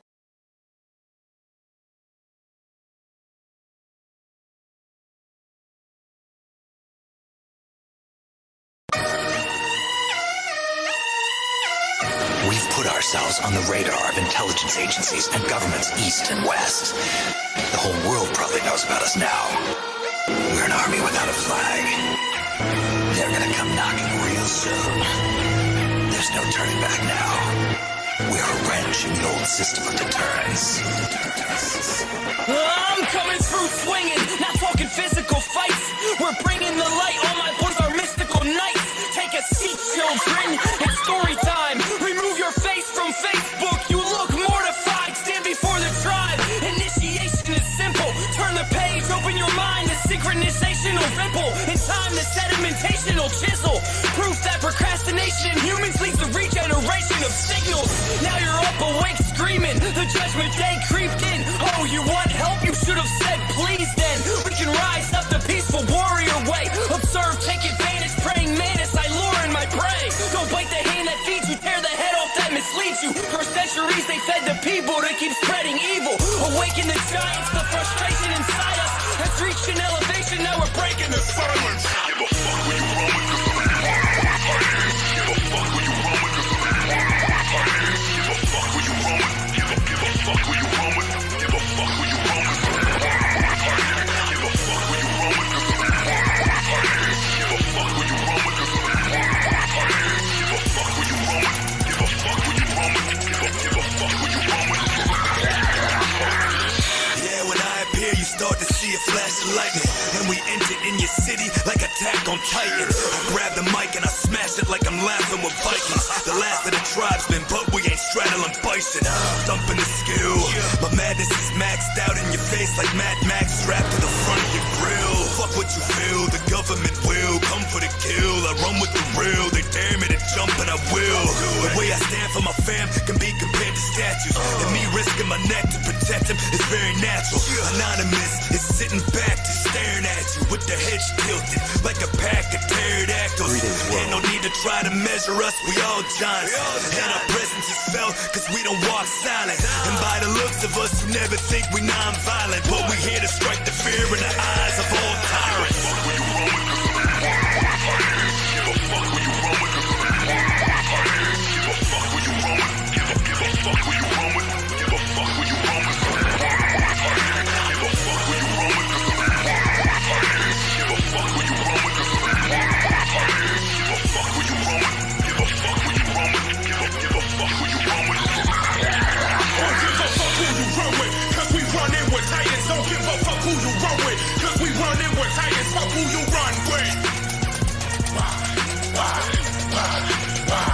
'Cause we run in with. Give a fuck who you run with. All you weak dudes, you cruising bum clicks. When we come through, you prove you run quick. You don't wanna fuck with us, we come sick. Running with titans, summoning thunder and lightning from the sky like Thor. Hitting them harder, bigger and larger than herbivorous dinosaurs. Titanosaur, we standing for the people and the planet. The animals understand that we're all connected. No matter what your species or your race is, religion or your nation. Injustice done to one is injustice. All of us facing. All of us facing. The world we live in's a web connected by threads and lies. I'll never comply with what the government says. The government lies, the government steals, the government's violent, the government kills. If the government has a chance to cheat your ass, the government will. Nothing but real hip hop, hip hop. We turn into rap, we only react to self-defense. If they busting at us and we bust it right back. The Titans is who I'm running with, coming with soldiers who fear the government. Not for the money, it's all for the living we get. Big on them. Give a fuck where you run with. Give a fuck where you run with. Give a fuck where you run with. Give a fuck where you run with. Give a fuck where you run with. Give a fuck where you run with. Give a fuck where you run with. Give a fuck where you run with. Give a fuck where you run with. This whole Peace Walker thing has left our mark on the history of the old order. There won't be a particular country or ideology that hunts us. We are going to be fighting the biggest beast of all. The times. It's going to be a lonely battle. No good or evil. No winners or losers.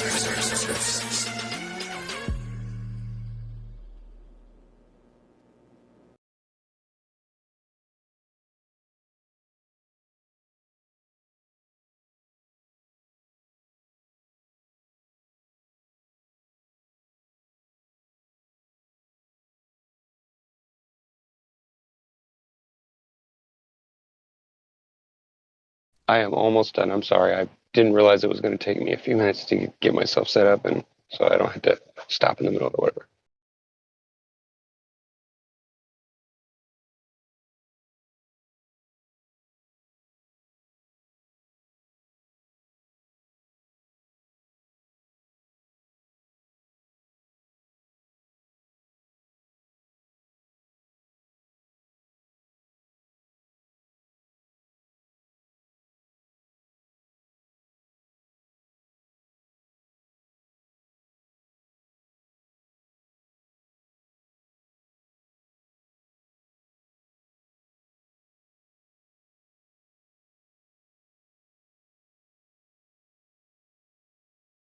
I have one more different one.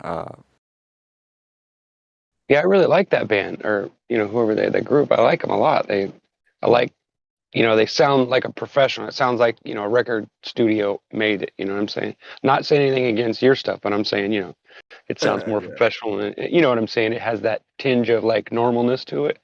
Yeah. You know what I'm saying? Yeah, I like them. They're My really. stuff is essentially just raw. I don't have any effects. I don't know how to layer stuff really well, so I just suck at it.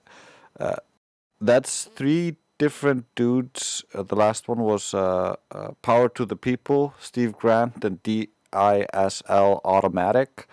And each one of them makes good music produced on its own, so all 3 of them together, I expected good things, but yeah.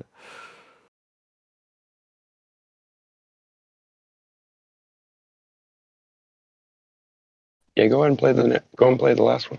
I want to see if it works.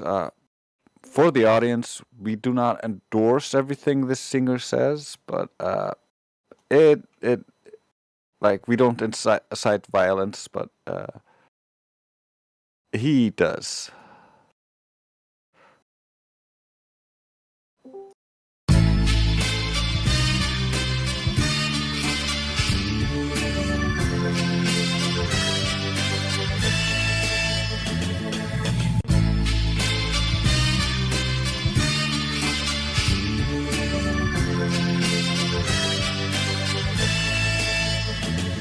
Round up the Illuminati all across the nation, subject them to a session of enhanced interrogation, subtract the information and give it to the people, illuminate their minds to the root of all evil, put the international bankers up against the wall, load up the minigun and proceed to kill them all. I'd like some politicians to get the JFK treatment. I mean, really, where's a lone gunman when you need him? A false flag on the headquarters of the CIA, blame the Mossad to get them both out the way, beat the pharma to goons, chemotherapy, steadily machete trees on 13 families. Find out from where they run the aerosol spraying.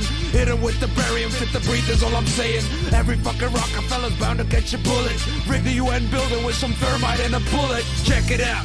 It's the Puppet Master Massacre. Turn it up and check if there's a secret agent after you. Find out what they did.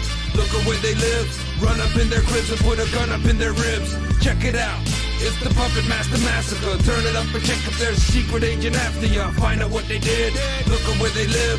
Run up in their cribs and put a gun up in their ribs. Even though Monsanto has been banned from Europe, waterboard the CEOs with high fructose corn syrup. The Federal Reserve will get what they deserve when 100,000 people rushing in to Bilderberg. Construct a guillotine near the palace of the Queen. Smoke them out their homes with their own brand of gasoline. Show the Bohemian Club what a real cremation looks like when in mid-July. Therefore, it's this satellite. Pile up all the money and the banknotes cause they're fake. And for the Rothschilds to be burned out at the stake. Let the pedophiles get raped by the demons they invoke. Put them in a wicker man and burn them in their cloak. Put a hit on Redstone using Rothstein mob money. Hitting Kissinger with Agent Orange will be lovely. Freemasons will be facing bullets at initiation, as will Satan's Council on Foreign Relations. Check it out, it's the Puppet Master Massacre. Turn it up and check if there's a secret agent.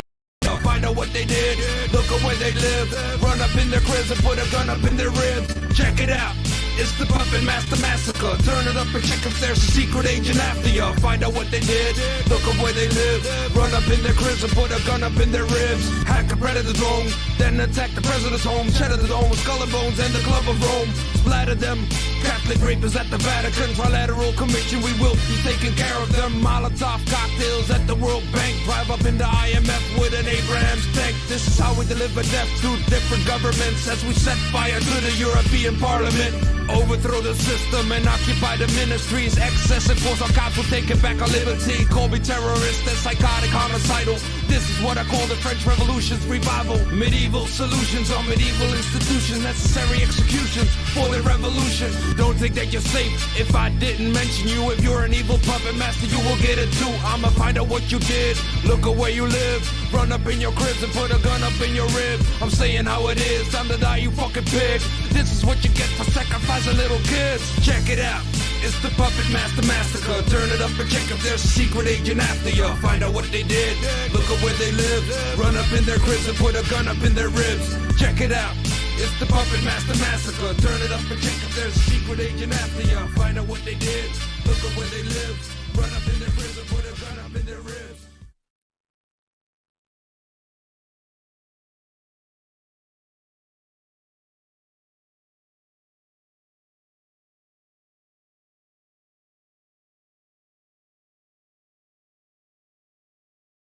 I like it, but yeah, I can see where you're coming from when you say it's a little bit, you know, violent and aggressive or whatever. I love But you know, that but- song had a lot. There's a lot of points there. Yeah, I agree. Yeah, I love the song, but I wouldn't do it myself or perform it myself publicly. Right. I hear that. Okay. Now, once I catch my breath here in a second, I'll screw around with this book if you're interested. And then maybe somebody will come in and give us a reason not to have to do it. No, I'm just kidding. I think this stuff's pretty interesting. Hopefully I don't stammer all over it. Okay. Just for everybody listening, in case you're curious, this book is downloadable for free. There's a PDF for it. It's called The Evolution Cruncher. There's a bunch of other books on it is evolutionfacts.com. And if you go down to downloads, you can either download it or you can actually read all of the books they have. It's really interesting. I went in there and looked at it yesterday. And I'm sorry, I'm trying to catch my breath. I went in there yesterday and checked around, and there's some different stuff in there. Like there's these little like lists of things to add, like arguments. You know, like let's say you're having a conversation with your professor, or he's giving a speech up there and he's talking about whatever. It kind of gives you scenarios for you to ask questions and make statements and comment on certain specific things about how evolution isn't like that. You know what I'm saying? How they're wrong about it. And it's interesting because I read a bunch of them and I was like, wow, that really goes into depth. Like this book has a lot of information. I mean, I've yet to like go and, you know, double check every single reference, but it does have references. And the part that I'm reading is just a small, it's like an abridged version, but it gets to the point. So anyway, I'm on chapter 12 of the Evolution Cruncher. It's about evolution facts. It's evolution facts against. Let's see, what is it? Just how it describes evolution. Let's see. It's called Evolution Cruncher. It basically destroys evolution.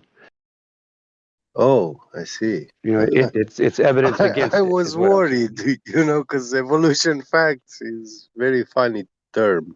Well, yeah, I know. I thought the same thing, but you know, but evolution facts is exactly what it's telling you, right? It's giving you facts. Yeah, about what evolution. they say. Yeah. Right. But anyway, chapter 12 is called Fossils and Strata. It says why the fossil strata theory is a remarkable hoax. You want me to go on? You want to hear some of it? Sure, yeah. I don't mind. All right. All right, this is Rookie reading. Like I said, you heard me. This is the largest and one of the most important chapters in this book. Fossil remains provide evolutionists with their only real evidence that evolution might have occurred in the past. If the fossils witness to evolution in the past, then it could not be occurring now either. The only substantial evidence that one moment. In the first phrase, you said it was the word might. Mm-hmm. So that means It's not certain. It's Mm-hmm. actually possible, but it doesn't mean it actually is when they say Right. might. Yeah, yeah. So it's not specific. It's talking about Tooth Fairy. So yeah, go ahead. Right. Right. Yeah. Exactly. Well, yeah. Yeah. You have Yeah, to have the mindset that this is uh, against their evidence. Like all the stuff that yeah, you read the evolutionary theories and all that. This is the actual evidence against it, is what it is. So it states yeah, what they said they claim it is, and then it gives you yeah, reasons why that's not true. Sorry yeah. if that wasn't clear. I'm sorry. Okay, so I'm going to It go on. was very The only clear, but I just wanted to make sure that the listeners Yeah, understand. exactly. Yeah, Gotcha. Thank you for that. I appreciate it. All right. The only substantial evidence that evolution has taken place in the past ages, if there is such evidence, is to be found in the fossils. The only definite evidence from the present that there are mechanisms by which evolution could occur, past or present, if there is such evidence, is to be found in natural selection and mutations. There is a chapter dealing with each of these three topics in the set of books, chapters. Okay, I could give you that, but like I said, if yeah, you want to go online, you can find that. This subject may seem to be complicated, but it is not.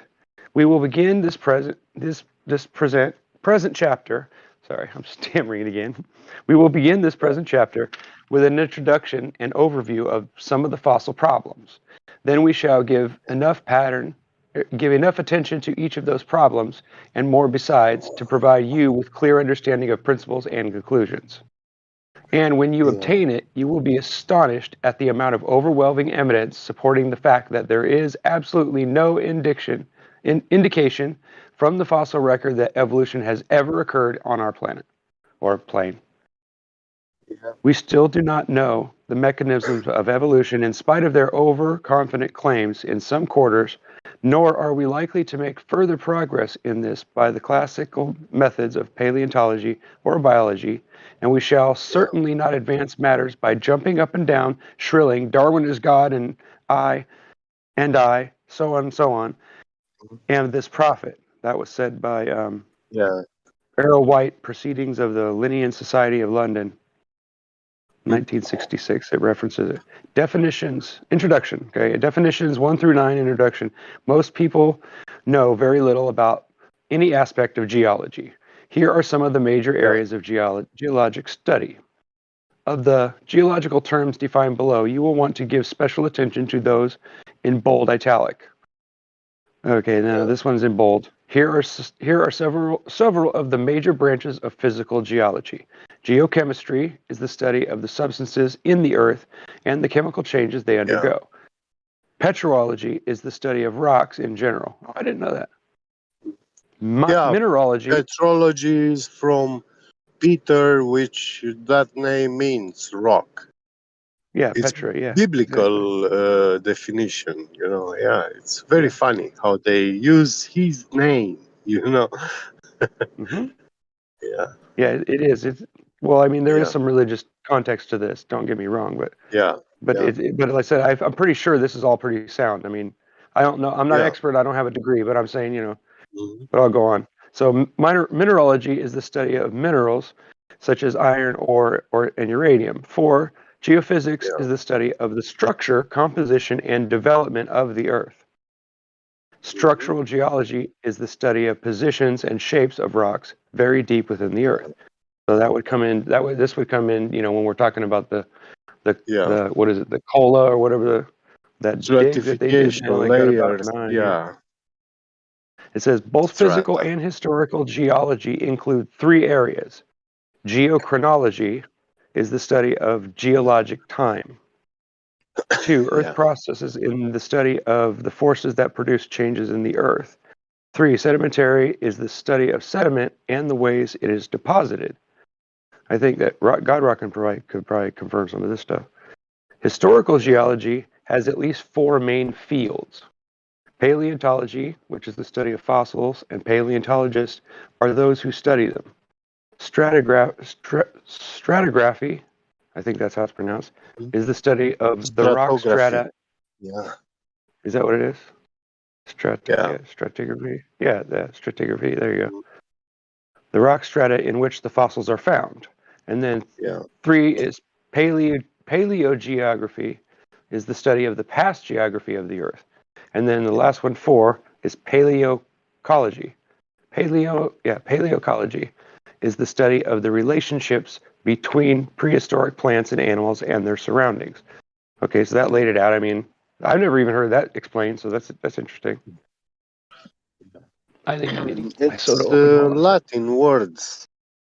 And Yeah, it Greek. is. I know. I should slow down a little bit. I apologize. I have a tendency No, to, not a problem. I know you the know. words very well.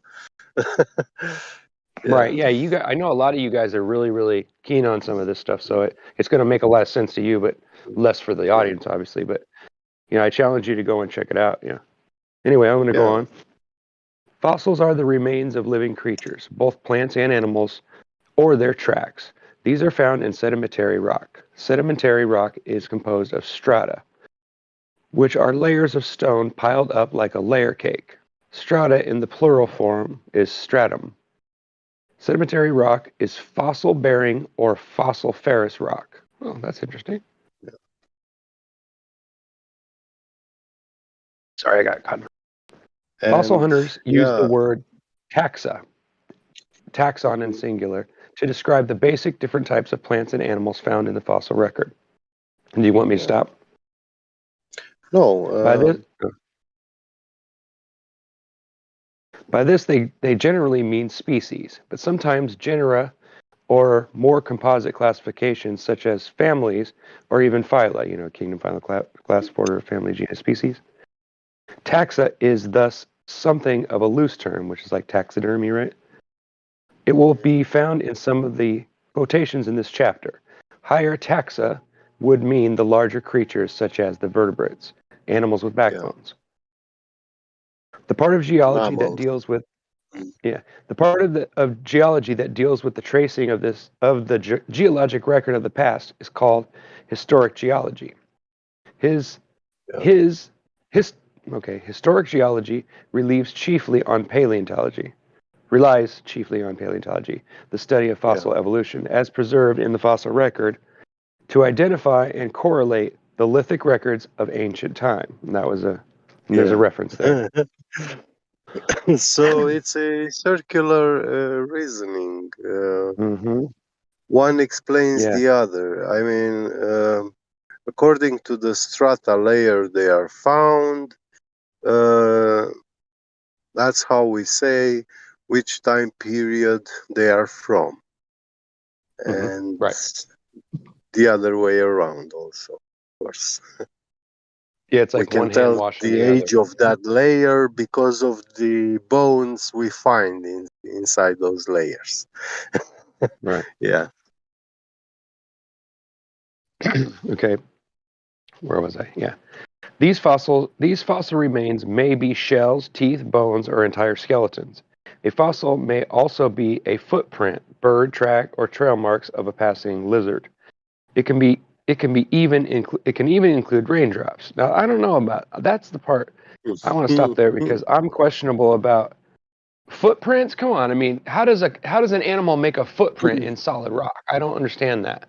Does it mean like their foot was embedded and then the foot is gone? Is that what you mean? Well, they want to say the man walked on the mud, or that animal left a footprint in the mud, and then that mud petrified itself in that shape. Okay, I see. I get it. Okay. Many fossils no longer contain their original material, but are composed of mineral deposits that have infiltrated them and taken on their shapes. That's the part that I'd like to study a little more about that. How that transfer, how that works.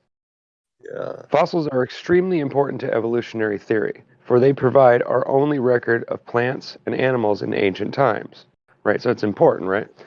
The fossil record is of the highest importance as a proof for evolution.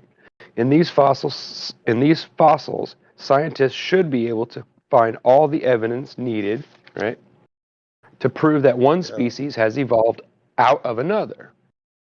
Although the comparative study of living animals and plants may give very convincing circumstantial evidence, fossils provide the only historical documentary evidence that life has evolved from a simpler to more complex forms. And that was said by Carl O. Dunbar, and there's a reference. We should Fortunately, there is see a... something like a donkey growing long teeth and a long nose, and from those pointy long ears to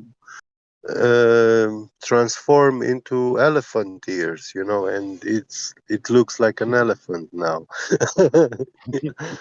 I know, it's kind of ridiculous. Yeah. Yeah. Sorry. Unfortunately, there is a science which is able to observe the progress, or fortunately, sorry, not unfortunately. Fortunately, there is a science which is able to observe the process of evolution through the history of our Earth.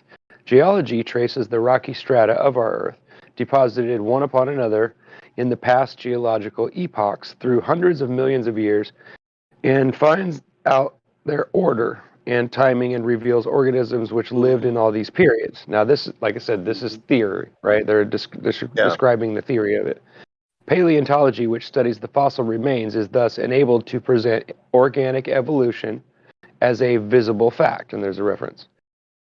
Okay, then there's, this one's in italics. Paleontologists know the facts. Okay, it says, the experts speak, and it gives you a reference. The study of fossils and mutations ranks as the two key evidences of evolution. The fossil evidence proves or disproves whether evolution has occurred in the past. Mutational facts prove or disprove whether it can occur at all, right?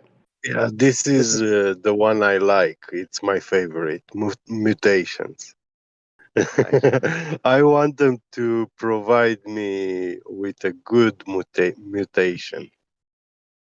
Yeah, I don't think there are no such things in genetics. I mean, all mutations are bad. Yeah. So, and evolution actually relies itself on good mutations. Yeah. Okay. This is probably why all of the scientists, paleontologists, and geneticists are the most likely to publicly repudiate evolutionary theory in disgust. And then there's a reference. They have spent their lives fruitlessly working hands-on with one of the two main factors in the very center of evolution, the evidence, fossils, or the mechanisms by which it occurs, mutations, and that part of the body within which it must occur, the DNA. The fossil hunters, this is number 2, the fossil hunters, for over a century, thousands of men have dedicated their lives to finding, cleaning, cataloging, and storing millions of fossils. The work they do is time-consuming, exhausting, yet it has not provided the evidence they sought. Now, that's going back to what you just said. No evolution today, one type of animal changing into another, never occurs today. No biologist, and this is a quote, no biologist has actually seen the origin of evolution by a major group of organisms. And there's a reference.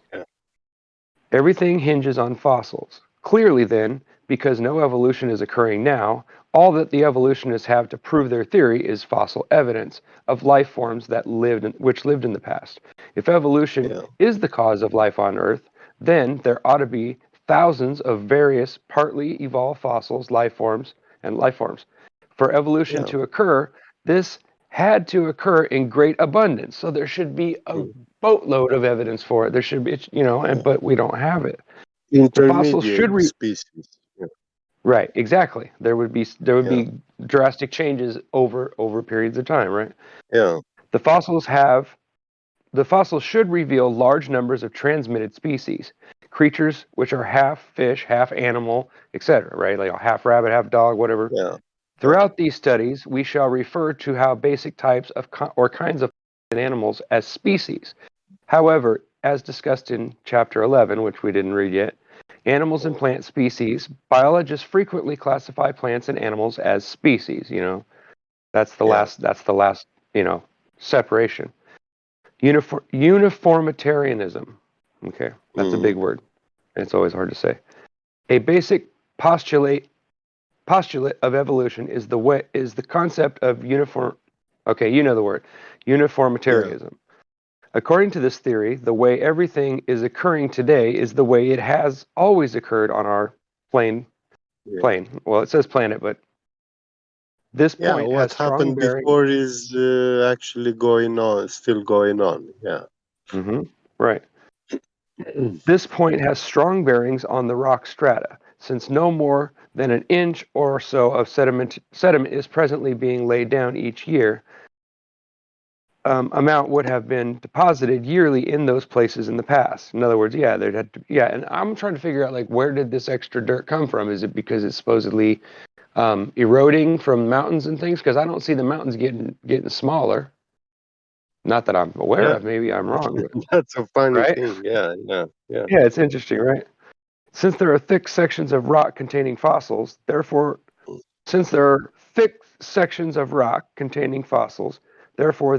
those rocks and their contents must have required millions of years to be laid down. Right. That's exactly what I'm thinking, is like it would have had to taken a long time and slow. Yeah.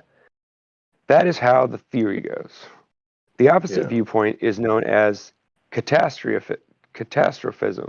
And teaches that catastrophism. I haven't heard that part of it. Yeah, there you go. Right, comets and all that. And teaches that there has been a great catastrophe in the past, the flood, which within a few months laid down all the sedimentary rock strata, entombing the animals contained within them, which became fossils. Because we know there was a flood. I guess we've got pretty much good evidence on that. The theory that started it. Naturalist working in Paris a few years before Charles Lyell was born discovered fossil-bearing rock strata. Lyell used this information in his important book Principles of Geology and divided the strata into 3 divisions. He stated one as youngest, another as older, and then the third as very ancient. Lyell and the others worked out these strata dates in the early 19th century before very much was known about the rock strata and their fossils.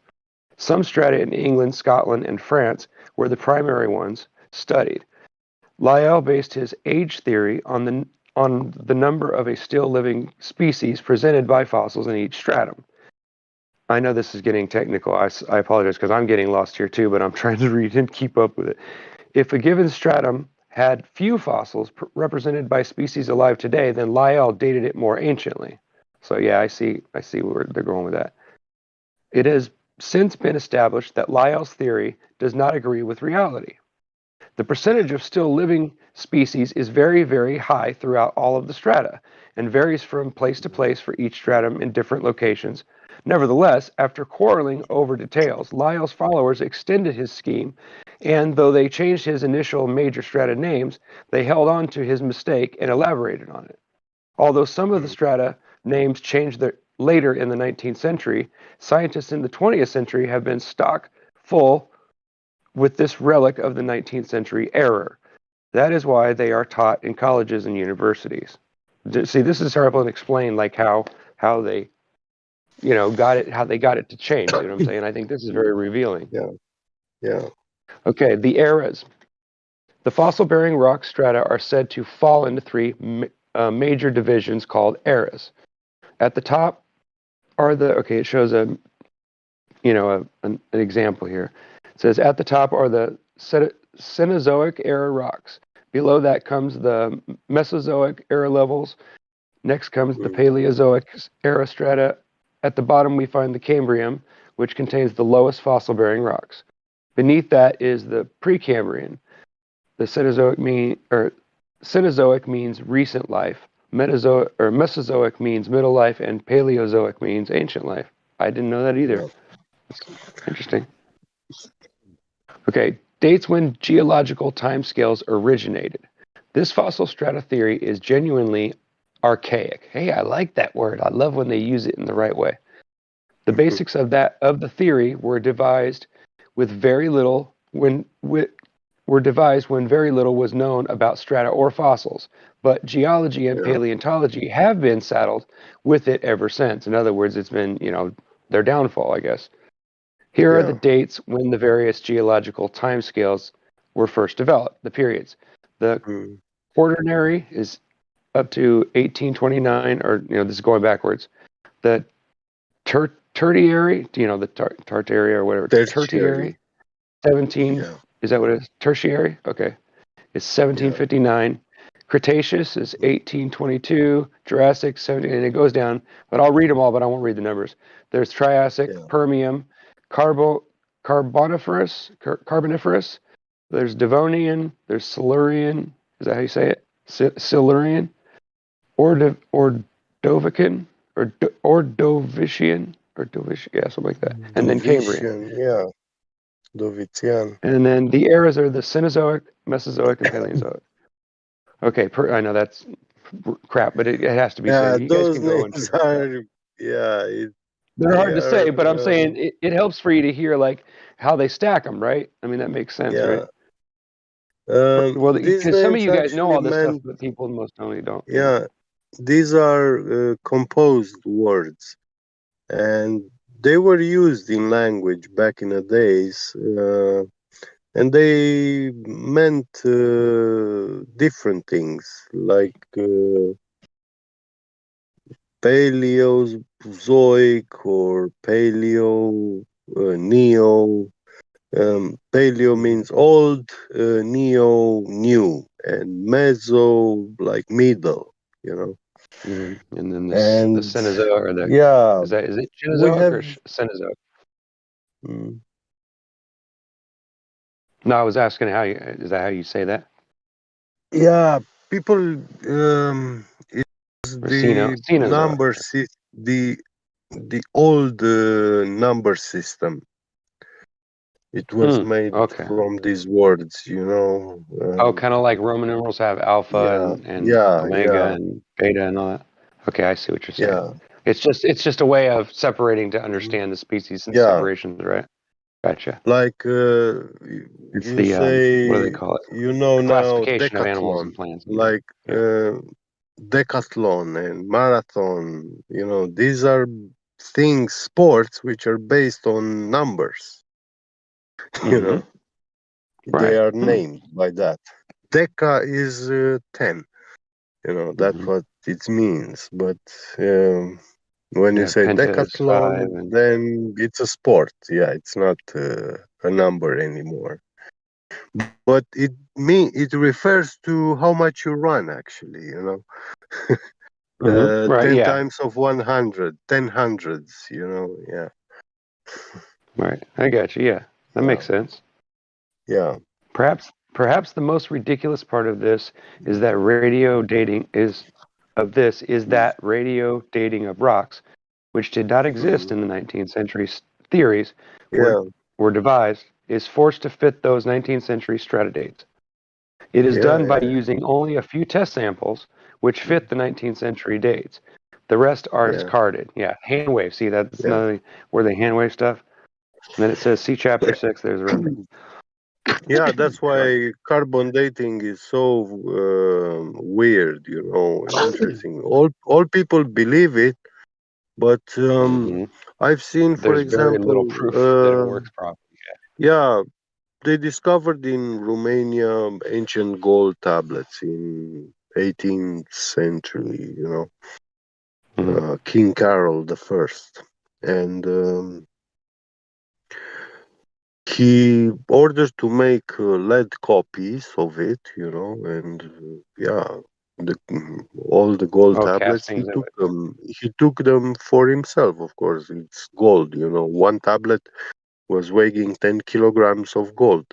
200 tablets is like 2 tons of gold, right? Wow. Yeah, it's not gold which you find every day. Yeah, I hear That's you. a big treasure. I've heard that the world supply of gold would only fill an Olympic-sized swimming pool. That's why it's used as precious, is because of its properties and the fact that it's not so much. Yeah, the thing is, the Roman Empire, when they conquered Dacia, they took 15,000 tons of gold. which wasn't just gold extracted from the mines, like raw. It was already manufactured into objects and artifacts, Right, yeah. tablets, books. It was written books, and Weren't the Nazis yeah, doing we that too? we Like, do remember? see we do see this knowledge actually even in Hollywood movies. I'm not sure if Indiana Jones, but yeah, they show you about these famous ancient treasure hunters, who go somewhere in South America and they found City of Gold, and they take it all for themselves, like giant treasures. And actually, this is all reference to this event in history 2000 years ago, um, when the Roman Empire conquered this empire, the Dacian Empire. But actually, in that time, it wasn't an empire anymore. The Dacian Empire started fading in the times of the birth of the Hellenistic Empire, the Greeks, and after the Greeks, then the Romans showed up. But yeah, even the Roman Empire, it was actually somehow those Greek rulers and brilliant minds, they just shifted power to Rome, to Italy. Yeah. It wasn't like the Romans, the Italians just started flourishing. It was the same guys all the time. And now they shifted to USA up until 2000, then to China, and they are everywhere. It's their own system everywhere. Yeah. It's a slave system which governs the whole world. And this is what the Dacians 2000 years ago, in their mentality, they will not bow down to this system. They will not allow themselves to become slaves. So the king himself, when he lost the battle, one battle he lost with them, and instead of getting captured, he committed suicide, and he said, I don't allow you to capture me. I don't give you that kind of pleasure, And, yeah, he took his life, and then this Roman general decapitated him and brought it to Rome. And you can see this in the walls of Rome. It's a very famous sculpture, how this general brings the head of uh, Decibel to Trajan, to the emperor. Yeah. And they call us barbarians. They call the Germans barbarians. They call the French. Like, the whole Europe is made of barbarians. Only these Roman Italians, they were the civilized people. It's very funny. Right, yeah. Almost, yeah. Survival of the fittest and that level of thinking you're supreme over another, right? I mean, I'm not saying that there wouldn't be like a divinity line, but or a race that was more intelligent or whatever, but because we have our differences. I mean, like, physically. But I honestly don't think that it goes as far as they claim. That most people think that they do. That's my opinion. Well, even the funny thing is, even they if they have a bloodline like going tracing back to these fallen angels or stuff like that. I don't blame these people in that way. I don't curse them. I don't do anything like that. I consider them, they are human beings. They are capable to be a human being. But if they are acting being human, then they are not humans. I'm sorry. All I can say is they look inside and outside like a human being, but they are not. Because they are Right. acting. Mm-hmm. Yeah, Yeah, they're right. Exactly. I know yeah, what you mean. It's almost like yeah, they're yeah, possessed, right? Yeah, it's kind of yeah. interesting. And even in the Bible, God cursed them, all these, descendants of the giants or whatever. He cursed them all to die just like men, you know. Even the angels, the fallen angels, he cursed them to die like men. So that means they lost their state, you know. And Mm-hmm. now immortal beings actually, because these angels, they ate from the tree of life and they have drink from the spring, from the waters of life, from the spring of life, eternal life. And it's actually literally impossible to destroy these beings. You cannot kill them. They cannot die. The only thing it can be done to them is to imprison them, you know. And yeah, that will be some sort of, you know, we're going back to the problem of creation, of bringing stuff into existence, and what has been brought into existence, it exists. But when you start with the concept of creation, yeah, there has to be the things which have not been created, they have not been brought into existence for specific reasons, you know. Mm-hmm. Yeah.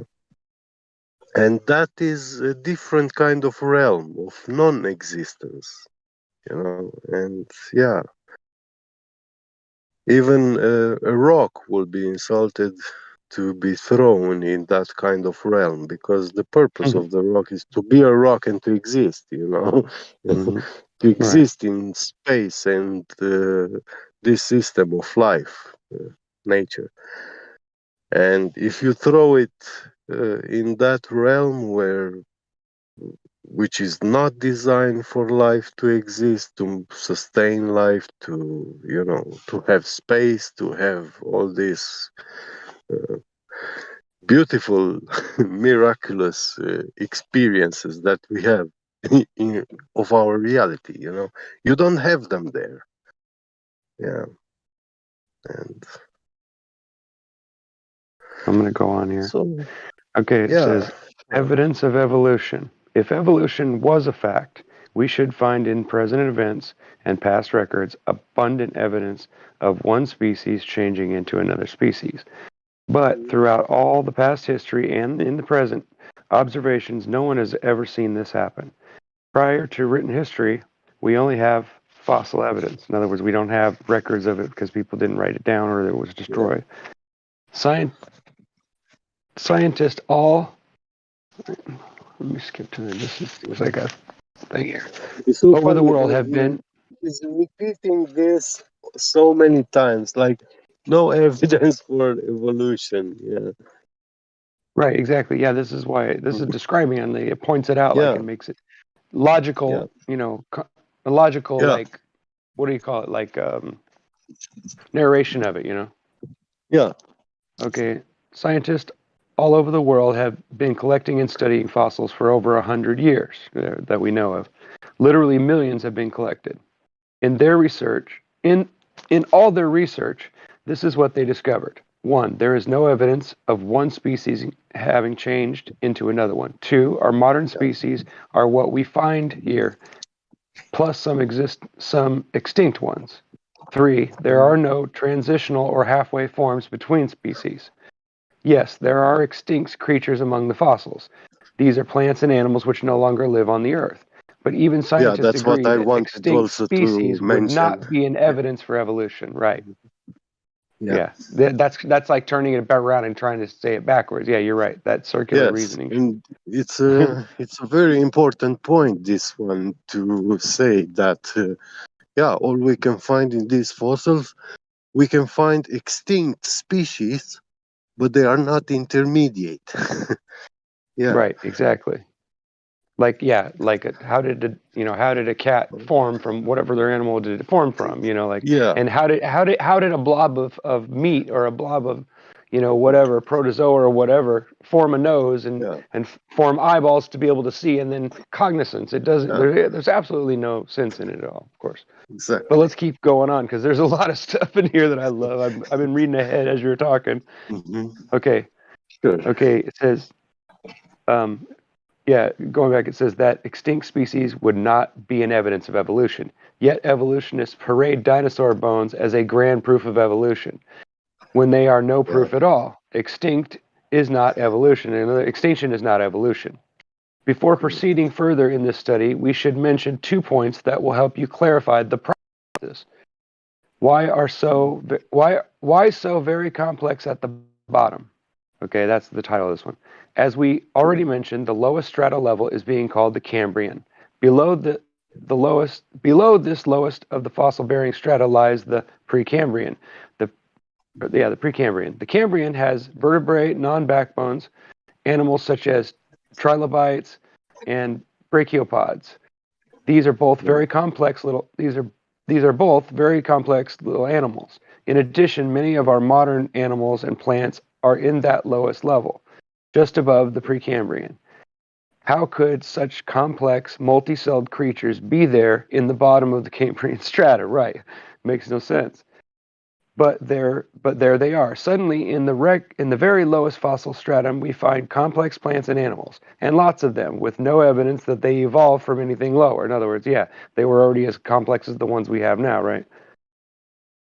It remains true, as every paleontologist knows, that most new species, genera, and families, and that nearly all categories above the level of families appear in the fossil record suddenly and are not led up to by known gradual or completely continuous transitional sequences. And there's a reference, George G. Simpson. There's a book he wrote. Paleontologists, the fossil hunters, call this immense problem the Cambrian explosion. I remember hearing about this. Because vast numbers of complex creatures suddenly appear in the fossil strata. In other words, it's like somebody just popped them into existence. Interesting, right? With no evidence that they evolved from any less complicated creatures. Sorry, I didn't mean to stop in the middle of that one. We will discuss the Precambrian Cambrian problem later in this chapter.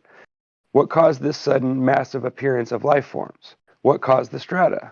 Why are all those fossils in the strata? And what is the solution to all this? The Genesis flood. The answer is that a great flood, the one described in the Bible in Genesis 6-9, rapidly covered the earth with water. When it did, sediments of pebbles, gravel, clay, and sand were laid down in successive strata, covering animal and plant life. Under great pressure, these sediments turned into what we today call sedimentary rock. Clay became shale, sand turned into sandstone, mixtures of gravel, clay, and sand formed conglomerate rock. All that mass of water-laid materials successively covered millions of living creatures.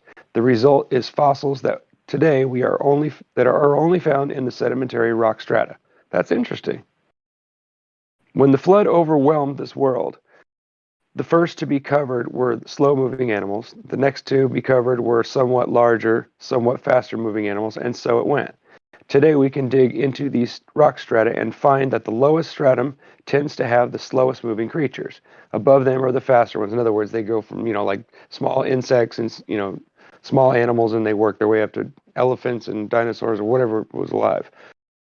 Evolutionary scientists declare these lowest strata are many millions of years old, 570 million for the oldest, the Cambrian, and the topmost to be the most recent, the Pliocene at 10 million, and the Pleistocene at 2 million years. But in actuality, we will discover that the evidence indicates that all the sedimentary strata with their hordes of fossils were laid down within a very short time. Enough evidence available, in other words, that's what it says, is evidence available? Before we proceed further, it is valid that we know whether there is enough evidence available to decide the fossils problem. In other words, to solve, to decide it.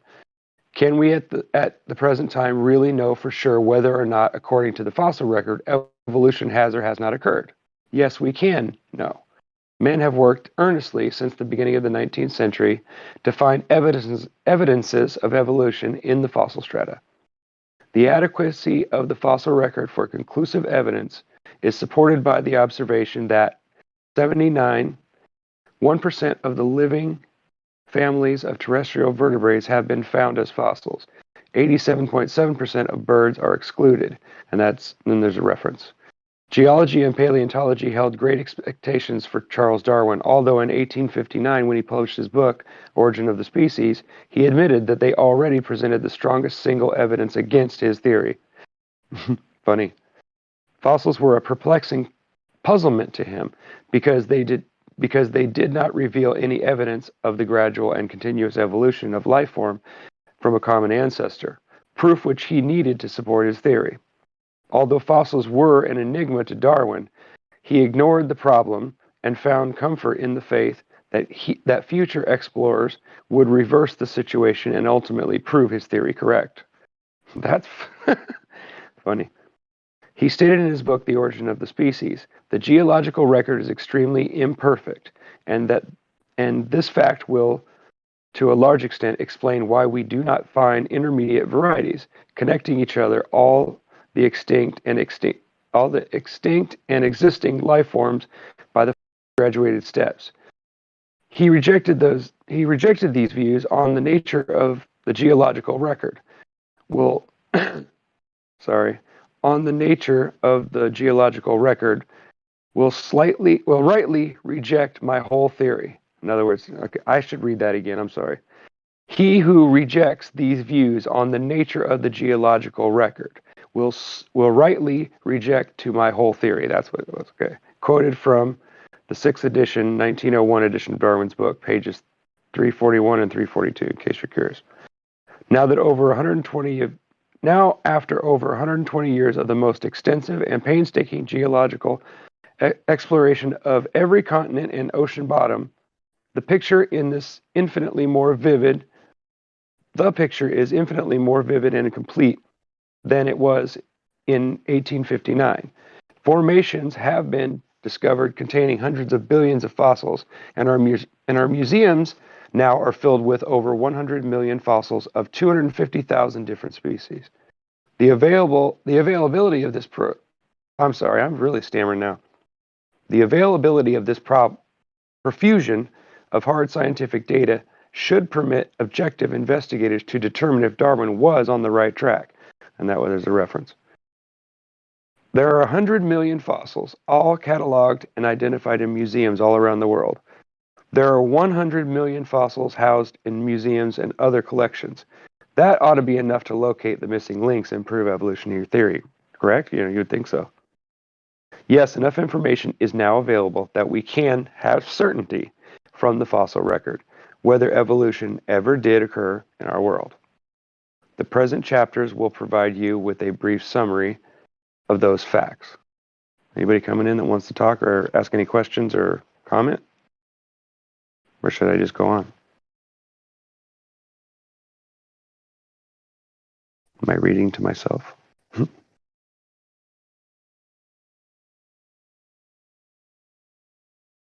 Anybody?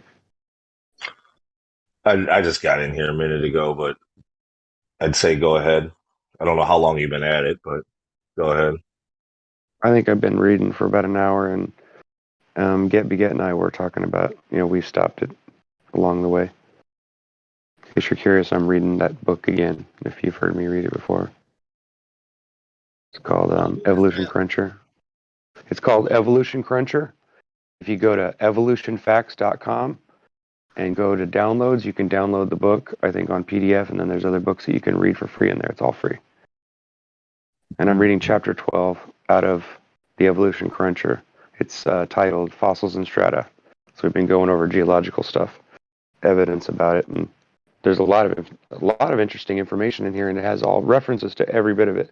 Like all those little paragraphs that I've been reading along the way, for those of you who are listening, actually, I said, there's a reference. These are all references from books by scientists and geologists and things like that. This isn't just some guy's random, smatterings of what he thinks. There's actually references for you to go and check out and see for yourself. So I think that's what's great about this book. And of course, like I said, this is just a condensed version of it. The actual full book is like probably 10,000, I don't know how long it is. This has got 900 and something pages in it. And it says it's just the abridged version of all the evidence and the stuff. Okay, so I'm going to go ahead and continue reading. I ended with, this present chapter will provide you with a brief summary of those facts about the fossil record. The reason for abrupt appearances and gaps can no longer be attributed to the imperfections of the fossil record, as it was by Darwin when paleontology was a young science. For over 200 million cataloged specimens and about 250,000 fossil species, many evolutionary paleontologists such as Stanley argue that the fossil record is sufficient, and that there's a reference. In part, the role of paleontology in evolutionary research has been defined narrowly because of a false belief tracing back to Darwin and his early followers, that the fossil record is woefully incomplete and that it's woefully incomplete. Actually, the record is of sufficiently high quality to allow us to undertake certain kinds of analysis meaningful at the level of the species. And that's S. Stanley, and then there's a reference.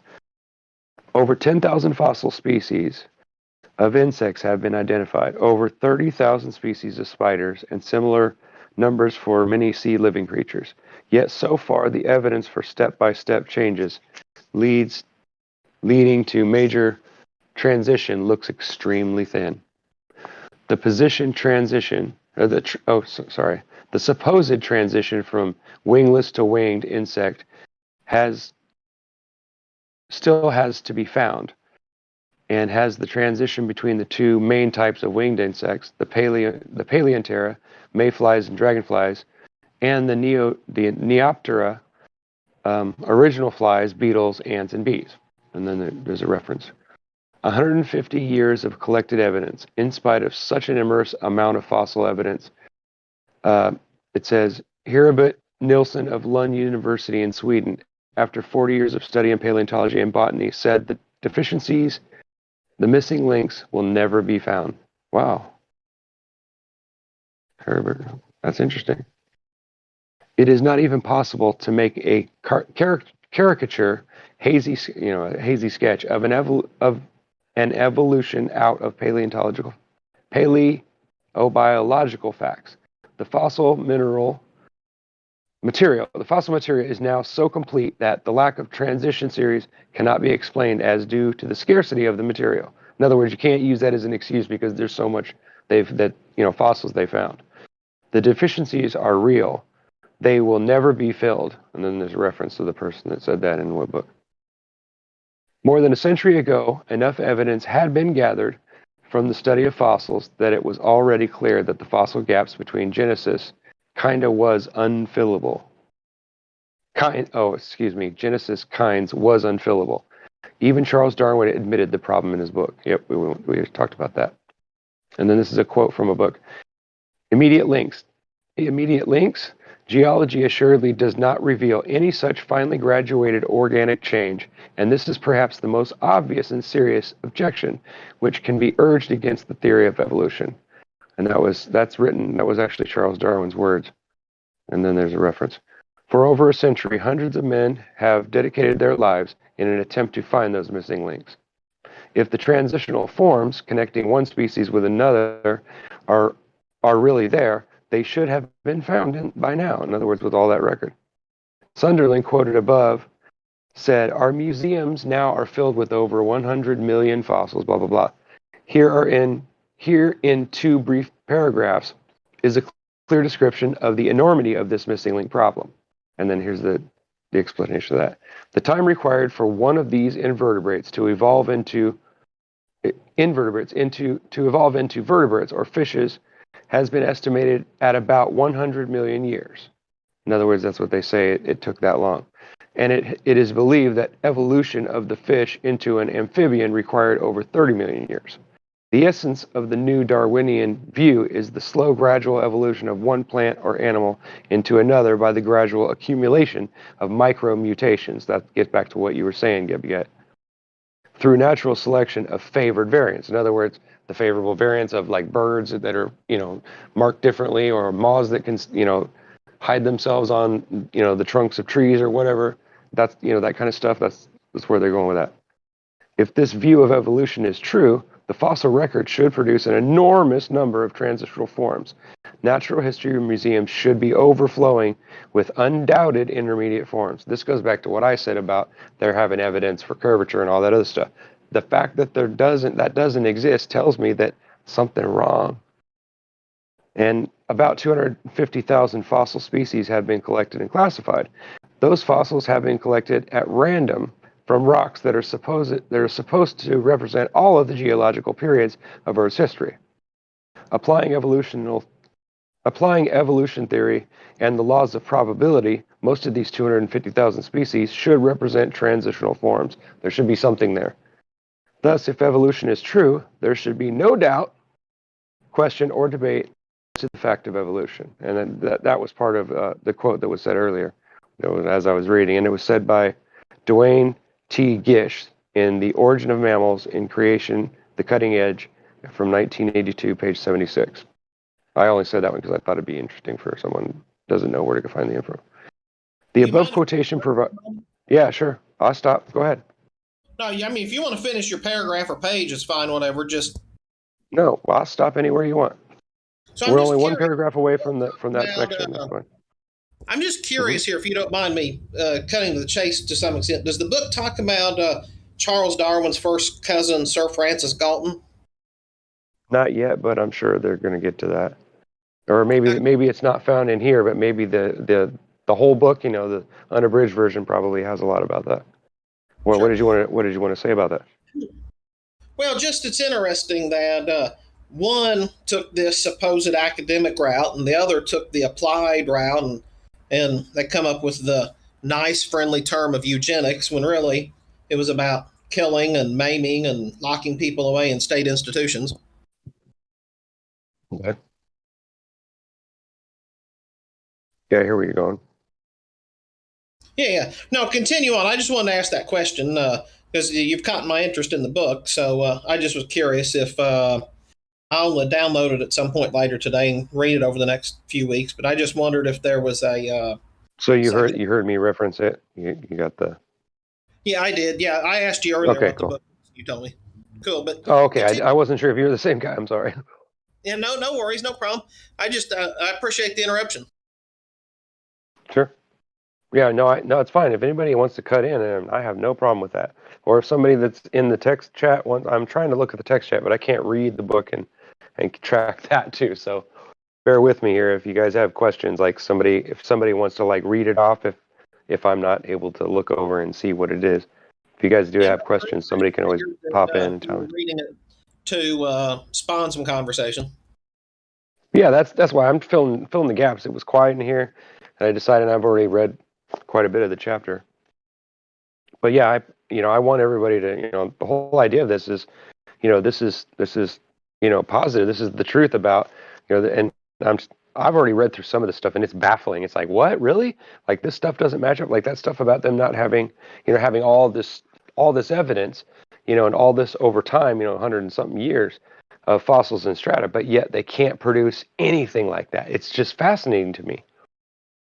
And they admit it. Like all these scientists are admitting it in all these books, and these are all like scholarly people, that they're scientists and paleontologists and all these people that are, this is their specific you know, they specified in this, so you know, you would think that they would be somewhat professional.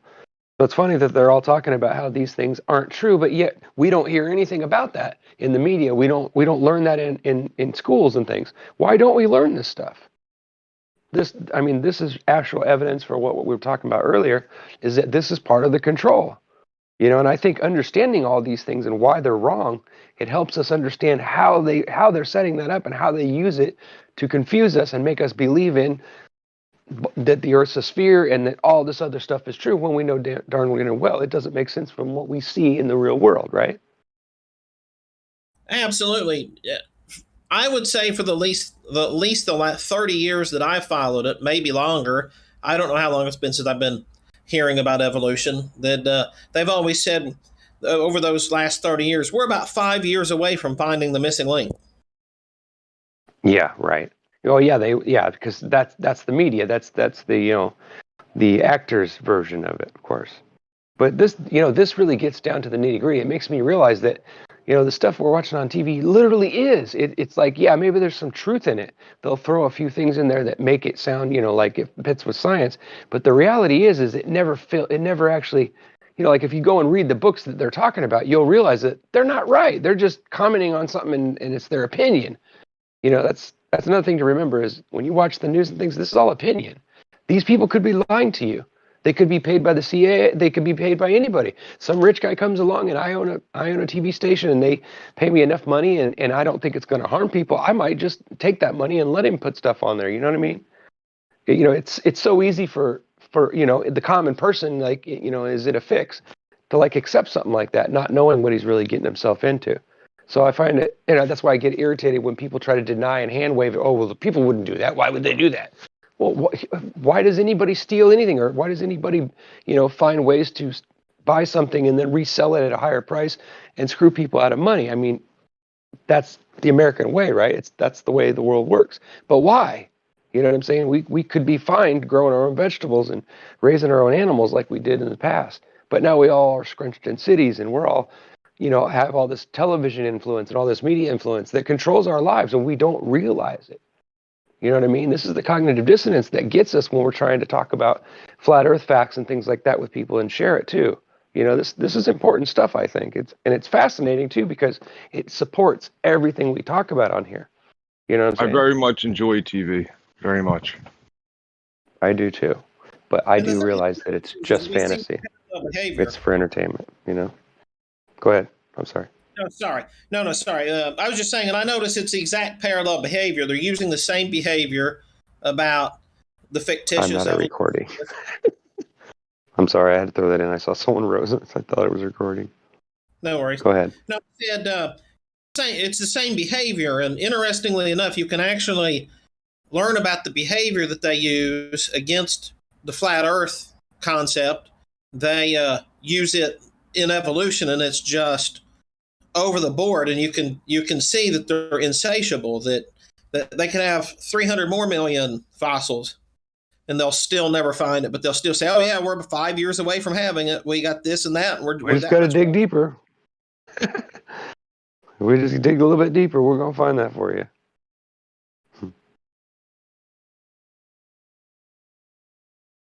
But anyway, I'll let you get back to reading it. I've been enjoying it though. Sure, thank you. I appreciate that you're enjoying it, and that's great. I've been, you know, I just decided the other day to try this, and it seemed to. Of course, a lot of people come in and go, "What are you talking about? You know, why are you talking about this?" And oh yeah, and it sparks conversation. That's for sure. Yesterday, or the other day when I read it, I didn't read very long. I didn't read for very long, and it sparked a conversation that went the rest of the day, basically, right through ladies' night, and even after, there was people talking about some of the stuff that it led into, and so it filled the gap. That's basically what I'm trying to do, is, you know, throw in some entertainment, but some interesting facts. It's not just meaningless, you know, argument and people talking about what they think and that. I just thought, you know, it's better than, you know, let's just throwing out there our philosophies and then everybody going, okay, I'm bored with this and leaving. You know, this is actual stuff you can research yourself. It's not just my opinion. You know what I'm saying? This book, you know, has reference. I mean, I think there's probably over 1 million references in this book, and the ones that support, you know, the big version of it that's unabridged. Okay, so Where was I here? Okay, so the last paragraph in chapter 1, or section 1. The above quotation provides an excellent summary of the fossil gap problem. The fossil record purportedly contains a record of all the billions of years of life on Earth. If it takes 100 million years for an invertebrate to evolve through transitional forms into a fish, the fossil strata should show vast numbers of the in-between forms, but it never does. Scientists discuss these facts among themselves. They have a responsibility to tell them to the public. And then, yeah, I agree. They do. They should be telling us the truth. The evidence supports the information given in the oldest extant book in the world, the Book of Genesis. I know it's religious. Don't get me wrong, but it's interesting how Genesis matches up with it. See what I'm saying? We know there was a world flood. We can, what I'm saying. So I'm not trying to go into a religious part of it. I'm just saying, there is support that's based on, writings from the past. Okay, where was I? Okay, 2, dating the strata and fossils. How are rocks dated? There were vast quantities of fossils scattered in various sedimentary strata throughout the world. Yet, how are the rocks and the fossils dated? In other words, how do we know how old they are? In this section, we are going to learn that the rocks from the fossils and the fossils are dated from their theories about the datings of rocks. This is going to get fun. We can hardly pick up a copy of newspaper or magazine nowadays without being informed exactly how many million years ago some remarkable event in the history of the Earth occurred. Adolf Knopf quoted in Isaac Asimov's Book of Science and Nature quotations, and there's a reference. Let us examine the dating process more closely. Real history. Real history only goes back about 4,500 years. The first dynasty in Egypt has left us records that date back to about 2200 BC. That is the corrected date as determined by scholars. Manetho's account reaches to 3500 BC. See chapter 21, archaeological dating. Due to a lack of space, we had to omit nearly, there's all kinds of things in this book that they had to shorten to get it. Moses began writing part of the Bible about 1480 BC. He wrote of events going back to about 4000 BC. Yet evolutionists claim that they can date this rock or that rock going back into the millions of years. Right? That doesn't sound right? The entire geologic column from bottom to top is supposed to have taken 2 billion years, with millions of years being assigned to each level of strata. In other words, going on. On what basis do they presume to think that they can assign such ancient dates to the origin of various rocks? Big question mark. With the exemption of some recently erupted volcanic lava, no one was present when any rocks were laid down. In other words, all the rocks that we see today, no one was here to see where they came from or how they were made. A man picks up a piece of rock from the distant past, and although he himself may be only a half century old, he claims to be able to date that rock as being 110 billion years old. Not dated by appearance. Rocks are not dated by appearance. For rocks of all types, limestone, shales, gabbro, may be found in all evolutionary ages. Rocks are not dated by their mineral, metallic, or petroleum content. For any type of mineral, they may be found in particularly any age. In other words, they're not classified and separated in that way so that you could see that information. See what I'm saying? Maybe I should read that again. Rocks are not dated by their appearance. For rocks of all types, limestone, shales, gabbro, etc., may be found in all evolutionary ages. That's what it is. I messed up that last word. Rocks are not dated they're not dated by their mineral, metallic, or petroleum content. For any type of mineral may be found in practically any age. So I guess maybe that I've read it twice, it makes sense now. Not dated by location. Rocks are not dated by the rocks they are near. In other words, if they find two rocks next to each other, they don't. That's interesting. The rocks above them in one sedimentary sequence may be the rocks below them in the next. That's funny. The oldest rocks may lie above so-called younger rocks. Rocks are not dated by their structure, breaks, faults, or folds. Wow, this is really interesting stuff. None of this has any bearings on the dating that evolutionists apply to rocks. Textbooks, magazines, and museums displays gives the impression that it is in the location of the strata that decides the dating, but that is not true. It is indeed, and this is a quote, it is indeed a well-established fact that the physical stratigraphical rock units and their boundaries often transgress geologic time planes in most irregular fashion, even within the shortest distances. And there's a reference from J.A. Gillespie. Not dated by vertical location. Rocks are not dated by their height or depth in the strata, or which rocks are at the top or at the bottom. In other words, when they pick the rocks out of a section of strata that they claim is a section by itself, they don't like list them as they were. You know, in other words, they don't start at the bottom and work their way up or down. It's just basically that whatever they find in that section, they just all chuck into one folder. That's funny. Crazy. Their vertical placement and sequence has little bearing on the matter. This would have to be so. This would have to be so since the arrangement of the strata shows little hint of uniformity anywhere on the world. In other words, they're mixed up. Not dated by radioactivity. The rock strata are not dated by the radioactive minerals within them. The dating was all worked out decades before anyone heard or thought of radioactive dating. In addition, we learned in the chapter on dating methods that there are so many ways in which radiometric dating can be incorrect that we dare not rely on uranium and similar minerals as reliable dating methods. In other words, they're talking about half-lives.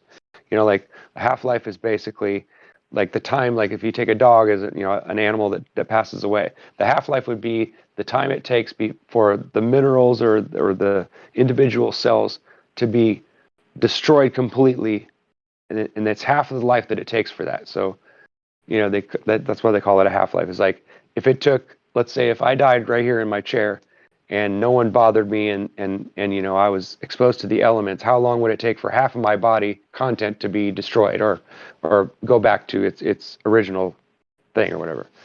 I'm sorry, I'm not good at it. Maybe somebody should post the actual definition so you can compare it to what I just said. I'm sorry. I'm just like, I've got my mind so much in all this. I'm really fascinated by some of this stuff because it matches up with what questions I've been asking myself for a long time. When people are talking about it on TV or whatever, I hear them discussing, fossils and things. It never made any sense to me, and now I'm starting to see why and how they confuse people, even the scientists involved in it. That would be very, very confusing for me. If it's like, well, let's dig up this next 20 feet and we're just going to chuck it all into a bucket and we're going to take it home and then we're going to run it through a strainer, and we're not going to pay attention to which ones were first or whether they were at an angle. We're just going to throw them all in a bucket and then go through them one at a time. It's kind of ridiculous. Okay, I'm going to go on. The fact is that rocks are not dated by any physical characteristics at all. What are they dated by? Okay, what then are they dated by? Dated by fossils. Dated by fossils? The strata are said to be dated by fossils. Well, how do you date fossils with strata? I mean, that doesn't make sense. Well, now we have arrived at something concrete. The strata are all mixed up, piled on top, under where they should go, or totally missing. But at least we can date by all their fossils. Right? In other words, we can use the fossils we found in there to date it, right? That's ridiculous. Wait a minute, we cannot even use 99% of the fossils to date them by, since we can find the same type of some fossils in one strata as in many others. That's right, so right. Logically, that doesn't fit together. And in each stratum are millions of fossils representing hundreds and even thousands of different species of plant and or animal. The result is a bewildering maze of mixed up or missing strata, which each with fossil prints from a wide variety of ancient plants and animals that we can find in still other rock strata. Yet amid all of this confusion, evolutionists tell us that fossil dating is of extreme importance. That is very true, for without the evolutionary scientists would have no way to try to theorize earlier ages on the Earth, or in the Earth. Fossil dating is crucial to their entire theological house of cards. Yes, it is. But if rocks cannot be dated by most of the fossils they contain, how are the rocks dated? It says rocks are dated by index fossils. Okay, interesting. The strata are dated by what the evolutionists call index fossils. In each stratum, there are a few fossils which are not observed quite as often as the other strata. As a pretext, these are the fossils which are used to date that stratum and all other fossils within it. It may sound ridiculous, but that is the way it's done. Yeah, it does sound ridiculous. What are these magical fossils that have the power to tell men finding them the date so many millions of years ago that they lived? Like these special index fossils are generally small marine invertebrate, backboneless sea animals that could not climb to higher ground when the flood came. Their presence in a sedimentary stratum is supposed to provide absolute certain proof that the stratum is just so many millions of years younger or millions of years older than the other strata. But then, just as oddly, the magic disappears when the index fossil is found alive. Oops. Like when they find an animal that's buried in deep strata and it's a rabbit. That's funny. Most of the species of maiden hair, I guess that's an animal, are extinct. Indeed, they served as index fossils for their strata until one was found alive. The youngest fossil, the coelacanth, is about 60 million years old. Since one was rediscovered off Madagascar, they are no longer claimed as index fossils. Fossils which tell you that all other fossils in that layer are the same ripe old age. And that was Michael Pittman, Atom and Evolution, 1984. In reality, within each stratum is to be found an utter confusion of thousands of different types of plants and or animals. The evolutionists maintain that if just one of a certain type of creature, an index fossil, is found anywhere in that stratum, it must automatically be given a certain name. More, a certain date millions of years ago when all the creatures in that stratum are supposed to have lived. Yet by examining that particular index fossil, there is no way to tell that it lived just so many millions of years ago. In other words, there's no evidence. You can't prove it. It is all part of a marvelous theory, which is actually nothing more than a grand evolutionary hoax. That was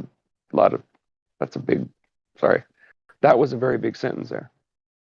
Experienced scientists denounce it as untrue. In other words, if you go talk to a real scientist that works in the field and he works with these things every day, rocks and strata, he'll tell you honestly, if you one-on-one, he'll tell you that this stuff is untrue. They can't really date it. They don't know. Any rock containing fossils of one type of trilobite or paradoxides, you remember we were talking about those yesterday and the day before, is called a Cambrian rock, thus supposedly dating all the creatures in that rock to a time period 120 million years long and beginning 60 million years in the past. Yeah, right. That's not logical. But rocks containing another type of trilobite, Bathyerus, Bathyerus, are arbitrarily classified as Ordovician, which is claimed to have spanned 45 million years and begun 480 million years ago. But how can anyone come up with such ancient dates simply by examining two different varieties of trilobite? The truth is that it can't be done. It cannot be done. Add this to the problem of mixed up index fossils when index fossils from different levels are found together. That is a problem which paleontologists do not publicly discuss. Yep, it's just like they don't discuss that, we use a flat, non-rotating, thing to build airplanes and all these other things, but yet the TV is always telling you live on a ball, it's spinning, and you're going through space at millions of miles an hour. As we analyze one aspect after another of evolution, stellar, geographic, biologic, genetic, etc., we find it all to be little more than a carefully contrived science fiction storybook, or what we call now is pseudoscience. Fossils are dated by a theory. But how? But now comes the catch. How can evolutionary geologists know what dates to apply to those index fossils? The answer to that question is a theory. Here we go again with another one. Here is how they do it.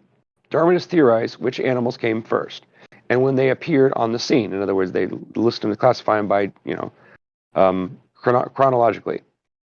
And then they date the rocks according to their theory. Not according to the wide nature of fossil creatures in it, but by assigning dates based on their theory to certain index fossils. In other words, they use their theories to place them back and forth in there. That is a gigantic circular reasoning hoax. Yeah, I would agree. Fossils provide the only historical documentary evidence that life has evolved from simpler and more complex forms. Carl Dunbar in his book, and there's a reference. The conclusions about which fossils came first are based on the assumptions of evolution. Rock strata are studied. A few index fossils are located when they can... Wait, hold on. Rock strata are studied. A few index fossils are located when they can be found at all, and each stratum is then given a name. Since the strata are above, below, and in between one another, with the most of the strata missing in any one location, just how can the theorist possibly date such stratum? They do it by applying evolutionary speculation. Oh, we talked about this the other day too. To what they imagine those dates should be. In other words, if they can't figure it out, or if it doesn't give them an answer, they'll just theorize, well, blah blah blah this and blah blah blah that, so we're going to put it right here. This type of activity classifies as interesting fiction, but it surely should not be regarded as science. The truth is this. It was the evolutionary theory that was used to date the fossils. It was not the strata, and it was not the index fossils. Mm-hmm. Vertebrate paleontologists have relied upon stage of evolution as the criterion for determining the chronologic relationships by faunas. Before establishment of physical dates, evolutionary progress was the best method for dating fossiliferous strata. And there's a reference. Fossiliferous, I don't know how to say that.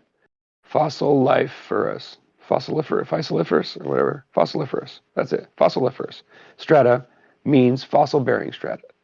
Keep in mind that only the sedimentary rocks have fossils. They were the sediments laid down at the time of the flood, which hardened under pressure and dried into rock. You will find no such fossils in granite, basalt, etc. The dating of each stratum and all the fossils in it is supposedly based on index fossils, when it is actually based on evolutionary speculations and nothing more.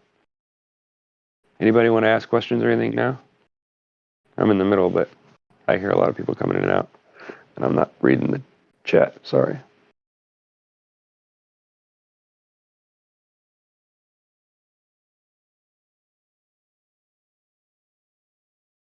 Sorry, I'm reading back a little bit. I guess the conversation on here is not really related to what I'm talking about. Or maybe I'm not just reading enough of it. Anyway, you want me to go on, or is everybody getting bored of this?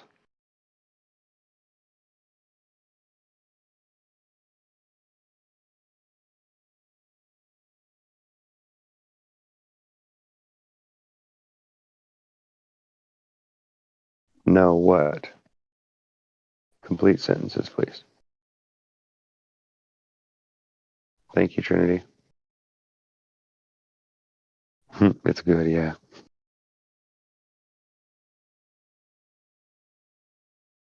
Yeah, I absolutely agree with you, Trinity. When I understand why the people who believe the Earth is a ball think we're weird. I get it. I'm with you on that.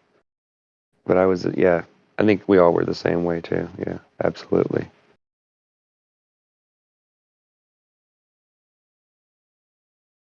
Oh, okay. The title of the book, I'll just tell it to you, it's easy to remember, is called The Evolution Cruncher. And if you're interested, go to evolutionfacts.com and scroll down to the download section, or you can just read it from the top, but go through that stuff. In the download section, it doesn't cost you anything. You can download the PDF to read the book yourself, the full version of it even. And then the one that they don't have PDFs for, you can read for free. So all the information that's in this book and much more is actually on the website for free. There's no charge. And you don't have to sign up or nothing like that either, in case you guys are curious.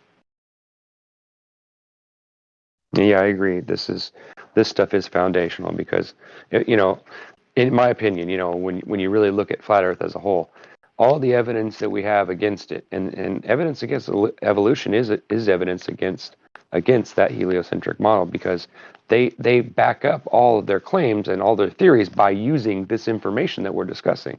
They use, fossils and strata. All this stuff is just, and I honestly, this is what I think it's all just a giant stage. It's a giant, hunk of Humpty Dump. It's baloney. It's not.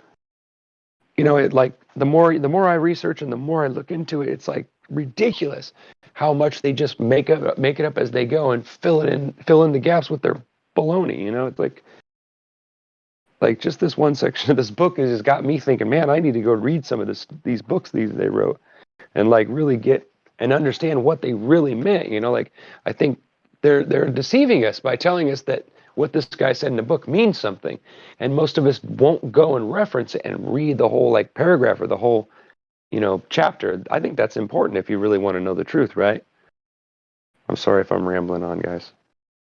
I like to talk and I get diarrhea of the mouth. Sorry. But yeah, this is all very interesting. I think even if you're on the ball, the globe side, I think this stuff reveals to you how far down the rabbit hole all this deception goes. Am I wrong? Like, it really does fascinate me at how much evidence there is against the things that we talk about, the things that we get called crazy people for believing. It's just fascinating how when you really get down and you start reading these books and you start reading all this theory and all the stuff that they claim is physical, guaranteed to be true science, it's literally pseudoscience. It's not. There's nothing to it. It's like they just go back and forth and all this circular crap, and it's ridiculous. It's like a little dance, instead of getting to the, like you go to a meeting and you're going to talk about something about work, and instead there's belly dancers on the table. Well, like, why in the heck would you do that, right? It's senseless, but that's what we have. We have all this dance of garbage, and then these storylines that drag you out, like TV does. They give you a situation in some criminal story about, any whatever topic. I don't want to go off on topics, but you know what I'm saying, right? You guys get where I'm going with that? Come on, back me up here. At least speak to me. I know I'm good at talking, but I need some backup. I don't want to be the only one talking. Yeah, keep it coming, man. You're killing it right now. Yeah, it's great, man. Good job. You're doing a great job. Keep up the good work. I keep thinking that because I don't hear much and I'm not reading the thing, I keep worrying that people are just like, dude, shut up already. No, you're saying good stuff there. It's really good. Great work. Okay, I'm going to try to figure out where I'm at here. Wait. Yeah. See, the fossil at first. I got that one. Okay, the dating of each stratum and all the fossils in it is supposedly based. Okay, I read that. Okay. The more one studies paleontology, the more certain one becomes that evolution is based on faith alone. Remember that? This brings me back to that. I don't remember what the show is called. I forget, but it shows a guy and he's got this index card up, and they're sitting in a bar and he's talking to his two or three friends, and he's like, okay, so this is my argument against, religion and all that, and he's like, okay, and he asks the guys a bunch of questions, and then he writes down the answers. He goes, okay, so you believe that, that this and that, right? That the Earth's a ball or whatever. And he lays it all out, and then he says, so basically what you're trying to say is that you believe a bunch of guys that you think are smarter than you and that you think know the answers, even though you've not checked that information out. But you're giving me a hard time because I believe in a creator. So he goes, that's interesting. It is interesting. This is why I think that the Bible, well, I'm not saying religion, because religion is not really Bible. Bible is the message, and then our interpretation of that is what I call religion, right? So religion isn't part of the conversation, but the text, the writings that we have is like it's literally a storyline. It's literally, there's dates involved. It isn't all bullshit. We've studied this out, and like many of the things that we've discovered under the ground and all this other stuff was because the Bible. It's in other scriptures.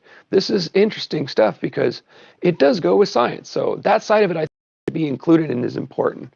And I hear a lot of people get angry, and I know it divides us. I get that. But let's leave the religious side of it out. Like, let's leave our interpretation of what it is out. Let's just look at what it says and how it compares to reality. Like we were talking about earlier, that iron and clay don't mix, which I didn't even know that, but I remember hearing the passage in the Bible. It is fascinating, though, that it is true. You can't mix the two. You can't melt down the two together. It doesn't work. And that's fascinating to me, that when somebody brought that up, I was like, wow, and that's what made me, jump over in this book again. It was like, wow, that brings me back to stuff that it was saying over here in this chapter and that. And it's like, wow, it just, I don't know, to me, it just, I never expected when I came in here, and when I came in here and I started talking to everybody and I started reading and doing more research, that I had done quite a bit of research already when I came in here, but it's just so crazy to me that there's so much evidence and so much argument against what they say. And it's obvious evidence. It's not like really difficult. It's not like they're talking about, mixing crystals and making some kind of fuel and all that. It's not rocket science. It's simple to understand stuff that you can go dig up in your yard.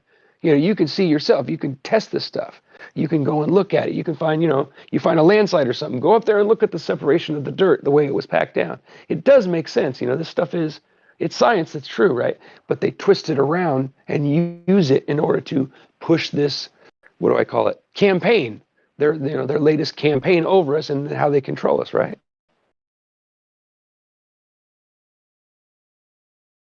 Well said. Oh, sorry. We have anything to add? No? Okay. Okay, so going back, okay.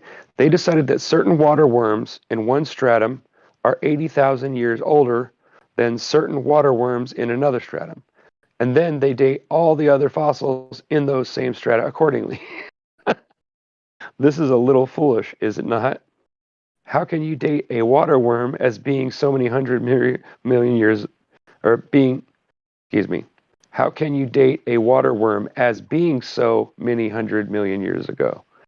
Because of the sterility of its concepts, historical geology, which includes paleontology, the study of fossils, and stratigraphy, the study of rock strata as well, has become static and unreproductive.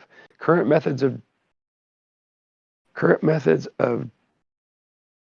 delimiting intervals of time, which are the fundamental units of historical geology, and the establishing chronology, are of dubious validity. I know these words are big. Some of these words are confusing me even. Sorry about that. Worse than that, the criteria of correlation, the attempt to equate in time or synchronize the geological history of one area with that of another, are logically vulnerable. The findings of historic geology are suspect because the principles upon which they are based are either inadequate, in which case they should be reformulated, or false, in which case they should be discarded. Most of us geologists refuse to discard or reformulate, and the result is the present deplorable state of our discipline. Robin S. Allen, in his book in 1984, there's a reference. All the stuff's in the on that website. Big names and big numbers have been assigned to various strata, thus imparting an air of scientific authority to them. Common people lacking expertise in the nomenclature of paleontology, like all these big words we're talking about, when faced with these lists of big words, tend to give up. Yeah, we give up because we're like, oh, that doesn't make any sense. It all looks too awesome to be understood, much less challenged. So this goes back to what we've been talking about how, a guy in a lab coat and some guy who claims he's a scientist and he spent his life studying something is literally, like how effective that really is. These costumes and like we've talked about clowns in here, we've talked about all these things, jesters. These things all do kind of seem, am I wrong to say that I feel like there's some connection between these things, right? I mean, like even when we were talking about auras earlier, all this stuff kind of seems to be starting to fit together in my head. I don't know if it's just me, but it's like, it's strange to me. It's weird, but I'm going to go on. Okay.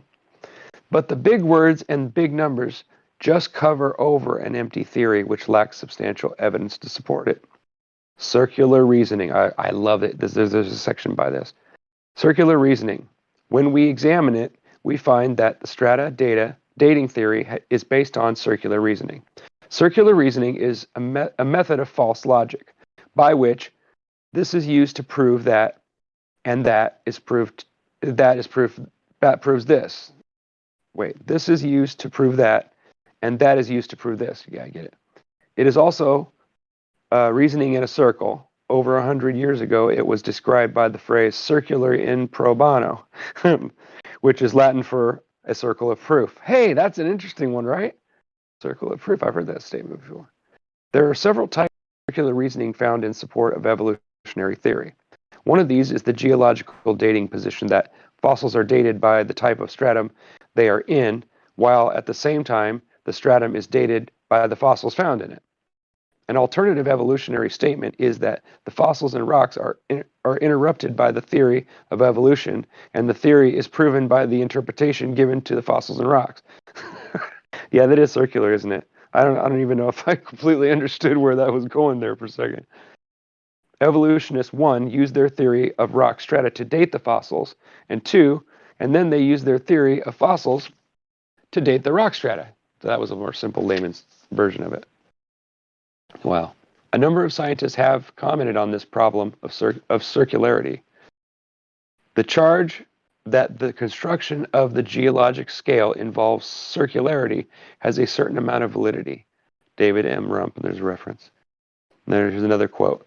The intelligent layman has long suspected circular reasoning in the use of rocks to date fossils and fossils to date rocks. The geologist has never bothered to think of a good reply, feeling the explanations are not worth the trouble as long as their work brings results. This is supposed to be hard-heading pragmatism.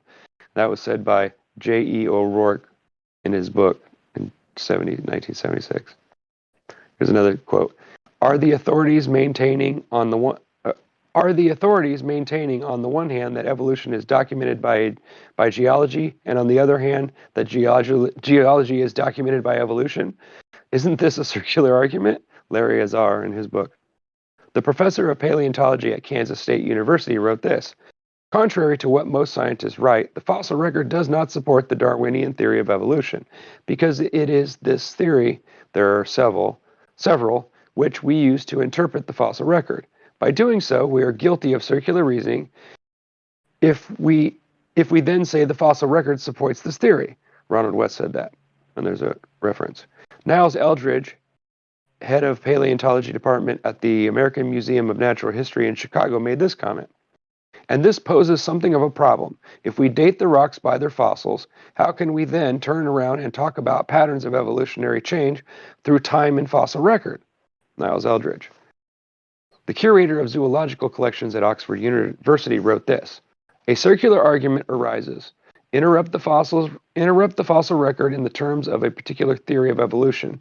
Inspect the interpretation, and note that it conforms the theory. Well, it would, wouldn't it?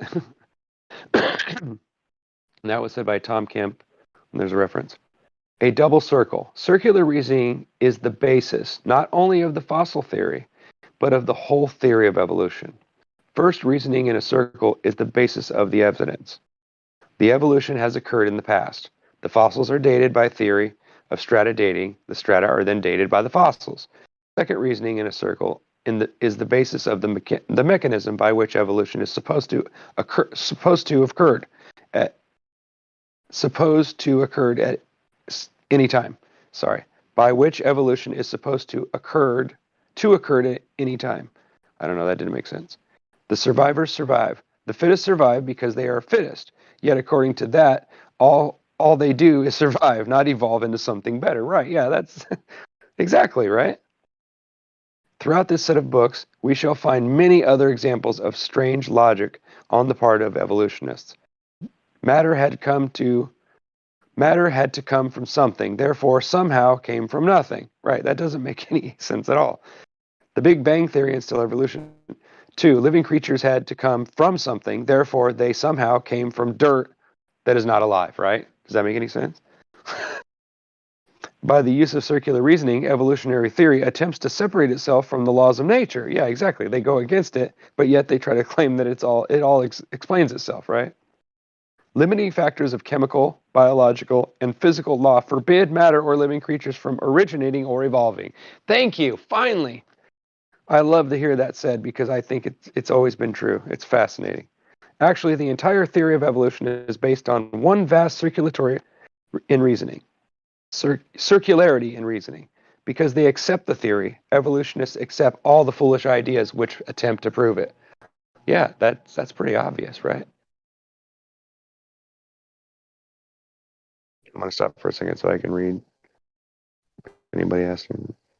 Yep, liars that can't. Yeah, that's how you catch them. Yep. That's what I was going. Yeah, that goes back to what I was saying the other day. Is about tells. Like when we get Globers that come in here, or we get trolls that come in here, and they're not honest with themselves. Like if we were to sit down and discuss these kind of things, they would probably agree that this doesn't make any sense, right? But then you tell them, well, neither does the Earth being a ball, because there's no curvature, there's no things that we know. But yet that's the thing is, and don't you wonder on both sides that don't we wonder, like, how do we get that cognitive dissonance?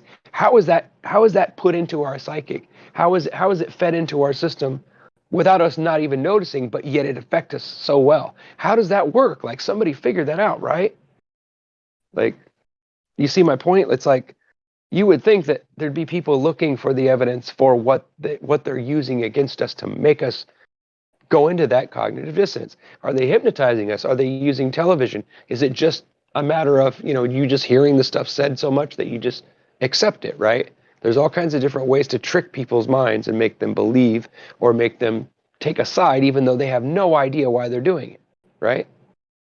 Their psychology. I mean, everything, all the different kinds of sciences definitely are involved in flat Earth and sharing it. And this is, I'm explaining why I think that's so. I know I sound like just a big talker, but I guess if I'm getting people to think, then that's what I'm trying to do. And if I'm wrong about anything, or if I made a mistake here, and somebody thinks that they've got some evidence against anything I read or anything that I discuss, or my personal opinion, feel free to like DM me. I mean, I'd like to know if you've got some, like if I've said something and misspoke it or something, go ahead and send me a message and I'll clarify it if we need to, or something like that. The only thing I heard so far is you mispronounced coelacanth, I think. Everything else has been spot on, bro. Please continue. Cool. Thank you. All right, then. Okay. The next one is a quote. But the danger... Oh, wait. I already read that. All right. Fundamental problems. As we study the fossil record, we come upon a variety of very serious problems which undermine the stratofossil theory. 3 of the most important are these. 1, at the top of all the strata, the geologic column, is the Cambrian strata, which is filled with complex multicelled life. This is termed the Cambrian explosion of sudden life forms all at once. So that's interesting. 2, there are no transitional species throughout the column. In other words, this problem is also called fossil gaps or missing links. There we go. I was wondering when they were going to bring that in there, and I could understand that one. Missing links. Now I understand what that means. 3, mixed up and out of order strata are regularly found. In other words, they're mixed because, the way they just put it all in one bucket and separate it, like I said before. Singly or together. Singly. Wow, I didn't know that's how you spelled that.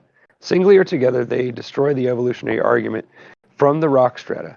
But there are many more problems. Okay. Yeah, there's more work. Okay, 3, complexity at the beginning. Simplest just as complex. In other words, they're saying the simple ones are just complex. Because the waters of the flood first covered the creatures which were not able to rapidly escape to higher ground, some of the simplest animals are found in the lowest of the sedimentary strata. In other words, insects and things. Yet those creatures have complicated internal structures. One of the most common creatures found in the lowest, the Cambrian strata, are the trilobites. We've all heard of those. These were small swimming creatures belonging to the same group as the insects, the arthropods. Yet careful study reveals that they had extremely complex eyes. The mathematics needed to work out the lens structure of these little creatures is so complicated that it was not developed until the middle of the last century. Wow. Huh. Here is how an expert describes it. Norman Macbeth, in a speech at Harvard University in 1980, said this: I have dealt with biologists over the last 20 years now. I have found that, in a way, they are hampered by having too much education. They have been steeped from their childhood in the Darwinian views, and as a result, it has taken possession of their minds to such an extent that they are almost unable to see many facts that are not in harmony with Darwinism. These facts simply aren't there for them often, and aren't there for them often, and other ones are sort of suppressed or distorted. I'll give you some examples. First, and perhaps most important, is the first appearance of fossils. This occurs at the time called the Cambrian, 600 million years ago. 600 million years ago by the fossil reckoning. The fossils appear at the time in the Cambrian in a pretty highly developed form. They don't start very low and evolve bit by bit over long periods of time. In the lowest fossil-bearing strata of all, the Cambrian, they are already there, and are pretty complicated in more or less modern form. One example of this is the little animal called the trilobite. There are a great many fossils of the trilobite right here at the beginning, with no buildup to it, no evolution of life forms leading to it. And if you examine them closely, you will find that they are not simple animals. They are small, but they have an eye that has been discussed in great detail in recent years. In other words, they didn't even know how it worked. That's what they're talking about up there. An eye that is simply incredible. I didn't know that. I was check that out. It is made up of dozens of little tubes, which are all at slightly different angles, so that it covers the entire field of vision with a different tube pointing at each spot on the horizon. Wow, that's fascinating. But these tubes are all more complicated than that by far. They have a lens on them that is optically arranged in a very complicated way, and it is bound into another layer that has to be just exactly right for them to see anything at all, or see anything. But the more complicated it is, the less likely it is to simply have grown up out of nothing, right? Absolutely. And this situation has troubled everybody from the beginning to have everything at the top, at the very opening of the drama. Yeah, right, exactly. In other words, they say that the oldest stuff is at the bottom, but yet we're finding complex animals that have these eyes that are complex. Right? Doesn't make sense. The curtain goes up. Life forms first appear in the Cambrian strata, and you have the players on the stage already. In other words, yeah, they've already got complex animals, entirely in modern costumes. Yeah, okay, I'm sorry, I fucked that up. Let me read it again. The curtain goes up, and in italics it says life forms appear in the Cambrian strata. So basically, the curtain goes up, and you have the players on the stage already, entirely in modern costumes. Get it? In other words, they're wearing modern costumes. They're all wearing like bodies that look like complex organisms that should be in the later eras, but yet they're right there at the bottom with all the ones they claim are the lowest forms, right? And that was said by Norman Macbeth at a speech in Harvard, and it was in September 24th, 1983. Remember that here, discussing one of the most common creatures at the bottom of the fossil strata, Science News declared that the trilobite had the most sophisticated eye lens ever produced by nature. So yeah, if it was down at the bottom, then does that logically make sense to you? Doesn't to me. Science News, and there's reference. Each eye of the trilobite has two lenses. Here is what one of the world's leading trilobite researchers wrote. In fact, this optical doublet is a device so typically associated with human invention that its discovery in trilobites comes as something of a shock. In other words, it's like it looks like little telescopes, I guess is what they're saying. The realization that trilobites developed and used such devices 500 million years ago makes the shock even greater. And a final discovery that the refracting interference between the two lens elements in a trilobite's eye was designed in accordance with optical constructions worked out by Descartes and Huygens in the mid-17th century, borders on sheer science fiction. The design of the trilobite's eye lens could well qualify for the patent disclosure. In other words, it's so complicated that it probably, that God should have patented it. That's funny. Well, you don't have to believe that, but extremely complicated creatures at the very beginning with nothing leading up to them. That is the testimony of the strata. In other words, it's useless, right? The rocks cry out. They have a message to tell us. Are we listening? Those marvelous trilobites. There are enormous numbers of complex trilobites in the Cambrian strata, yet below the Cambrian, there is hardly anything that resembles a fossil. That's interesting. So it did start somewhere and evolve, or and then change over time. So it to an extent, you see what I'm saying? Like, it shows that everything was created at a quick stop, right? And Hey, then that's how the strata was laid out. Hey, I don't mean to interrupt you. I'm listening. It's fascinating. And isn't it true? Didn't they find trilobites still exist right now? Yeah, they do. That's that crazy crab, that horseshoe crab, I believe, is a trilobite type. Yeah, so they thought it was this extinct thing from that many years ago, and here it is. It's still alive, still in modern dress, modern and costume. It looks very similar. Yeah, from the very beginning, absolutely. like wearing the same thing with that eye and everything, that its complexity all the way to from then to the present day with no changes or what do they call it? Spoiler alert. No transitional periods. Uh-oh. Yep. That defeats the whole fucking logic of that, right? I'm sorry, I'm not trying to cuss. But wow. As mentioned above, these little creatures had marvelously complicated eyes, but they also had other very advanced features, jointed legs and appendages, which indicate that they had a complex system of muscles, chitinous exoskeleton, horny substance as their, the exoskeleton, we all know what an exoskeleton is, which indicates that they grew by periodic ecdysis, a very complicated process of molting, like crabs and shellfish and things. 3, compound eyes and antenna which indicate a complex nervous system. Right. Yeah, that makes sense, right? So they have, obviously. And 4, a special respiratory organs which indicate a blood circulation. In other words, they have a circulatory system. So they're, basically they're very similar, cross between like a bug and a mammal, sort of, kind of. That's what I'm hearing. I don't know, maybe I'm off on that, but another of the many types of creatures found in great numbers in the Cambrian strata are segmented marine worms. As with trilobites, we find that they also had a complex muscle structure, or musculature, specialized food habits and requirements for a blood circulatory system and advanced nervous system. Not simple to complex. The evolutionists maintain that the fossil record goes from simple to complex, but researchers have discovered that the simple creatures were also complex. In fact, there are actually few examples in the fossil record of anything like from simple to complex progression.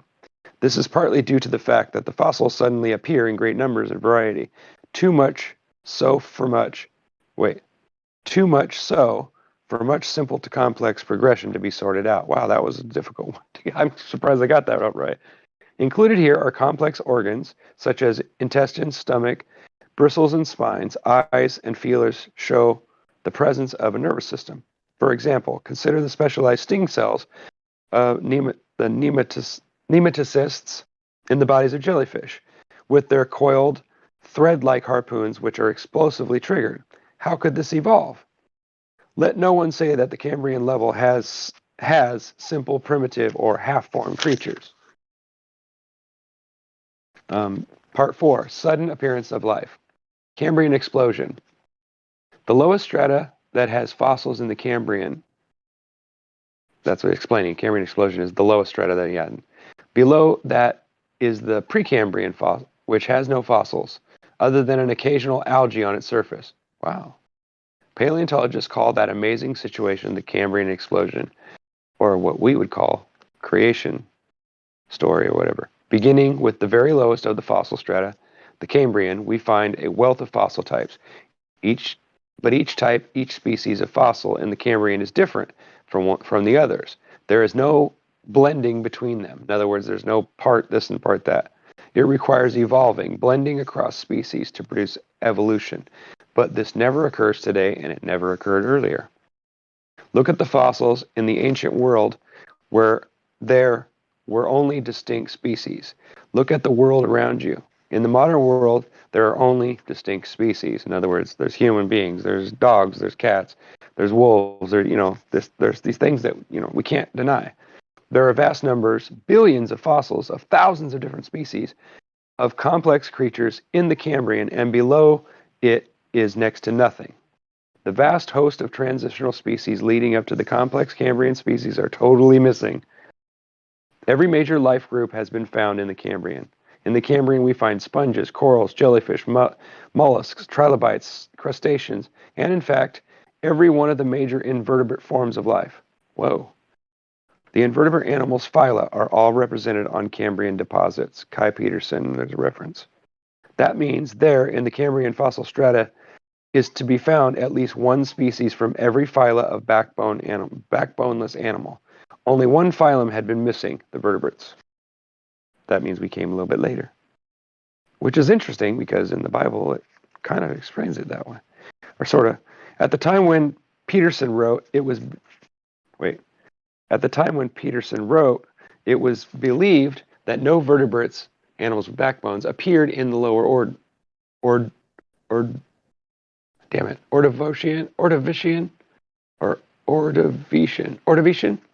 just above the Cambrian. But in 1977, that belief was shattered when fully developed fish, heterocrustacean vertebrate fish fossils were discovered in Upper Cambrian strata in Wyoming, reported in Science magazine May 5th, 1978. This discovery placed every major animal phylum group in the Cambrian rocks. Although never discussed in school textbooks, this news came as a distinct shock to the professional world. It's funny, do you remember hearing about that? Has anybody that studied any, I know Get Beget has some stuff. Do you guys know of any of the, is this actually something you're aware of? Because it's something new to me. That they had this distinct shock to, and even though they don't, and it says right there, this is obvious. It says, although never discussed Kent Hovind was talking about this in the 90s. Kent Hovind was talking, he was talking about this in the 90s, the eye problem. That's where I got this book. The Cambrian explosion. Okay. Well, not this book. I got this book in 2001, but I think I know where you're coming from with that, and I think that's what led me to this book eventually, because I was listening to radio shows and, about the Bible and things like that. Sorry, I don't mean to go off on religion again. Sorry, dude. Okay. With the Cambrian explosion, suddenly appears every major type of living thing. In fact, totally devastates the basis of evolutionary theory. Plants and every type of animal have been found in the Cambrian strata. There you go. Although evolutionists prefer not to discuss it, the truth is that at least one representative of every phylum has been found in the Cambrian. Until recently, the oldest fish fossils known were from the middle Ordovician hardening sandstone of Colorado. These were of primitive heterostracan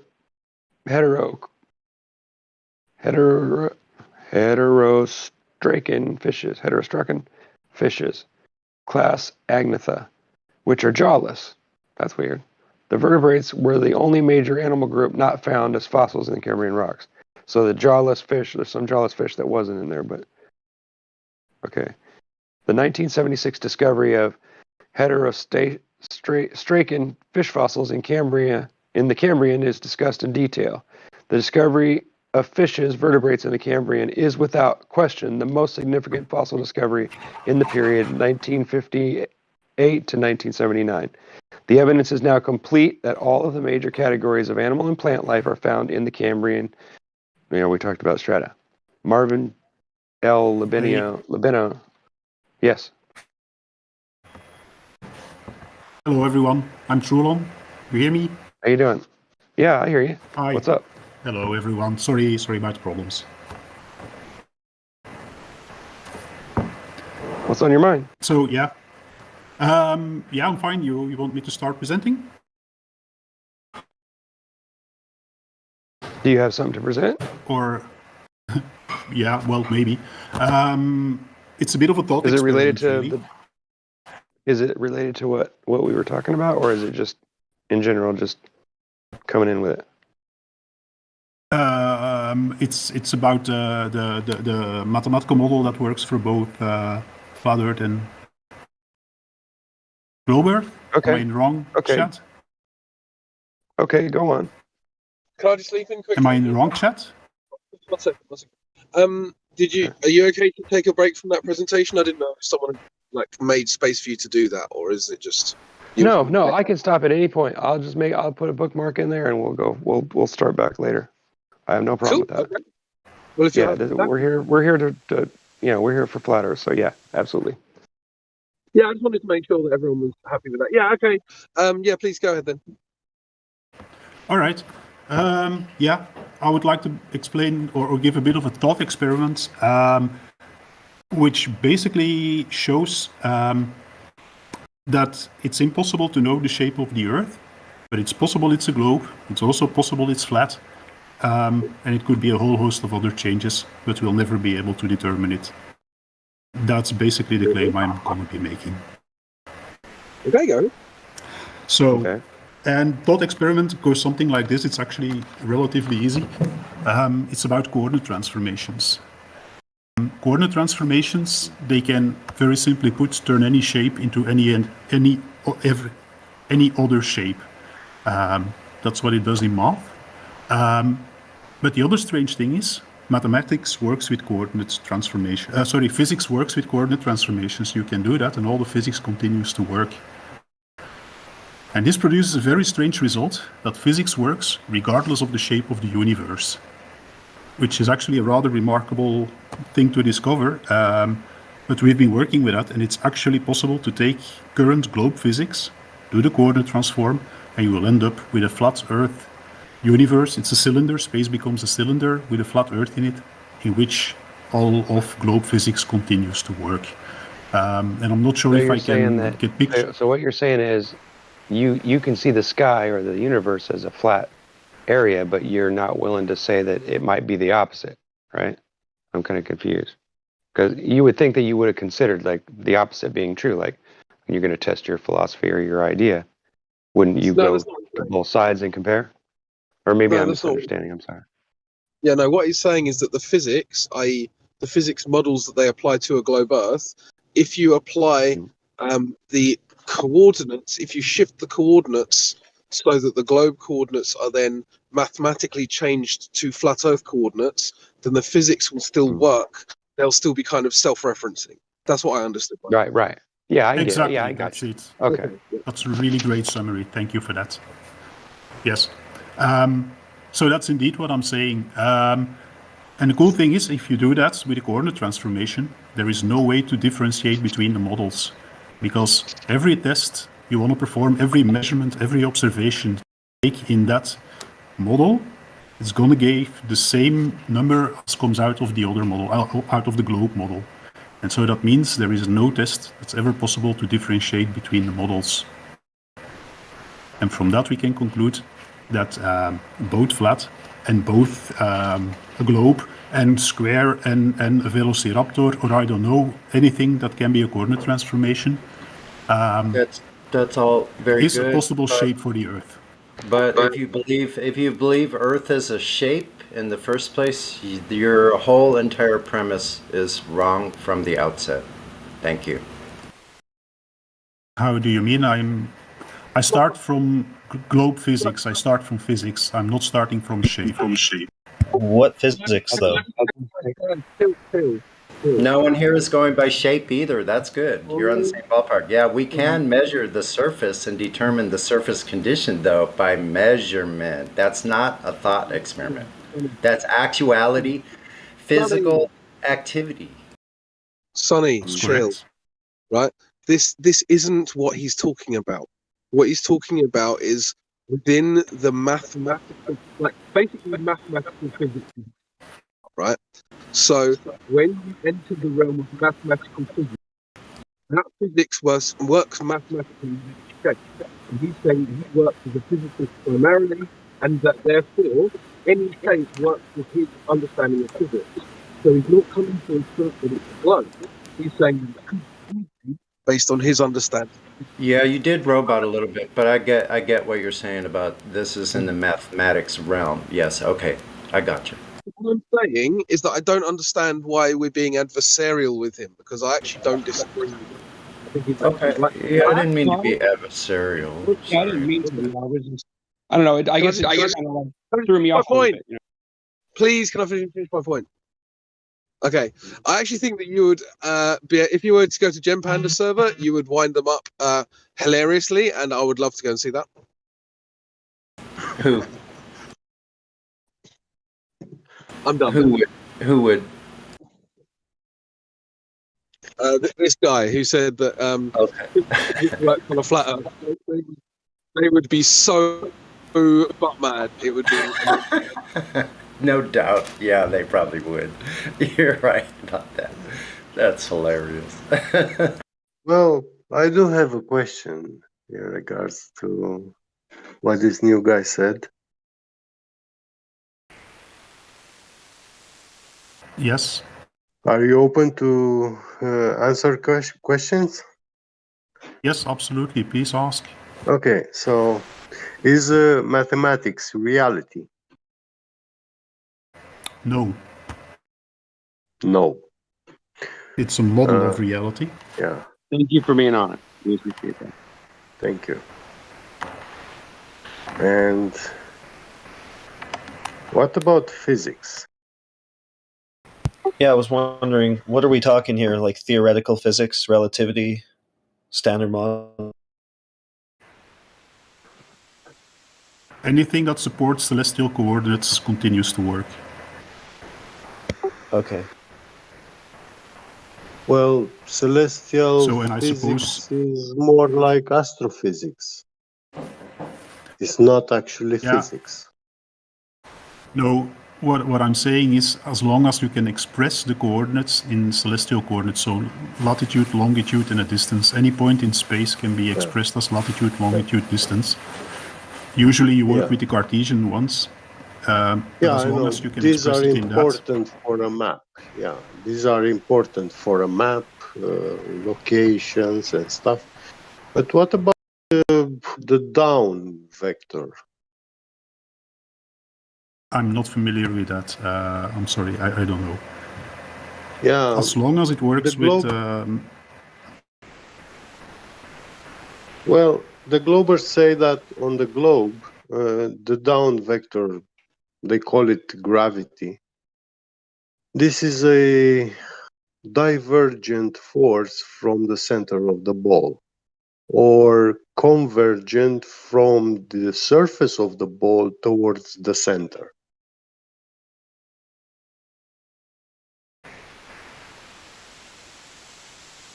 Okay, yes. So in this model, you gravity cannot have two. No, I want to finish. In this model, you cannot have two parallel down vectors.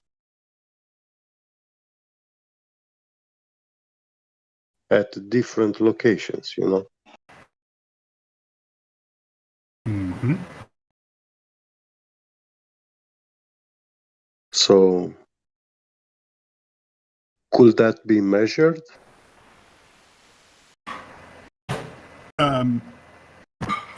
If you measure it, it will. If you do the calculation in both models, the flat Earth one and the globe one, the same number is going to come out. It's going to be the same. It's going to be indistinguishable. As for the direction, the direction is yes. It's the same physics. It's a coordinate transformation. Yeah, on the globe, according to the radius, you have a arc curvature. So, what will be that arc curvature for a distance of 100 meters? If you're talking about the Haversine formula, that works on both. That's only dependent on latitude and longitude, so that doesn't change when you switch between them. Well, I ask, what will be the surface curvature, the arc curvature, for a distance of 100 meters?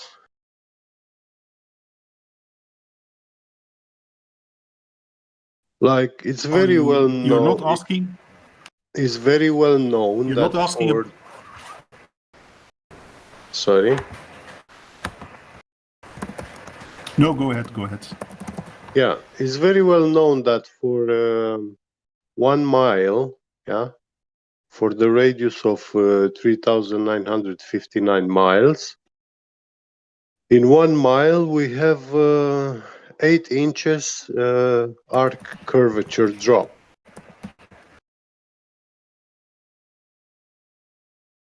Mm-hmm. Yeah, this is what they give us, the numbers of the globe model. This means that on a distance of 100 meters, we will have about 7.87 millimeters curvature drop. Mm-hmm. Yeah. So if we make a linear bearing 200 meters long, they are used in precision positioning, in 3D printer, CNC machining, precision metal manufacturing, cutting, and all that. Are you like, how do I say, knowledgeable with mechatronics and? No, not really. Sorry. So you don't really know what are our today's technological capabilities? Not in this field in that detail, no.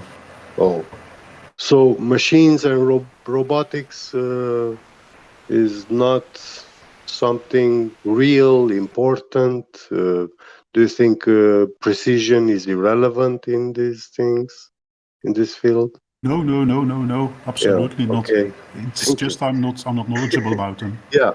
Well, we have linear encoders, which these are used for precision positioning. You see, when you send a printing head to a position, yeah, you want it to draw a line this long, yeah, and next time it's coming back, and next time you want it to go back, but in the same location as it was. Yeah, and according to these encoders, this machine actually can tell if it's at the correct location. So we have for 200, we have available for buying. You can literally go to this company and buy this kind of linear encoder. It is 200 meters long, and the measuring precision grade is the margin of tolerance is 65 nanometers.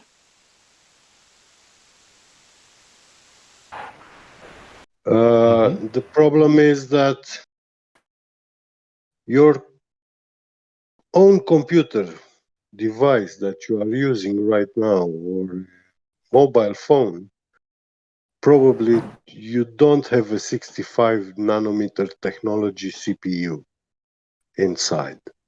It's probably 80 or 120 nanometers.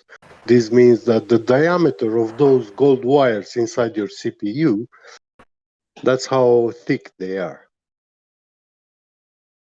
Okay. Those connections. Yeah. So,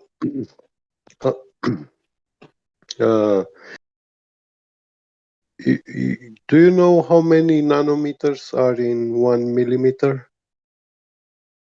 Yes. How many? I think 1 million. Yeah, correct. So you take 1 millimeter and you split it into 1 million times. 1 million equal sides. I would say that's a very, very small dimension, correct? I agree. Unit. Yes. Yeah. So if our margin of error is only 65 nanometers, That's our margin of error. You are almost like 100,000 times smaller than the width of your hair. You know, that's your precision grade. So in 200 meters. So whenever you travel this 200-meter distance, yeah, you always get to that same location with this kind of precision. I would say it's very easy to measure 7.8 millimeters. You can measure it very, very accurately with this kind of precision grade tolerance. Okay. Yeah. So now if we put two plumb tools, like hang them at the end of these linear encoders, and we have two linear encoders, one at the bottom of the plumb tools and one at the top. Yeah. And we have this measuring machine instrument which is traveling all this distance, and we can detect if it's tilting or not, if the down vector is changing its angle. Yeah, because when you actually create a flat surface or a straight line, like a straight pipe, and you put it on the surface of a globe, yeah, the down vectors will be pulling on both ends and will try to curve it around that ball.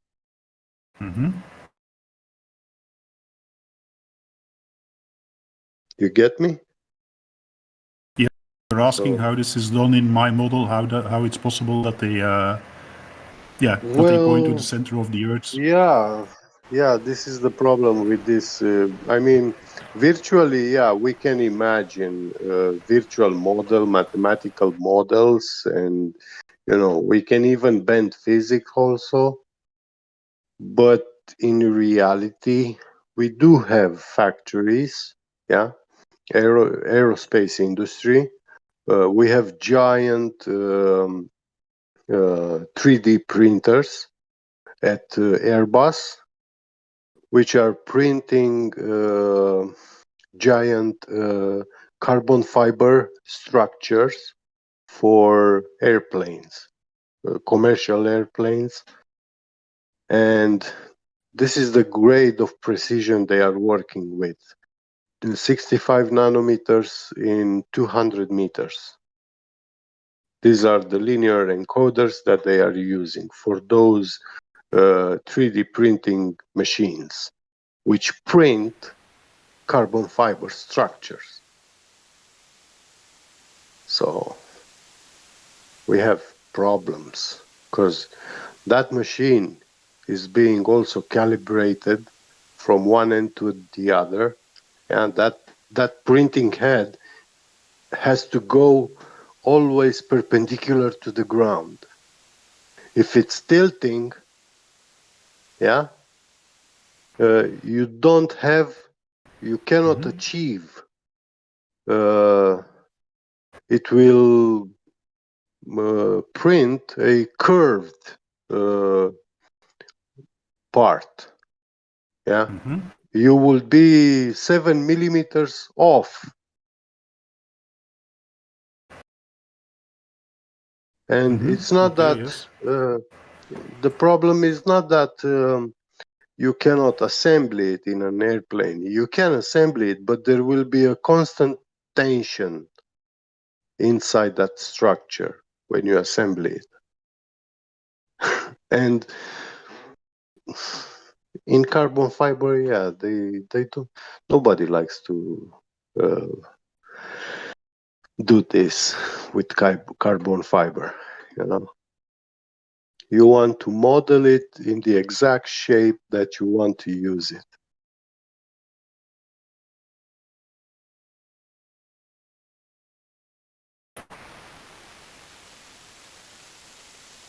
So. Okay. And what is your question? Well, my question I asked you in the beginning, and you gave me an honest answer. I asked you if mathematics is reality, and you said no. You admitted. So yeah, I appreciate that. Okay. Yeah. And I was giving you this example just so you can have an idea that, yeah, I like this guy. and I make like this this new test. guy. I like this new guy. And thank you for the conversation, Get Beget. I love this conversation because I don't get a chance to hear this. The machine tool I used, there was a twins of them. The column where everything was attached to on my machine was 11,500 pounds. Yeah. When you when you start moving a mass of 11,500 solid pounds, can you imagine the precision that that machine has to have when it starts moving that piece around? Yeah. Yeah. Well, those trucks are like heavy duty steel, which is machined very precisely, you know. Yeah, so like along what I'm saying is if you start moving that 11,000 pound mass around, can you imagine if in even just a few feet, if you are not sitting perfectly vertical or to the perpendicular, to the down vector, it's going to affect it. You're going to be off in ways that, unless you have operated a coordinate measuring machine like me and Get no doubt have, then you don't even understand how in spatial relativity of where these physical objects are has to be correct in so many parameters. It would spin your head, right? Get. Yes, and if you were looking on the floor, like where it was mounted, the machine, when they installed that machine, they either have these special legs adjustable, or they build a foundation for it, which the machine will be sitting on, and that foundation has to be adjustable so you can achieve perfect level, you know. And there's nothing in those machines that are using, because even in just several feet at 8 inches per mile squared drop, according to their math, you would be off angularly. There's no question about it during motion. So there's nothing. There's another technology where the globe is never used for anything. Only a flat stationary plane is used in the setup of these machines, just as they are in houses, but with machine tools in a much more accurate way. Yeah, I think it's. Can I just get in here quickly? I think it's important to maybe clarify to Trulon why we're asking him honesty questions, so to speak. And it's because a lot of the guys who come in to debate this stuff, they come in to try and talk down at us, like prove that we're stupid, even though they haven't really heard our point of view, all these kinds of things. So often we take the route of actually just finding out if they're honest individuals, and if they're not, then we can just, But you've answered everything honestly, and it seems to me like you're actually prepared to have an open discussion, even though you may be of a different world to you, and we welcome that discussion. Yeah, me too. I welcome it too. I'm open to different perspectives. Yeah. Okay. Well, thank you. Some kind of evidence or logic, or as long as it's not just Dave the scientist said so and I believed him. We don't really go with that. Yeah. Okay. Yeah. Well, maybe it helps. I'm a glober myself. I don't deny physics. I will not say there's no gravity or anything. Rest assured. So. Well, I can help you. There's no experimental evidence for gravity in the first place, so what's there to deny, quote unquote? Yeah, I knew it would go that way. Before we start drilling him on gravity, and before we start like putting his head on a spike, I just wanted to say, Trulon, that I don't think with an honest attitude like that you're going to stay a glober for very long. Just going to be honest.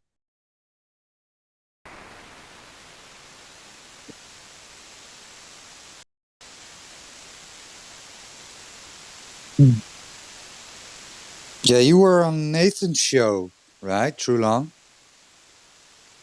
Just hopped in, but Okay. Yeah, right. Yeah. I was there briefly. Yes. You showed us a model, right? A few models. Care to explain?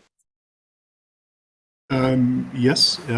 It's what I said before. It's actually it's not a very. It's more a thought experiment, if you like, than anything practical. But it's what I said in the beginning. Basically, with a coordinate transformation, you can give the world any shape you like, while retaining the physics. And so it's possible to make a flat Earth with all of the physics still working. The math, right? Not physics, the math. Yeah, the math. Okay. Yeah. So you can basically have physics work on any shape. It's basically shape independent. And basically it's impossible to say, like, am I standing on a curved Earth with straight light, or am I standing on a flat Earth and it's light curving? There's no way to test this. Straight light? In this specific model. That's weird. Curved light, sorry. Okay. Yeah, because globers always come here and tell us that light curves around a ball, right? That's what they tell us.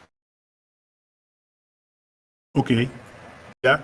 No, I think on a ball, light goes straight. I mean, in the globe universe, light travels in straight lines. Yeah. So, if we look at the horizon from an observer height of 1 foot, then the horizon cannot be further than 1.225 miles, right? Correct. Yes. Yes. So why are we seeing objects at 9 miles, 10 miles, 20 miles, right? Why is that possible? In a straight line sight. Yeah. Why is that possible? Well, on the globe Earth, because of the height, or do you mean refraction? Well, you just stated that on a globe Earth, light travels in straight paths. Yes. Okay, so if we look at a horizon, right, the leading edge of a sphere of a radius of 3959 or 6,371 kilometers, then if you're standing on a beach at 30 centimeters high, I'm just assuming you use kilometers and centimeters, right? Yes. Okay. Yes, please. So when you're on the beach 30 centimeters above the water and you're looking at the horizon, this leading edge of a sphere cannot be further than 1.9 kilometers away. Yet when we have observation that is 10 times further than the globe geometric restrictions. Yeah. And light is not traveling in a curved path, according to you. Except for refraction. Oh, except for refraction. Okay, for yeah, you got me. Right. All right. Okay, no. Yeah. In the model, I kept refraction out of it. It was hard enough as it was. No, you're right. So, refraction is something like binoculars. It extends our vision. Well, he's trying to say it extends your vision beyond your physical line of sight, even. Binoculars don't do that. They just let you see further. They don't let you see around and over obstacles.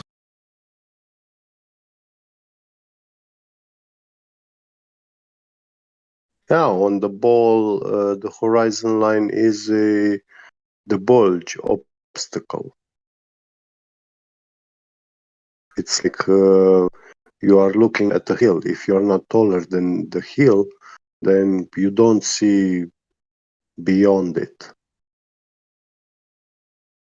Yeah, you've never observed this, right, Trulon? You've never seen something that was over the hill coming in front of the hill, right? You've never seen this. Why would you then expect this happening on a ball Earth? Wait, I'm having trouble picturing this. Something coming over a hill? So imagine you have a hill, right? And your friend is walking over the hill. So he's beyond your vision now. So the hill is obstructing him now. Okay. But due to quote unquote refraction, your friend is now coming from beyond the hill in front of the hill You again. can see. Yes. Yeah. So you've never observed this, right? Why would you expect this happening on a globe Earth? Why would you? I don't get this, right? Why would people expect this? Why would people expect that they can see around the corner? Because, well, refraction works because of the different layers of light, of air, light traveling faster through thin air. Yeah, but look, let me give you an example. Not an answer we have to this, my question, but okay. Yeah, Go ahead. with the hill, yeah.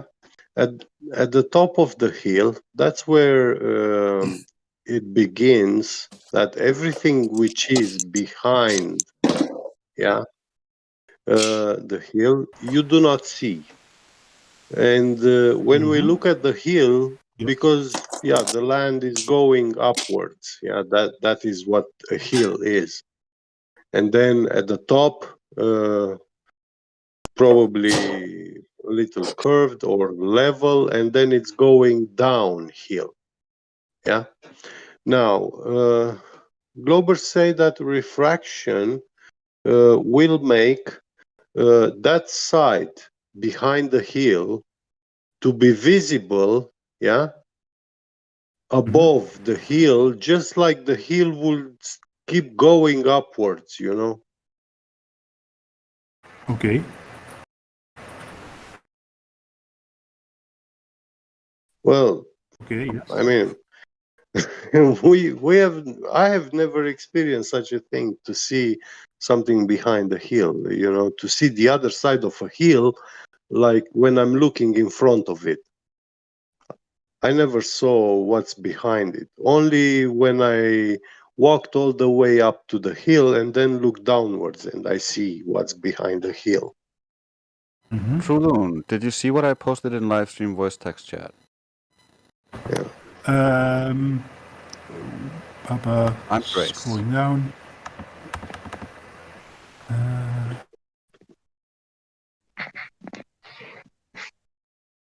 Wrong chat.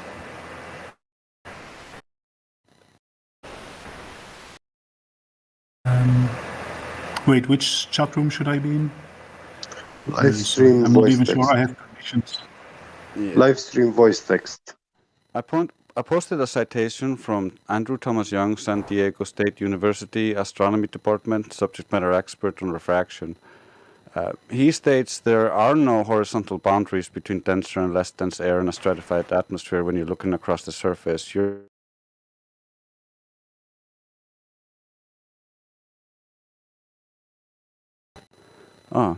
Discord crashed. Yeah, me too. You're not looking through the Me too. gradient. That's the issue. And even if you did have a gradient, you need a specific angle of incidence relative to the boundary where between the mediums for the light to refract. Because if you have a 90-degree angle to the boundary, there's zero refraction. Yeah, do you see the live stream voice text, Trulon? So I'm finding it. Yeah, and it's just above this voice call. So you see the live stream with the red dot where you are in at the moment. So if you look just above that, you see live stream voice text with a keyboard with it icon. A dash sign. Yeah. You see it? Hang on. Yeah, got okay, it. yeah, Got it. awesome. Got it.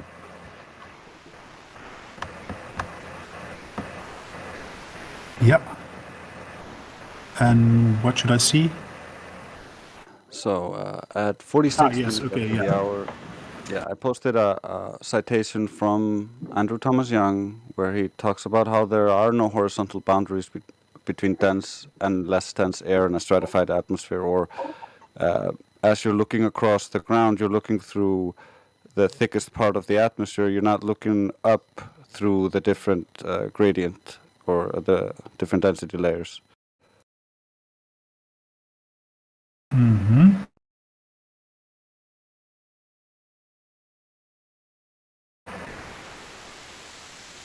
Yeah, I'm not really sure what I should answer. I know light should take the fastest path to its destination, but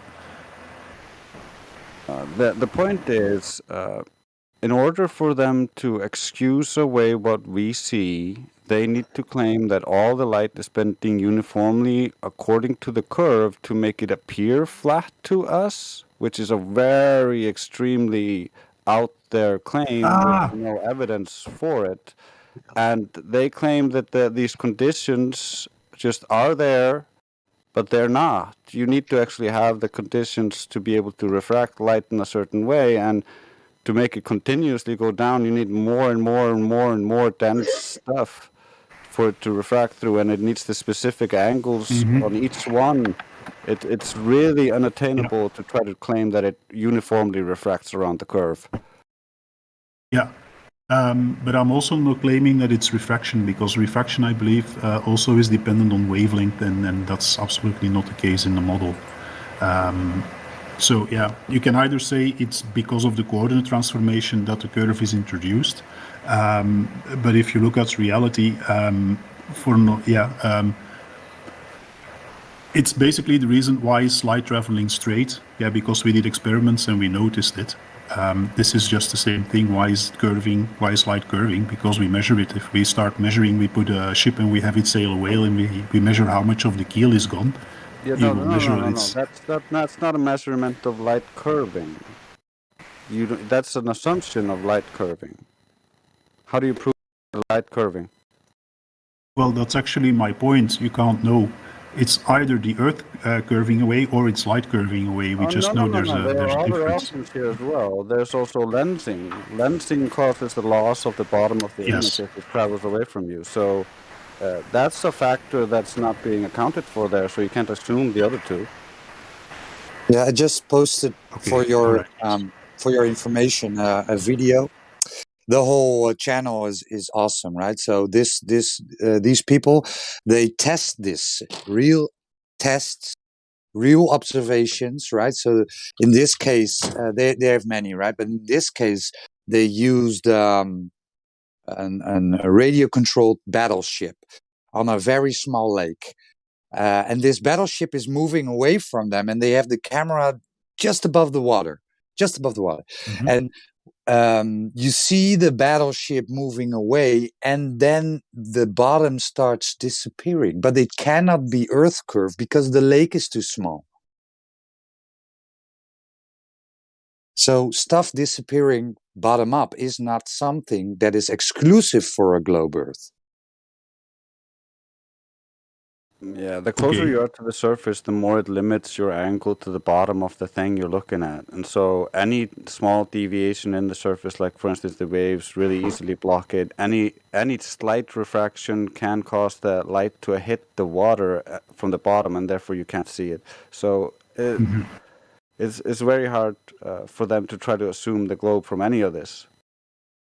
Yeah. Yeah, when you watch the video, you can almost... You see the bottom disappear, and then you can see the mast, but you can also see through the boat at one point, right? It's amazing.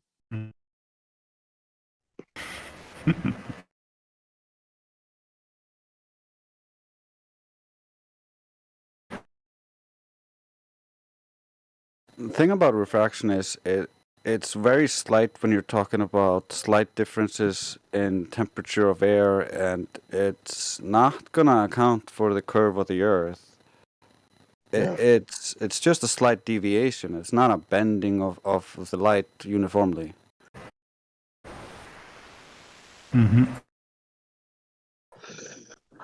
Yes. But I'm also not saying that refraction is what is causing the light to bend if you look at the Earth as flat.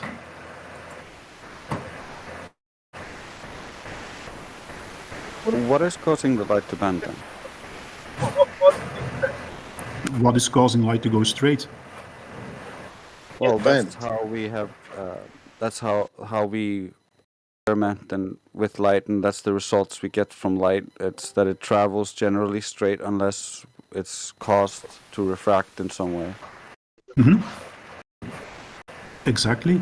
So you do an experiment and you see the ship disappearing bottom up, and you measure how much has disappeared, accounting for refraction and all the other things you have found.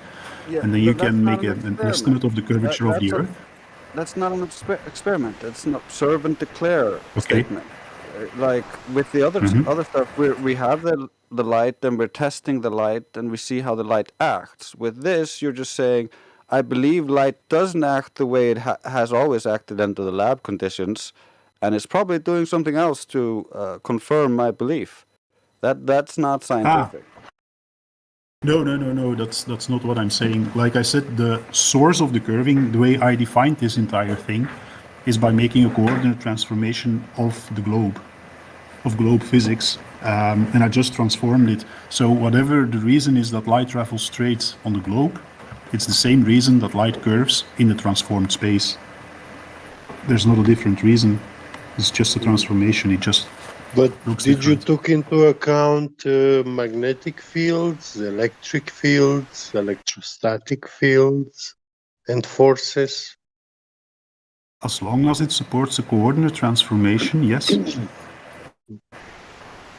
So the big trick in making the model I did, I don't know if you've seen them, but the big trick is I'm using celestial coordinates, so latitude, longitude, and distance. So anything that can be expressed in those, that works. And that should be all of physics, I imagine.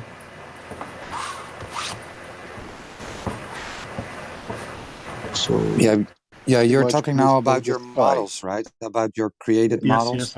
Yes. We were talking about how it's possible that you can see objects beyond the geometric limitation of a ball Earth with the radius of 3959. That's what we were talking about. And I'm sorry. It's not a problem. Like I empirical don't know stuff. much physics. That's beyond me. Yeah. You have vastly more knowledge than me about any of this stuff. It's not wise for me to debate any of this. That's cool. I mean, you're honest. Yeah. That's all we ask. We are not experts also, but we found this information, and we know that there are many scientific facts